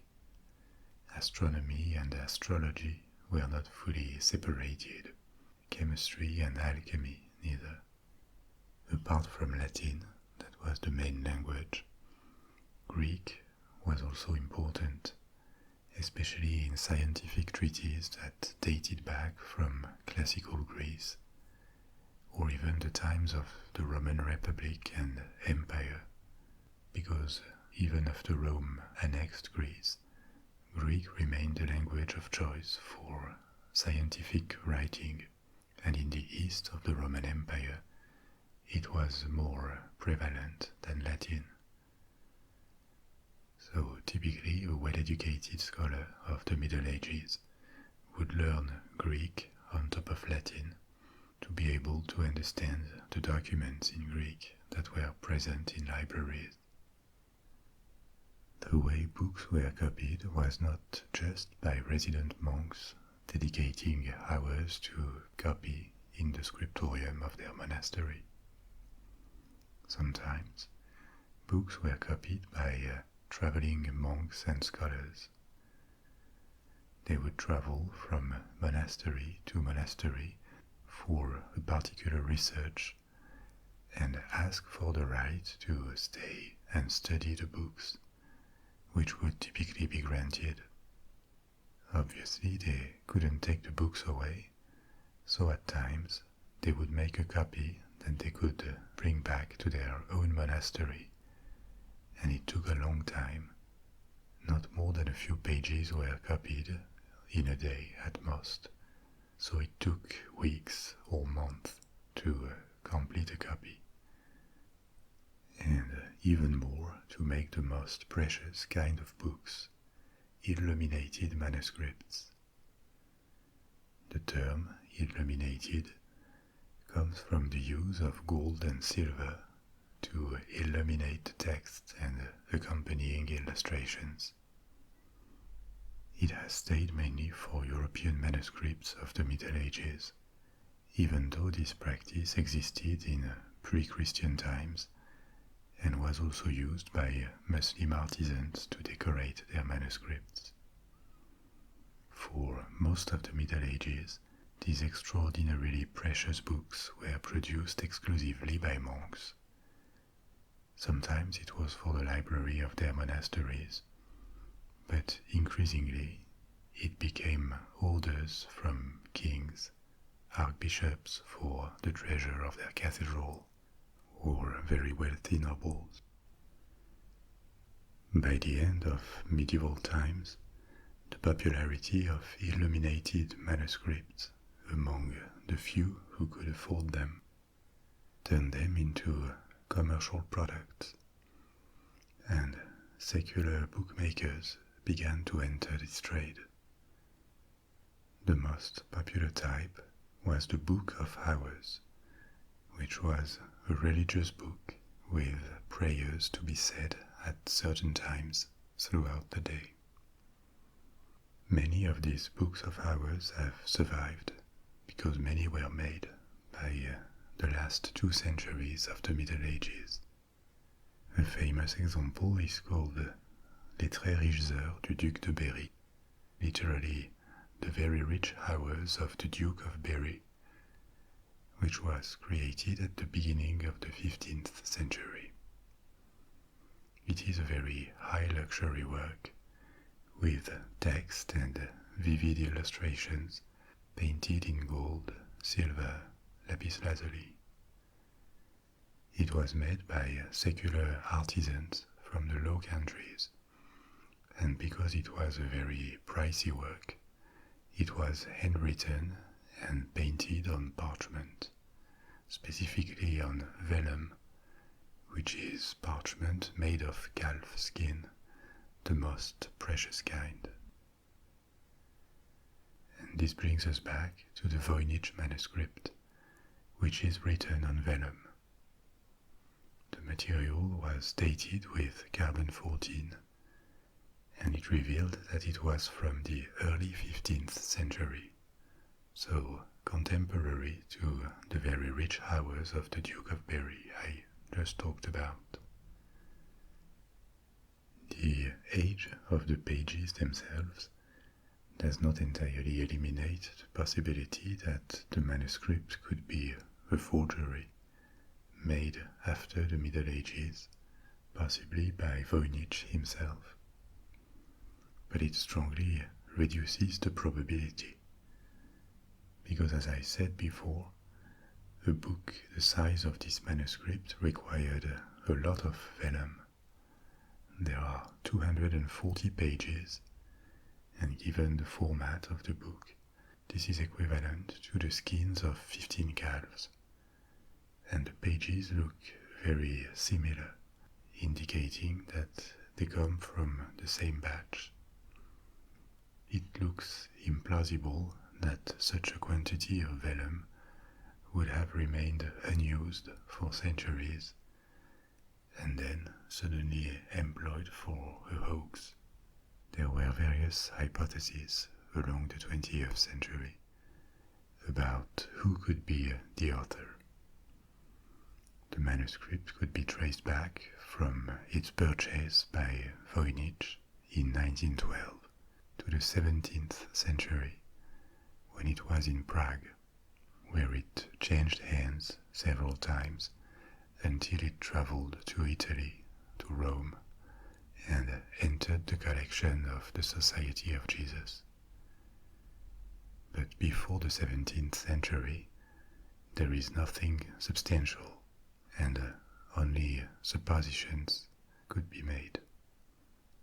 One of them attributed the manuscript to Roger Bacon, a famous English philosopher and Franciscan friar from the 13th century. But the dating of the parchment invalidated this. Obviously, he couldn't write on pages made 200 years later. A few names of scholars from the 15th century were proposed, on the grounds that their illustrations resembled the ones from the manuscript, but without further evidence it is not that convincing.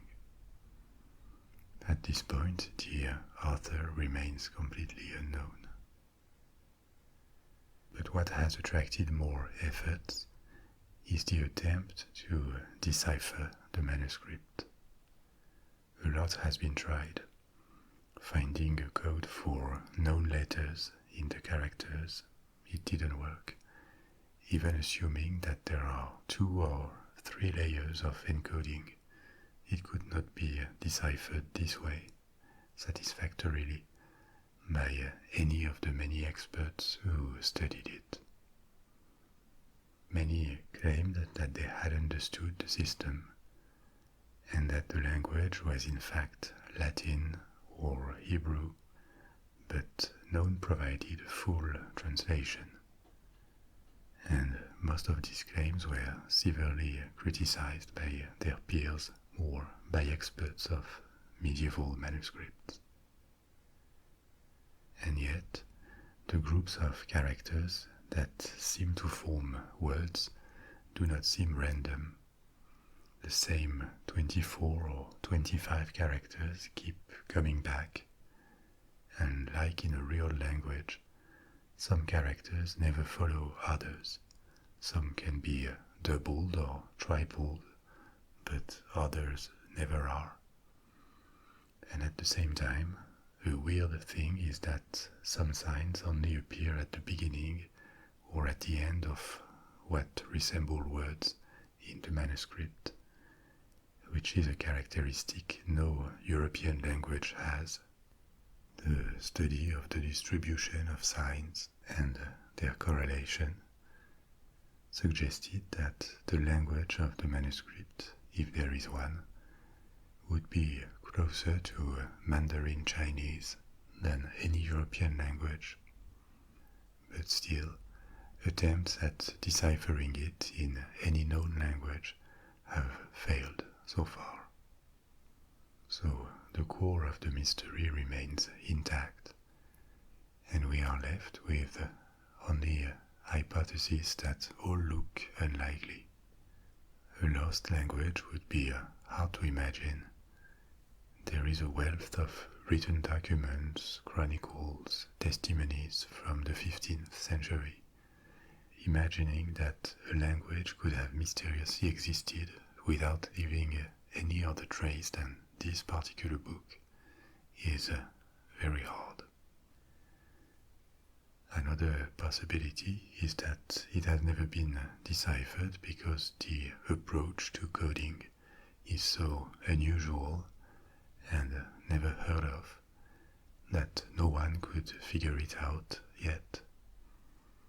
This is technically possible, but the fact that it resisted decades of attempts, including by experts who were able to crack sophisticated codes created by machines like during the Second World War or the Cold War. This is hard to swallow. And if it is not any of these options, then we have to consider the possibility that it was indeed nonsensical. For unknown reasons, someone in the 15th century or a bit later would have covered more than 200 pages with drawings resembling writings, probably after inventing a kind of alphabet and random rules that determine the positioning of signs to make them look like systematic, like a language. But this is odd too. Why bother? Why use or rather pricey support to do that? Possibly to trick someone into buying it in the 15th, 16th or 17th century, to sell it like a mysterious object. After more than a century since Voynich found and bought this manuscript, we still lack answers and any kind of certainty. Maybe answers will be revealed later. The manuscript keeps attracting interest, and every few years someone claims they have cracked the code. Until now, the reality of what they had actually achieved was quite underwhelming, and those who pretend they understood it generally say it is a medicinal treaty, which can be easily guessed just by looking at the illustrations of plants. At least, it gave us an occasion to explore a chapter in the history of books.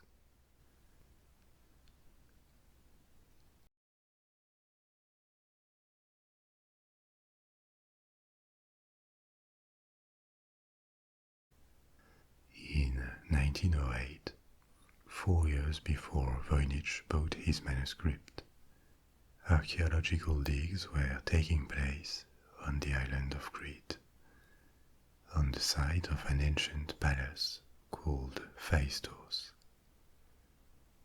One day, an Italian archaeologist found a strange disk of clay in the basement of a room that belonged to the formal entry of the complex of the palace.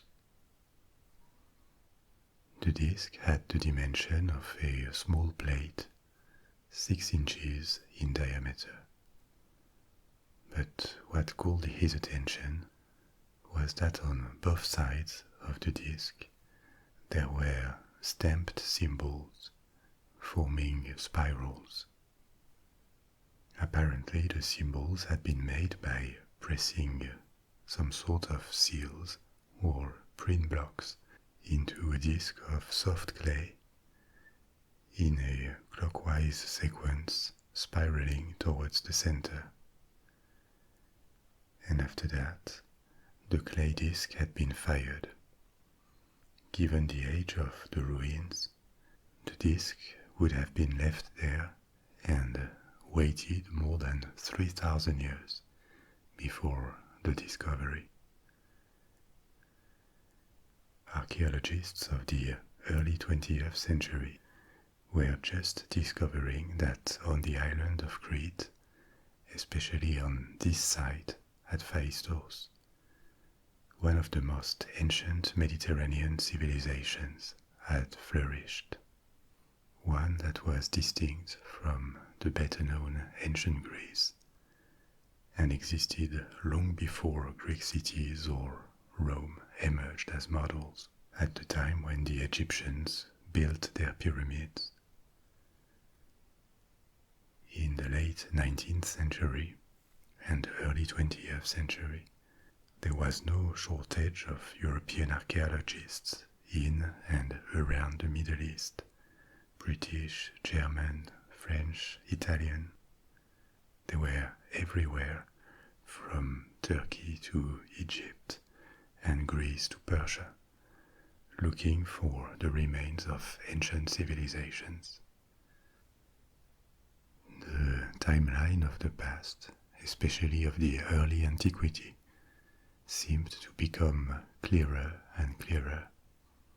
There was a sense of wonder at all these discoveries: Egyptian tombs and temples, early Greek ruins, the site of Troy in Turkey, Phoenician, Assyrian, Babylonian, Persian remains and archives. That was a fruitful period for archaeology, but a reckless one too. Many sites were damaged or recreated hastily, sometimes beyond repair. We will see that Crete, with its Minoan civilization, was not spared this. And at times, archaeology was not entirely distinguishable from looting. Many artifacts disappeared and ended up in the hands of private collectors who were not too curious about the origins of what they bought. So many fast and impressive discoveries that certainly benefited our understanding of the past, but at a cost, scientifically, because there was destruction too. Just a quick tangent, but it is interesting how this vision of the reckless archaeologist has invaded pop culture, a vision that really formed at this time. If you take the Indiana Jones movies, or even more The Mummy or Tomb Raider, a constant of these movies is the destruction of ancient ruins that have waited for thousands of years just to be destroyed in 5 minutes. Now, they're just movies, and I loved Indiana Jones movies as a kid. I still do. And I won't be the killjoy that criticizes stories shot in a studio. But it's interesting to note how they are always about protagonists who care for a particular artifact and really pretend they do it for science and the pursuit of knowledge, and yet they have a complete disregard for archaeological sites. They destroy them enthusiastically. They don't feel bad at all about it, and everything is about getting a trophy, an artifact that symbolizes a goal. There is not much about learning or the scientific study of archaeological remains themselves. They systematically replace actual archaeology with a treasure hunt. This being said, they are very fun. I would love more of these movies, but let's recognize that they are a bit absurd at the same time. Now let's go back to Crete and what we know of the Minoan civilization. Its name first. It was discovered at the beginning of the 20th century by a British archaeologist, Arthur Evans. He coined the name Minoan after Greek mythology because he identified the most important site in Crete, Knossos, with the palace of legendary King Minos from Greek Athenian mythology. In Athenian mythology, Minos was a son of Zeus. He governed Crete, he was the king of Crete, and regularly the Athenians had to send 12 youths to Crete to be sacrificed to his cursed son, the Minotaur, that lived at the center of the labyrinth.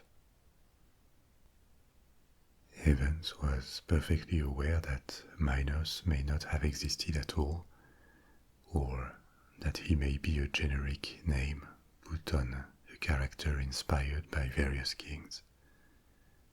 But because Crete had belonged to the Greek world, and is still a part of modern Greece, it made sense, and the name Minoan civilization stayed. The most notable remains of this civilization are large and elaborate palaces. They could be up to 4 stories high. They were decorated with frescoes, and their conception looks very ingenious, with elaborate plumbing systems, for example. The largest and most famous of these palaces is that of Knossos, followed by Phaistos, where the disk was discovered. But the Minoan were not limited to Crete. Their influence spread to other islands in the Aegean Sea, and they knew other lands east and west of Crete. They had at least trade connections to ancient Egypt during the Old Kingdom and the Levant. Nowadays, Crete looks rather rocky and dry, but it seems it was not always like that. Several thousand years ago, a large part of it was covered by a primal forest, and over time the island was deforested, especially to build ships. By the end of the Middle Ages, thousands of years after the Minoan civilization was gone, the island was a possession of Venice, and at the time it seems there were still residual forests on it. But they were cut to the last tree several centuries ago. Between forests, the sea nearby, and resources in metal especially, Crete offered a favorable environment to the development of human communities and technical progress. The Bronze Age began very early in Crete, in the 4th millennium BC. This is one of the places around the world where it first began, maybe shortly after Sumer in Mesopotamia, but long before all of Europe or even China. In the late 3rd millennium BC, several centers of handiwork or trade existed based on archaeological discoveries, and there were probably different clans or entities that coexisted on the island, sharing a similar culture and maybe a similar language. It is believed that these evolved into monarchies, and the sovereigns of these small but probably prosperous states began to build their palaces. But around 1700 BC, after what looks like a millennium of gradual progress, a large disturbance happened. Probably a major earthquake, because the zone has seismic activity, but it could also be an invasion, we don't exactly know. Several palaces across the island, including the ones at Knossos and Phaistos, were destroyed. But the Minoan recovered, and they reached the apex of their civilization based on their artistic, architectural, and material production in the 17th and 16th centuries BC. At the time, they influenced a lot mainland Greece, where crafts and decorative patterns coming from Crete or inspired by Crete were abandoned. Palaces were rebuilt, showing how the Cretans had recovered, even though natural disasters did not spare them. Another catastrophe, possibly an eruption, damaged their palaces again around 1600 BC, and yet again in 1450 BC. This last one apparently destroyed most palaces, but the one in Knossos was spared, and in the following decades, the masters of Knossos may have extended their domination to all of Crete, or a large part of it. But the advance of Crete over its neighbors from the Greek mainland had vanished at this point. It had become weaker, and the dynasty that reigned from Knossos was overrun by Greek invaders. After that, the Minoan civilization declined. The remains of its past splendor were abandoned. Its traces in Crete get lost by the end of the second millennium BC. Further north, in Greece, it was now the turn of Greek cities to flourish, develop, and expand their culture with the influence that we know.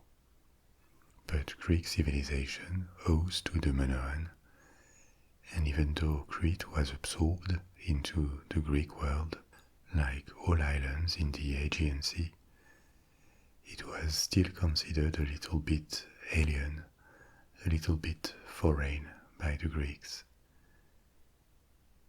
It was part of their world, but also on the margin of it, at least to the authors from Athens that form a big part of the body of ancient Greek writings that we know of.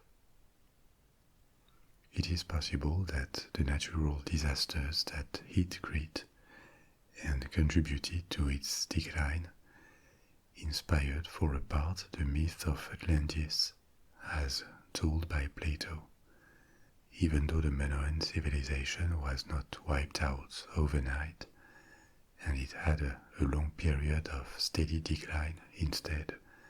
It is likely that the destruction it suffered contributed to its downfall, and this may have impressed the Greeks, leaving traces in their oral tradition until this was put in writing under a mythological form centuries later. These palaces that were probably the centers of political life in Crete were monumental buildings with administrative purposes. We know it because large rooms for the storage of archives were discovered in their ruins.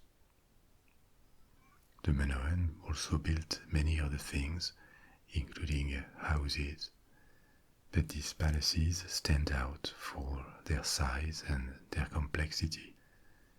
They were multi-story buildings. They had many staircases inside and outside, light wells, courtyards, sometimes courtyards lined with massive columns. They had astute systems to collect rainwater and store it, as well as sewers. The Knossos Palace, which was the largest, covered an area of about 20,000 square meters, and between the different floors it could have had around 1,000 rooms. Some frescoes have been well preserved, and they reveal a colorful and refined aesthetic that reminds of later Greek art, but is unique to the Minoan. So all these remains have given a lot of insight about this lost civilization over the past century. But many questions remain unanswered. We don't exactly know what their states were like, how they worked. Their religion and their society are also little known, and even their language, which brings us back to the Phaistos Disk. Minoan is an unclassified language. They seem to have had several scripts that served for their language, or maybe they had several of these languages on the island. But as of today, most of their writings are still undeciphered. Unclassified language means that it could not be associated with a broader family of languages. Crete is where two large linguistic groups meet: Indo-European languages and Semitic languages. The main Semitic languages spoken today are Arabic, Amharic, a language used in Ethiopia, and Hebrew.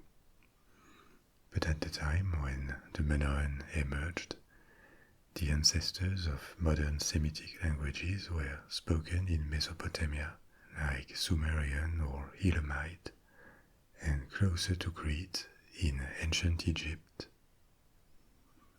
But comparisons of Minoan writings with Semitic and Indo-European languages were inconclusive, meaning that it couldn't be integrated to either family. And this suggests that it may have been an unique language developed in Crete or spoken by people who occupied the island. So why is the Phaistos Disk interesting, given that many other documents also remained undeciphered? Because it is the only find of its kind. The script on the disk was not seen anywhere else. This is puzzling. One possibility would be that the disk was just decorative, not the support of a script. But the examination tends to invalidate this, because the same signs, the same hieroglyphs come back on it.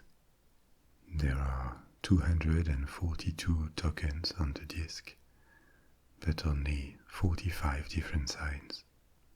Some come back often, like a human head with a crest, a bell-shaped symbol that looks like a helmet, or what looks like a boomerang, and many others appear only once or twice, as if they corresponded to less frequent words or concepts.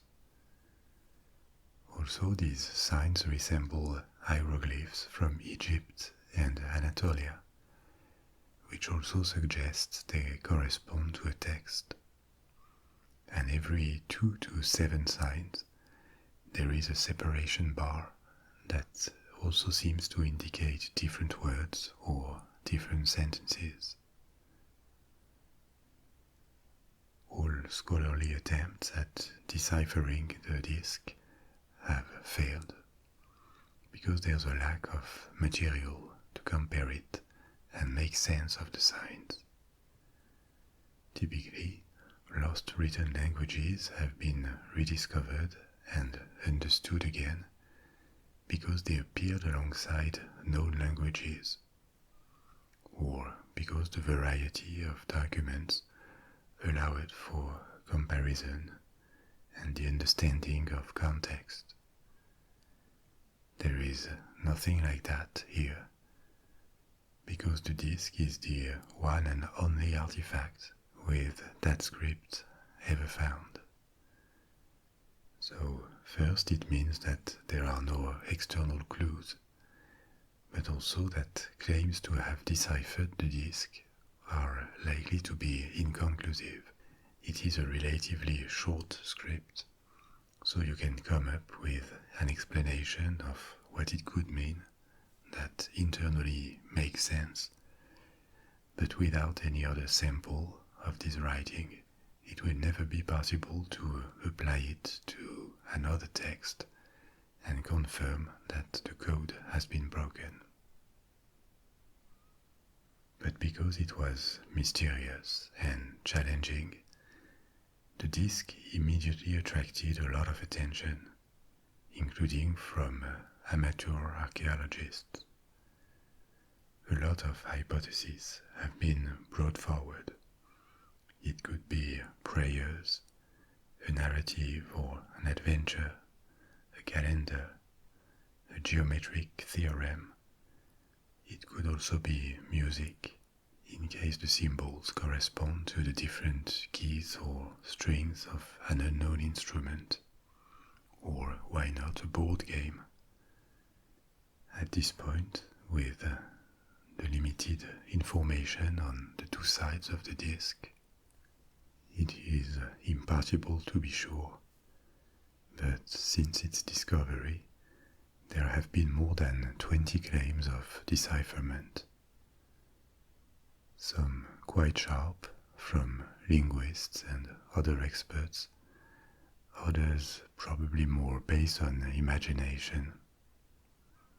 The Phaistos Disk is sometimes given as an example of pseudo-archaeology. That is to say, when people with no connection and sometimes no regard for the discipline as it has been practiced in universities and research institutions, with its protocols and its evidence-based approach.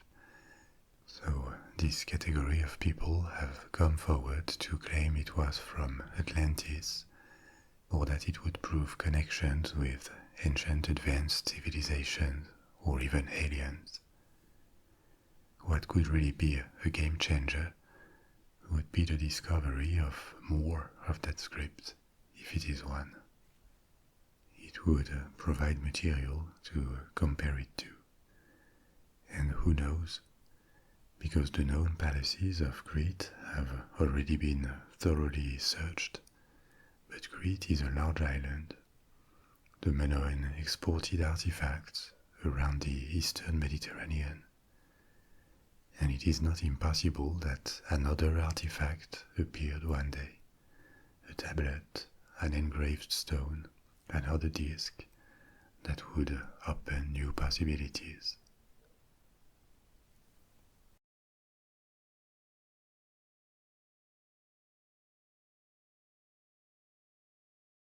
Let's come back to modern times and cross the Atlantic Ocean for another mystery, more of a geological and scientific nature, and one that is satisfying because it was recently explained. Imagine rocks that can travel with no human or animal or even vegetal intervention and leave tracks behind them.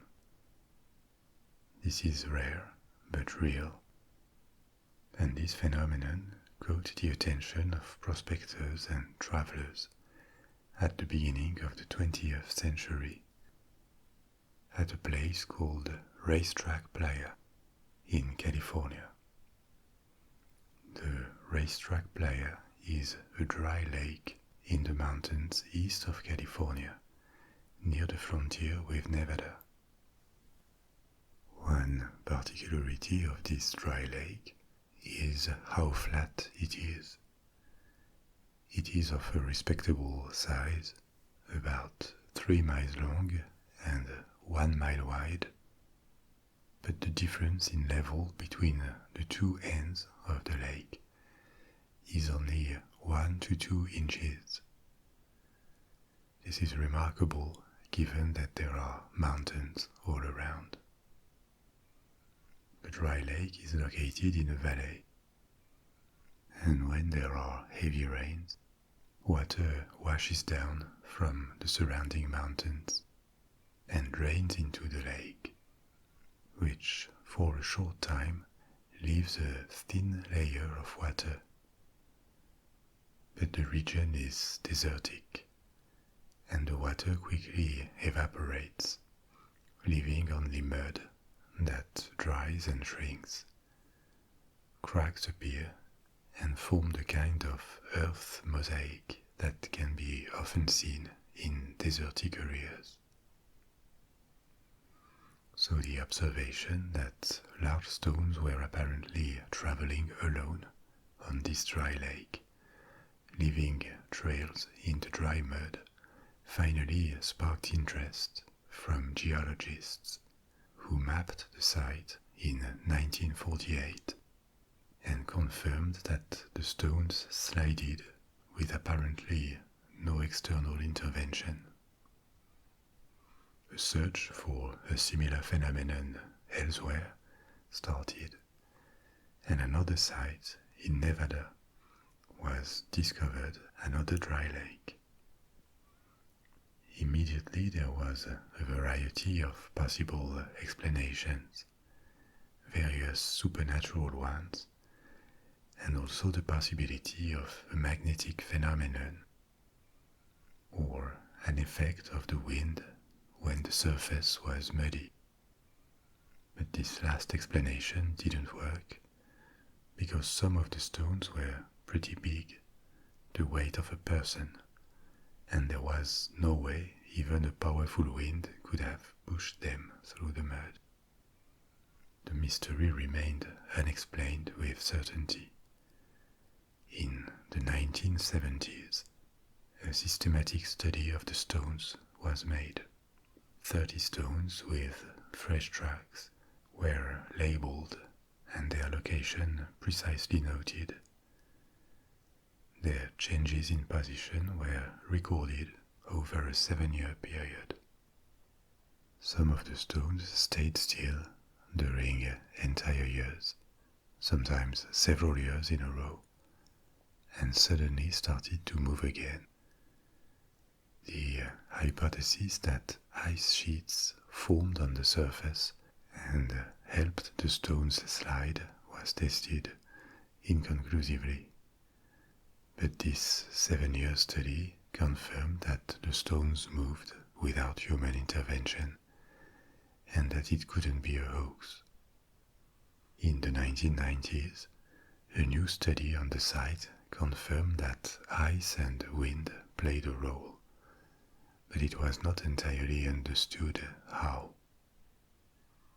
Finally, a few years ago, the movement of rocks were tracked using GPS and time-lapse photography, which helped grasp what happens. When there is humidity on the surface, the water drained from the mountains nearby, this thin layer of water may turn to ice by night due to low temperature. Then in the morning, the sunlight hits and breaks this thin layer of ice. The stones end up on these ephemeral rafts, layers of ice, which strongly reduces the friction with the ground. If at the same time the wind blows strong enough, it pushes the stones on their ice rafts. This explains why the phenomenon never happens in the summer. The temperature doesn't drop enough at night to freeze water. The floating ice panels shove rocks at up to 5 meters per minute. This is relatively slow but still visible. And so in these very particular conditions, it is possible to see a rock traveling on its own on the surface and leaving a track behind.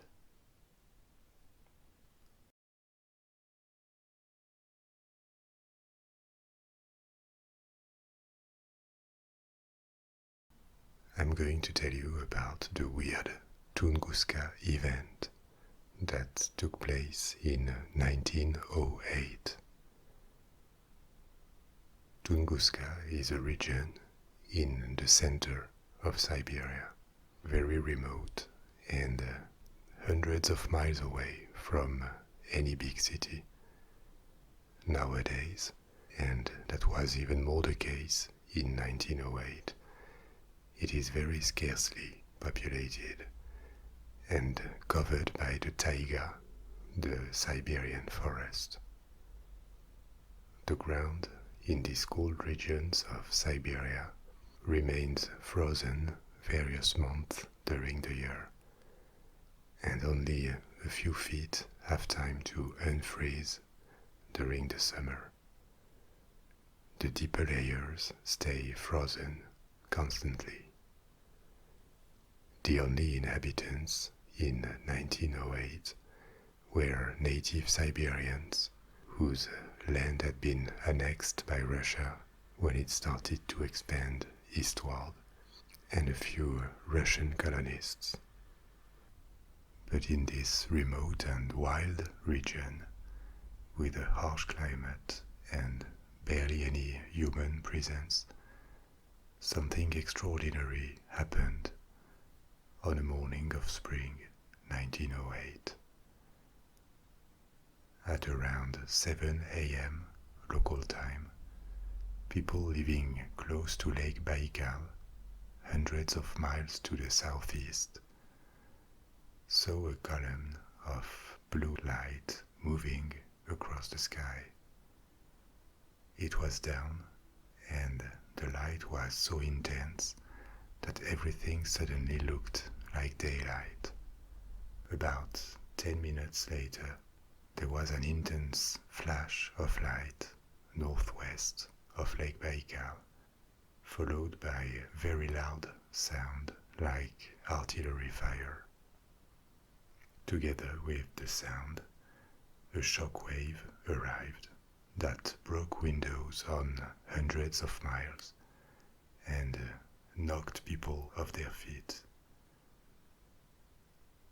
At various seismic stations in Asia and Europe, and even some of them in America, a shake was detected as far as Germany, the UK, Washington, and Indonesia, places that are almost on the other side of the Earth.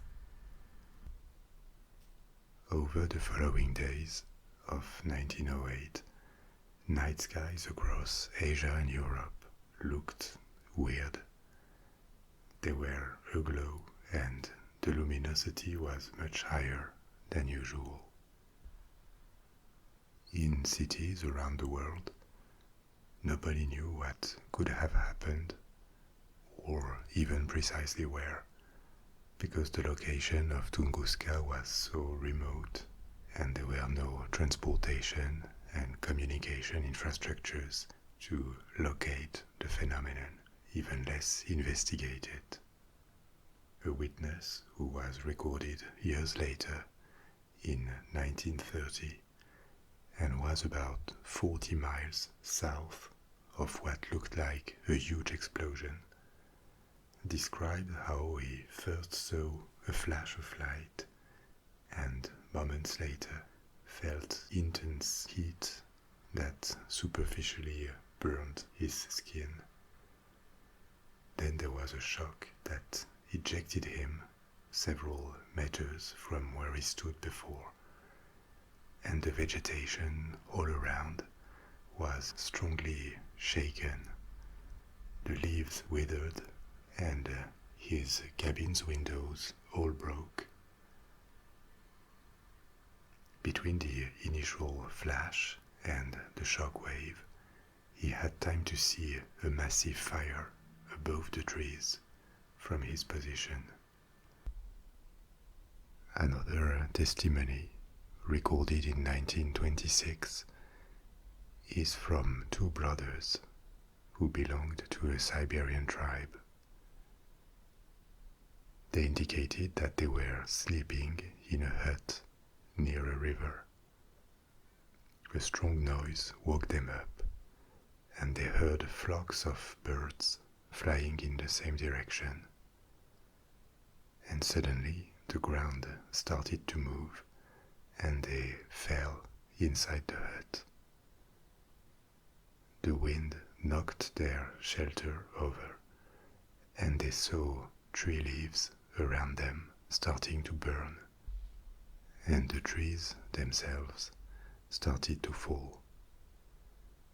They described how they saw like a second sun and heard the sound of thunder, even though the sky was cloudless. So what happened? Scientists in Russia and around the world, and the press too, supposed that a meteorite, an asteroid, had fallen from the sky and disintegrated, possibly leaving a huge crater in the center of Siberia. But after a few days, the unusual phenomena observed around the globe started to recede, and the place was so far remote that no scientific expedition was sent this year, or next, or in the following years, and the public progressively forgot this event. It was only in 1921, after the Russian Revolution and the installation of the Soviet regime that the first expedition was sent, but it didn't reach the supposed point of impact. It is only in 1927, almost 20 years after the event, that another expedition reached the site in the hope of collecting metals and other materials from space. They expected to find a large crater, but there was none. Instead, the scientists found a large, irregular circular area, about 5 miles across, where trees were scorched and devoid of branches, but still standing. And around this zone, the trees had been knocked down in a direction away from the center. Then emerged the hypothesis that a large meteorite had entered the atmosphere and exploded, then disintegrated before reaching the ground, burning in the atmosphere. Particles were discovered later around the central zone and in the trees that do not come from the region based on the proportions of metals and isotopes they contain. And these proportions are coherent with an extraterrestrial origin. The scientific consensus today is that the explosion was caused by a small asteroid, because this is consistent with observations made moments before and after the explosion. Based on asteroid impact models, this asteroid would have exploded about 4 to 6 miles above surface, and the explosion would have been equivalent to 5 to 15 megatons of TNT. This is several hundred times the Hiroshima bomb, and comparable to some of the biggest hydrogen bomb tests that were conducted during the 1950s and 1960s. But recent models suggest that asteroid impacts or explosions in the atmosphere of such magnitude are not that extraordinary. There is one about every 1,000 years, approximately. A smaller asteroid actually fell on Earth, also in Russia, in 2013, near the city of Chelyabinsk. And the energy of the explosion was estimated to be about 500 kilotons. That is 10 to 30 times less than the Tunguska asteroid, if it is one, but it was still enough to cause damages at the surface. However, given the lack of information, nothing is 100% sure here. For example, we don't exactly know if it could be another phenomenon that caused the explosion, and in the case it was an impact, what fell in the atmosphere exactly? It could be a regular asteroid or a comet. All these atmospheric perturbations that happened around the globe following the explosion could point to a comet, in fact. The dust and ice from its tail could have spread in the upper atmosphere and explain these glowing skies observed sometimes thousands of miles away from the explosion. But a comet is generally less dense than a rocky asteroid because it is full of space ices that generate the tail, and at least theoretically it should have disintegrated much higher in the atmosphere, not that close to the ground. Other possible explanations to the explosion have also been advanced along the years, even though they dissent from the scientific consensus. One is that the explosion could have been caused by a massive release of natural gas. Through a leak, a column of gas could have formed up to the sky, and lighting would have ignited it.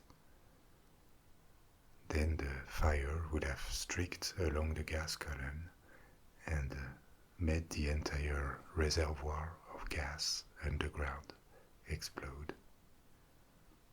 The biggest weakness in this theory is the absence of a giant hole at the surface.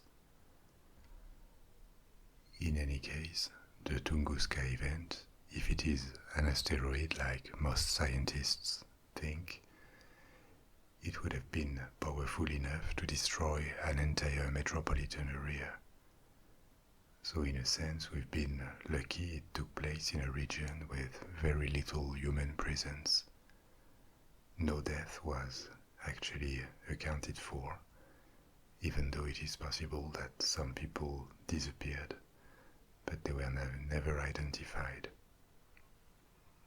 With further research in the 20th century, this event has drawn attention to the risk of a catastrophic asteroid impact and what could be done to avoid it in the future or limit the consequences.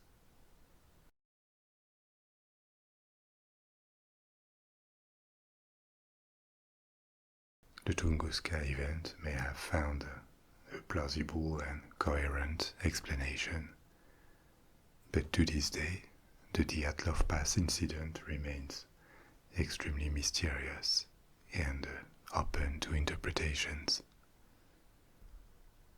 So, what happened? In 1959, in the Soviet Union, a group of college students was formed for a skiing and hiking expedition across the northern Urals. The students lived in the Ural region, in Yekaterinburg, where they studied at the Ural Federal University. They were 10 in their early 20s, and the group's leader was Igor Dyatlov, a radio engineering student. Every single member of the group, there were 8 men and 2 women, was an experienced hiker and skier. The goal of their expedition was to reach a mountain called Otorten, and the trip was technically difficult, but they had the experience and physical condition and equipment to do it in the best safety conditions possible. The group arrived at a town north of Yekaterinburg on a day of January 1959, and then they took a truck to the last inhabited settlement to the north, a village called Vitsai. On 27 January, they began their trek from Vitsai to the Otorten mountain. The following day, one of the members realized that he could not go further. He wouldn't be able to go on due to knee and joint pain. So he turned back and returned to Vitsai on his own. He did not know it yet, but this probably saved his life. The group of now 9 hikers kept advancing, and on February the 1st, they started to move through a pass that would lead them close to their destination. But the weather conditions worsened, a snowstorm began, and visibility decreased, so that the group lost their direction and deviated from their route. When they realized that, they decided to set up camp on the slope of a mountain, rather than move back to a forested area that could have provided some shelter from the elements, as the storm was now raging. They took this decision probably to not lose altitude or to practice camping on a slope. The night fell. The expedition was supposed to return to Vitsai before February 12, 15 days after departure, and they should have sent a telegram from Vitsai to their university to inform that they were back and fine. But they didn't. A few days passed, and their friends and families started to worry. On 20 February, a rescue expedition was sent, and on 26 February, their camp was found. The sight baffled the search party. The tent they discovered was half torn down, and it contained the group's belongings, including their shoes. The tent had apparently been cut open from inside, and from the tent they observed 8 or 9 sets of footprints left by people who were wearing only socks or even barefoot in the snow. The footprints led down to small woods nearby, and at the edge of the forest, the searchers found the remains of a small fire under a tree, with the bodies of 2 persons who were identified as group members. They were in their underwear and shoeless too. The branches of the tree were broken or damaged, suggesting someone or something had climbed up. Between this tree and the campsite, 3 more bodies were uncovered under the snow, in a position suggesting they tried to return to the tent. But they were separated and at various distances between the tree and the campsite. 4 people out of the team of 9 were still missing, and it took 2 months more to find their bodies.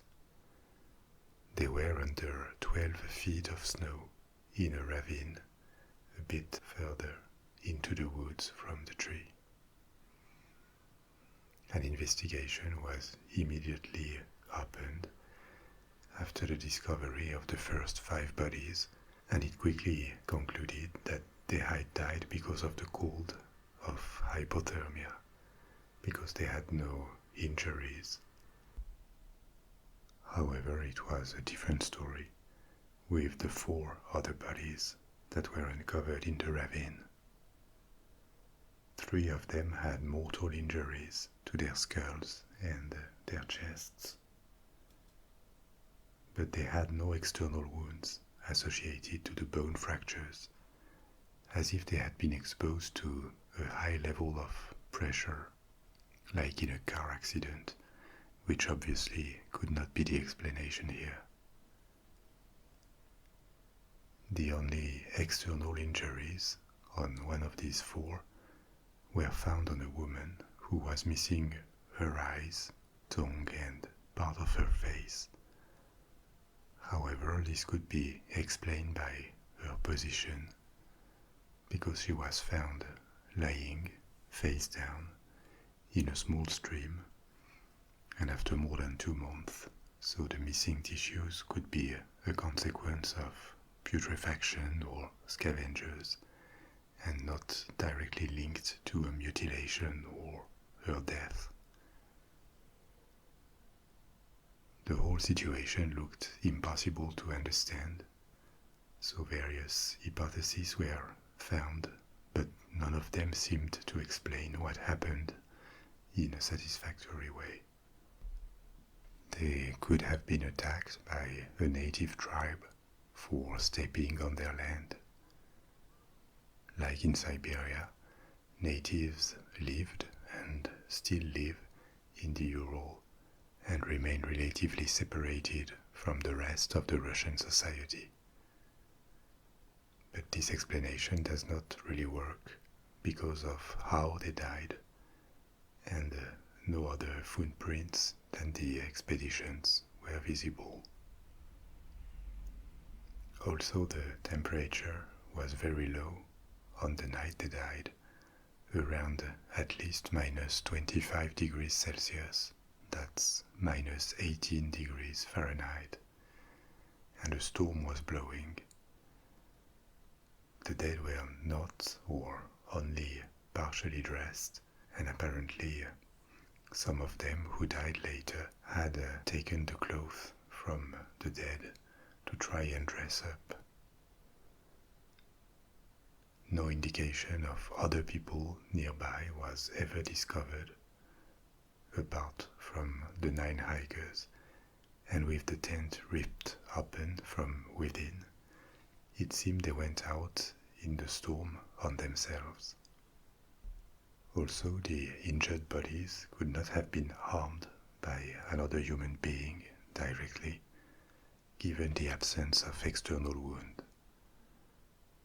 Given that no guilt could be attributed to anyone, the investigation was closed on May of the same year, without providing any explanation other than a natural force that would have driven the group to act uncontrollably to their death. But this doesn't explain anything. And to make the matter more complicated, another group of hikers that was 30 miles away from Dyatlov's expedition reported that they saw strange orange spheres in the sky on the night of the incident. But they did so years later, and more testimonies of these flying orange spheres from people in the region surfaced too, but also several years later after the incident, which doesn't mean they are not believable, but this is weird, nobody mentioned it earlier. One theory that sounds reasonable at first sight is an avalanche, but it becomes questionable under scrutiny. The group could have woken up in a panic and tried to cut their way out of the tent because the entrance had been blocked by snow, and they feared an avalanche was going to bury them alive. That would explain why they were half naked and why they ran to the safety of the woods. Given the dark and the storm, they got separated into 2 or 3 groups. One of these groups made a fire, but they ultimately all froze to death because of the cold. At some point, the group that had internal injuries would have been caught in an avalanche, and that would explain their fractures. Now the problem with this theory is that apparently no avalanche took place. An avalanche would have left certain patterns and debris over a wide area. There was nothing of the sort here. Also, the first bodies to be uncovered had very little snow on them, and an avalanche able to inflict the injuries observed would have also damaged the tree line, but there was no damage visible at all. Actually, no avalanche was ever reported in this pass, and it is considered very unlikely because of the topography.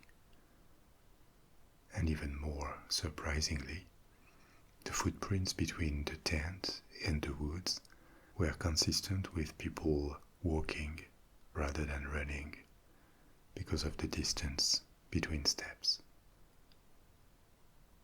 A more recent investigation revisited this hypothesis and suggests that they may have escaped the tent because they feared an avalanche that never happened. They reached the woods and separated. Some of them tried to return to the tent for equipment, but died of exhaustion. Others stayed around the fire, but as no one returned with clothes, they died eventually. And another group of 4 would have tried to establish another camp in the woods, but fell in a ravine. This still does not explain very well their internal injuries, though, because they didn't fall from a very high position. Another theory is that the topography of the location would be such that wind could have produced infrasounds capable of inducing panic attacks. That would explain how experienced hikers would have started running half naked in the dark.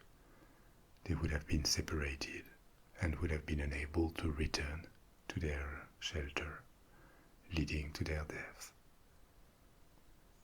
This theory is hard to prove.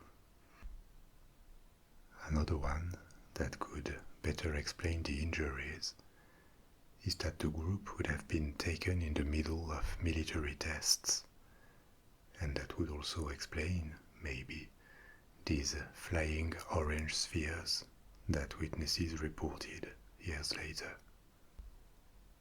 Speculation exists that the campsite accidentally fell within the path of a parachute mine exercise by the military.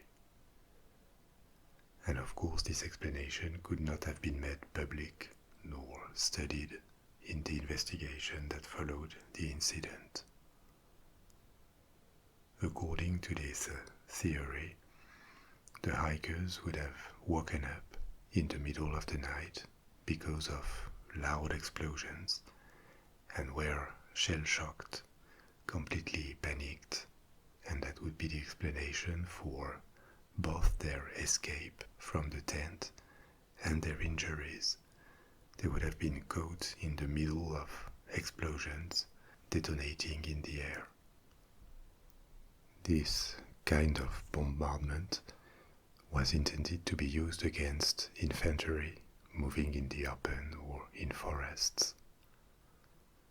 What gives credibility to this theory is that there are indeed records of parachute mine testings in this area of the Ural, but the military never acknowledged it had anything to see with this incident, and there is no obvious proof.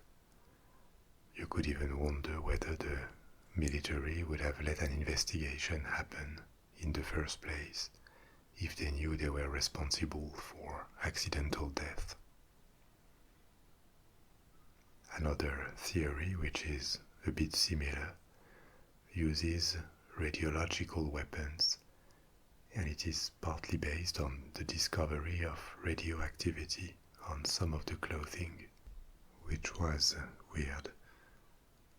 But in the case of radiological weapons, everything should have been contaminated, not just part of the equipment.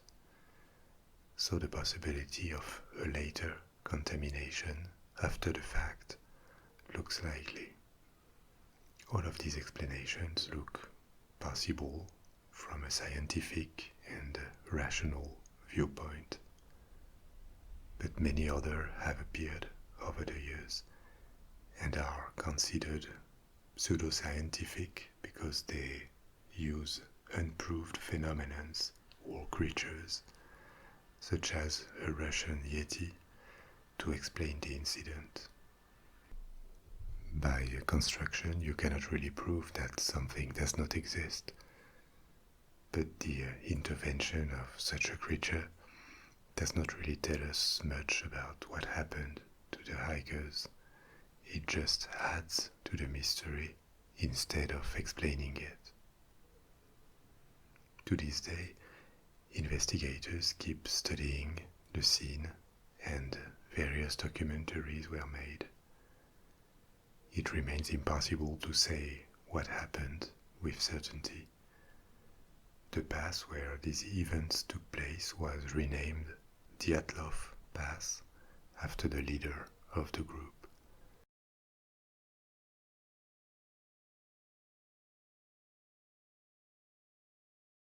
we're now going to talk about the Antikythera Mechanism, maybe the first computer ever built, but it was in the antiquity. In 1901, a wreck off the coast of a Greek island called Antikythera was retrieved. It was dated to approximately 70 to 80 BC.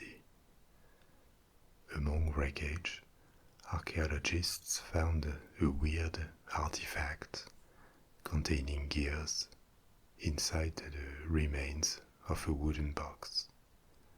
After conservation work, 82 separate fragments with gears and inscriptions were identified, and archaeologists had to conclude that what they had was a complex clockwork mechanism.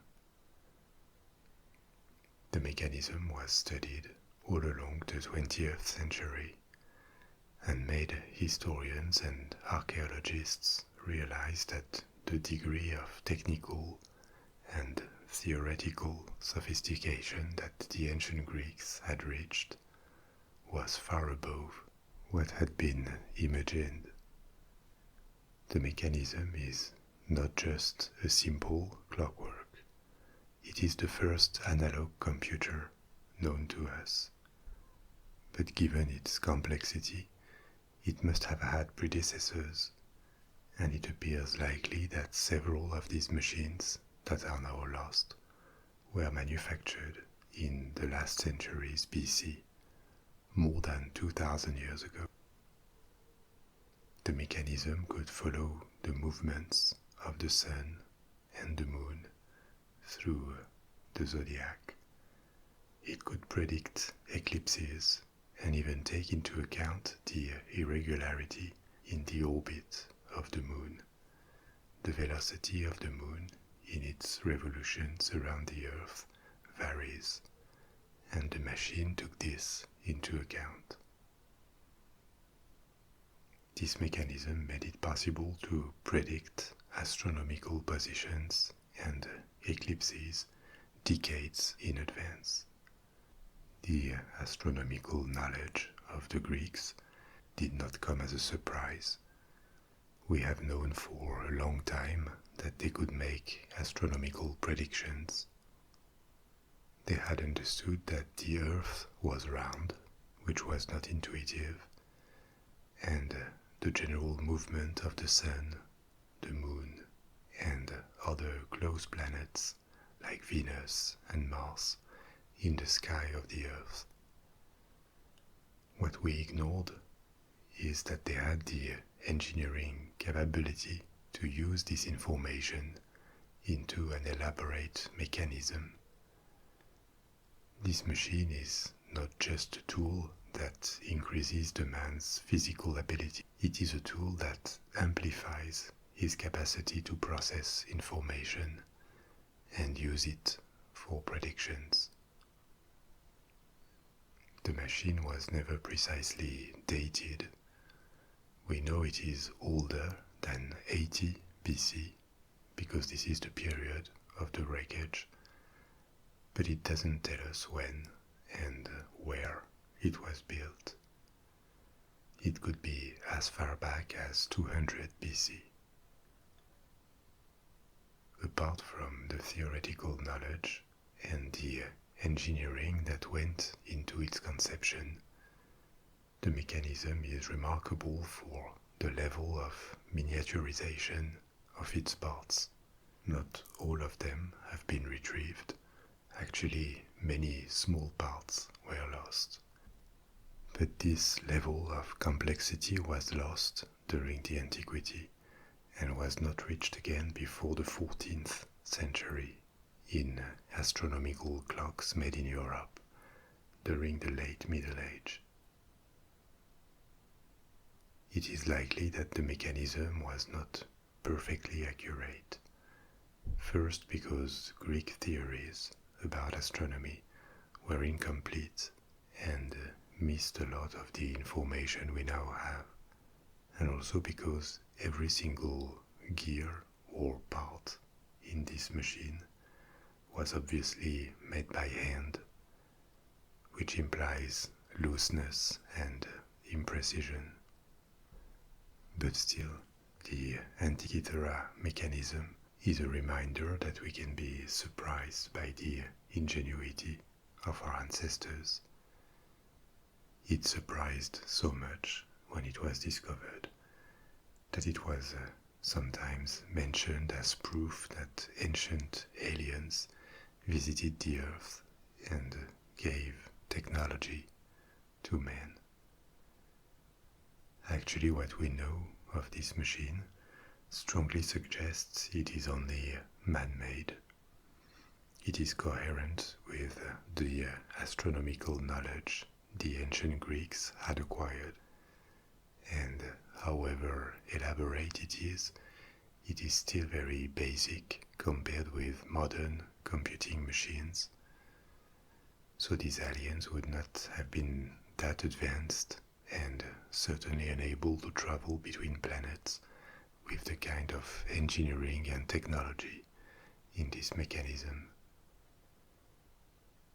As I said, this level of complexity in clockworks was lost after the antiquity, but a tradition of making elaborate mechanical devices survived and was passed to the Byzantine Empire and later to the Islamic world. Both produced geared calendars, and the transmission of this knowledge may have helped Europe catch up in the late Middle Age and then keep refining these technologies in clocks and astrolabes, which were the ancestors of computers until electronics revolutionized everything.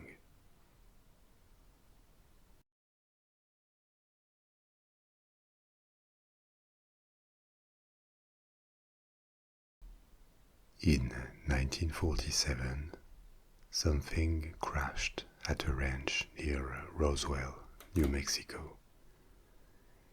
This was the beginning of one of the most famous, probably even the most famous in popular culture, story about UFOs. Many theories and hoaxes even about it have been debunked, including a fake alien autopsy video.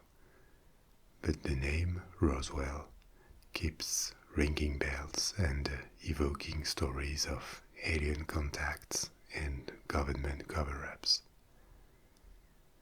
Again, by definition, it is impossible to prove that no alien flying saucer crashed at Roswell, or that the US government and the military told the truth.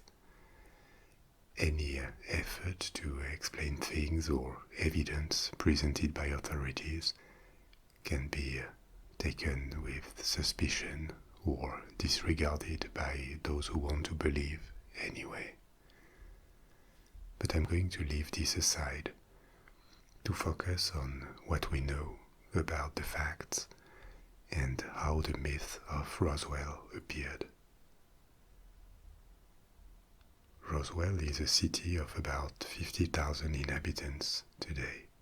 It was about 20,000 in the 1940s. In June 1947, a foreman working 30 miles north of Roswell noticed clusters of debris. There were rubber strips, sticks, papers, and tinfoil, according to an interview he gave to a local newspaper in July. Shortly after this, he heard reports about flying disks and began to wonder whether what he had sighted could be the remains of one of these vehicles. The first reported sightings of flying disks or flying saucers that could be alien vehicles or advanced and secret military prototypes appeared in the 1940s and their golden age was in the 1950s. They were popularized by movies and novels. Photos appeared with these flying objects, and this all started the craze about UFOs. Nowadays there are still alleged sightings of UFOs, especially in America, but their shapes tend to be more varied than they were back in the 1950s. The flying saucer did not come out of nowhere. They were already evoked in science fiction novels before and during the Second World War. And also a project called Discopter was patented in 1944 by a Dutch-American engineer and artist called Alexander Huygens. He made multiple drawings of an aircraft able to lift off vertically and sent these drawings to all the branches of the US military. The project was not developed further, but it inspired ulterior designs of vertical lift-off planes or projects that were abandoned, such as the Avro car. The Avro car was a kind of circular flying vehicle shaped like a frisbee. It ejected air underneath to provide thrust and liftoff, and it would have been like a high-performance helicopter. That was the ambition, but after development in the 1950s, it was finally abandoned for insufficient performance and was never mass-produced. But it did look like a flying saucer. It is possible that various observations of UFOs were actually prototypes and secret prototypes. But the way these observations also often followed a cycle of science fiction works and movies also point to many other sightings being just hallucinations or mistakes or hoaxes maybe. In any case, the crash at Roswell happened just as the flying saucer craze was beginning, and it contributed to it. The US Air Force sent people to pick up the debris at the ranch in July 1947 and issued a press release announcing they had recovered a flying disc which had crashed. But we know it today because the US Air Force acknowledged it. This was not the truth. Officially, the disc was attached to a weather balloon and contained measuring instruments. However, the urge to collect the device and then send it to another base appeared a bit suspicious. And years later, the US Air Force revealed that the weather balloon was a cover-up, and the device was supposed to serve for nuclear test monitoring, which was much more touchy and confidential in the context of the Cold War that was just beginning. Of course, this initial cover-up makes it harder to believe in the second version, however coherent it may sound, and in any case this incident drew the attention of the nascent UFO enthusiasts community. But the Roswell crash was forgotten in the following years.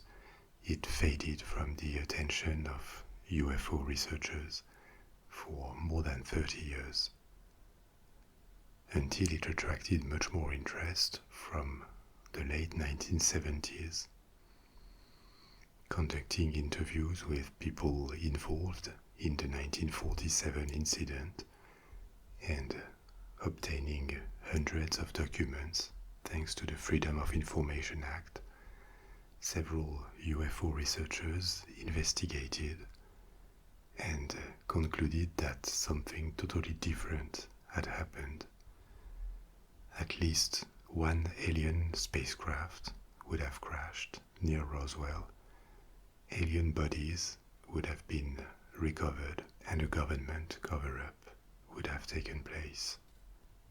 This is the basis for the modern Roswell myth, or Roswell events for the believers, the one that inspired conspiracy theories, TV shows like X-Files, or movies.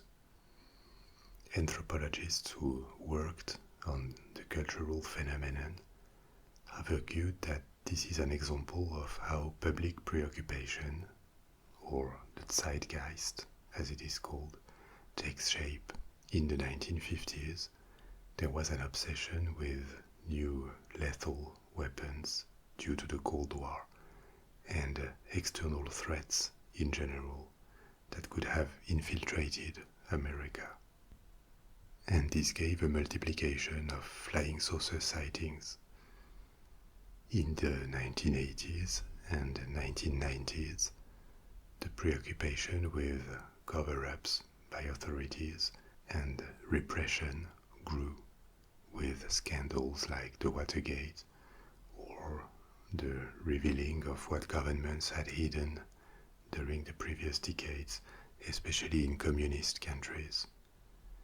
And this produced a multiplication of conspiracy theories that aligned perfectly with the Roswell story, and it made it move from the fringe to the mainstream. Just in a few years, Roswell became maybe the most famous UFO case of all times, after having been almost ignored for 30 years. Books multiplied in the 1980s and 1990s, until the story ended up on TV screens. Various witnesses have been discredited in the process, but still you cannot prove something does not exist. And for most people today, Roswell is associated with entertainment or even tourism. The city of Roswell benefits from it, rather than something they really believe in. The interest was boosted in 1995 when a short video that was a 17 minutes film depicting a secret medical examination of an extraterrestrial being by the US military was released. The film was presented as an authentic autopsy of an alien recovered from the crash of the flying disc near Roswell. It was, of course, met with skepticism, and 10 years later, the person who released it admitted that it was a fabrication.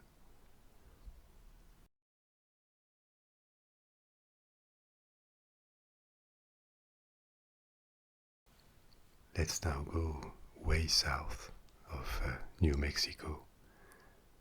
Our last story takes us to Peru and the extraordinary Nazca Lines, another location that some have considered as proof that ancient civilizations were in contact with aliens. But in any case, the significance of these man-made creations remain very unclear.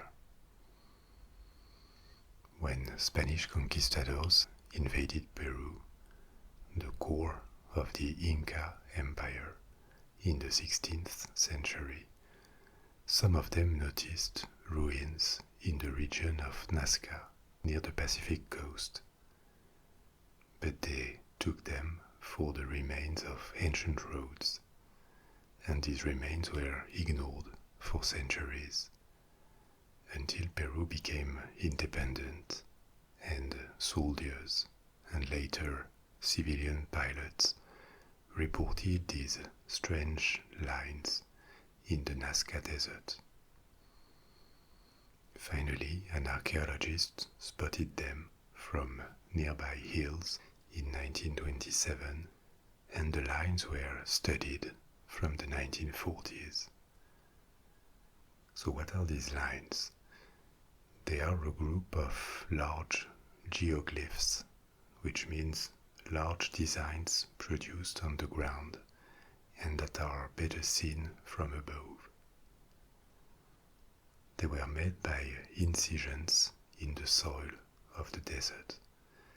Many lines run across the landscape, but there are also figurative designs of plants and animals, such as a spider, a hummingbird, a condor, or a monkey, and even a weird humanoid design called the astronaut. These lines are about 2000 years old.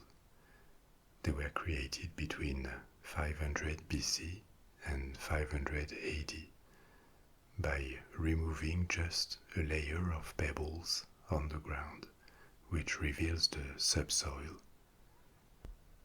These drawings on the soil are large.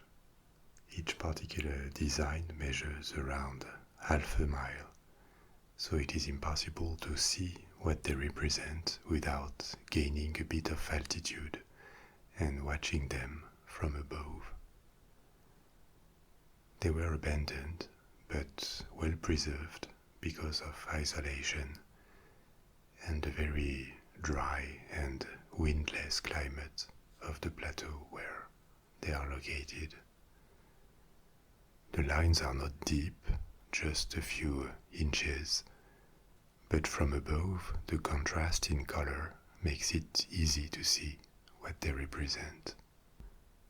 They are much older than the Inca Empire that the Spaniards found when they explored the west of South America. They were created by people from the Nazca culture. Centuries before the rise of the Incas, when in Europe the Roman Empire was also rising, this region was inhabited by people who developed their own culture and political organization in the south of Peru. We ignore how they named themselves, but we know they found ways of surviving in this very arid region. They practiced intensive agriculture by irrigating valleys around a few rivers, thanks to an elaborate system of wells and underground aqueducts. Some of them are actually still in use today. They lived in huts at the fringe of the arable land and the desert to maximize food production, and these huts formed villages with a small sanctuary in the middle. They let many ceramics and textiles that remained also well preserved thanks to the arid climate. And these artifacts show a high degree of sophistication and aesthetics for the time. After centuries of stability, they declined in the 4th century AD, maybe due to climatic phenomena, and this population and culture was absorbed by their followers. But even when the Incas expanded 1,000 years later, the site of Nazca was preserved by its remoteness and hostile climate, which is why the lines remained untouched. But why and how did they create these lines that are best seen from the sky when they had, as far as we know, no way of flying? This has been a topic of research for many archaeologists and anthropologists since the discovery. One hypothesis is that the Nazca people created them to be seen from the sky by deities, by their gods, as a gift to them or as a way to draw their attention. Or maybe it could be related to astronomy. Various cultures, including earlier ones, constructed earthworks that combine astronomical sighting with their religious beliefs. There are some in North America at Cahokia by the Mississippian culture, or Stonehenge in England is another example of this. Or maybe they could represent constellations. There is no consensus on their purpose, but almost all archaeologists agree that they must have some sort of religious significance. The mysterious nature of the lines and their originality also generated plenty of less conventional theories, that they could be a landing site for aliens or a way to communicate with them. And obviously the astronaut has attracted speculation. Now it could just be a human figure with large eyes, but some have seen it as a clue of contacts with extraterrestrial beings or maybe time travelers. The evidence lacks, obviously. What may feed these theories about the lines being more than archaeological remains, among others, is their style. It strangely speaks to us because of the stylization of the figures that makes them look strangely modern or even futuristic. There is this combination of simplicity and geometry. These patterns are not unique to the site. They can also be seen on ceramic and textiles produced by the Nazcas. There is a permanent mission studying the Nazca Lines today, and the site has been designated as a World Heritage Site by UNESCO. New hypotheses keep being made about its purpose, so maybe the Nazca site will deliver more secrets in the future. This is the end of our journey through mysterious places and artifacts. I hope you enjoyed this and that it made you discover new things, question what we think we know, and stimulate your appetite to know more about each of these stories. I'll speak to you soon with another topic. Sleep well for now, and au revoir.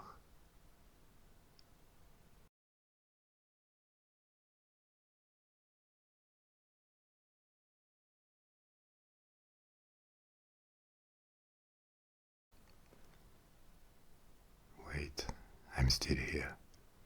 There's going to be a quick bonus story for those of you who stayed.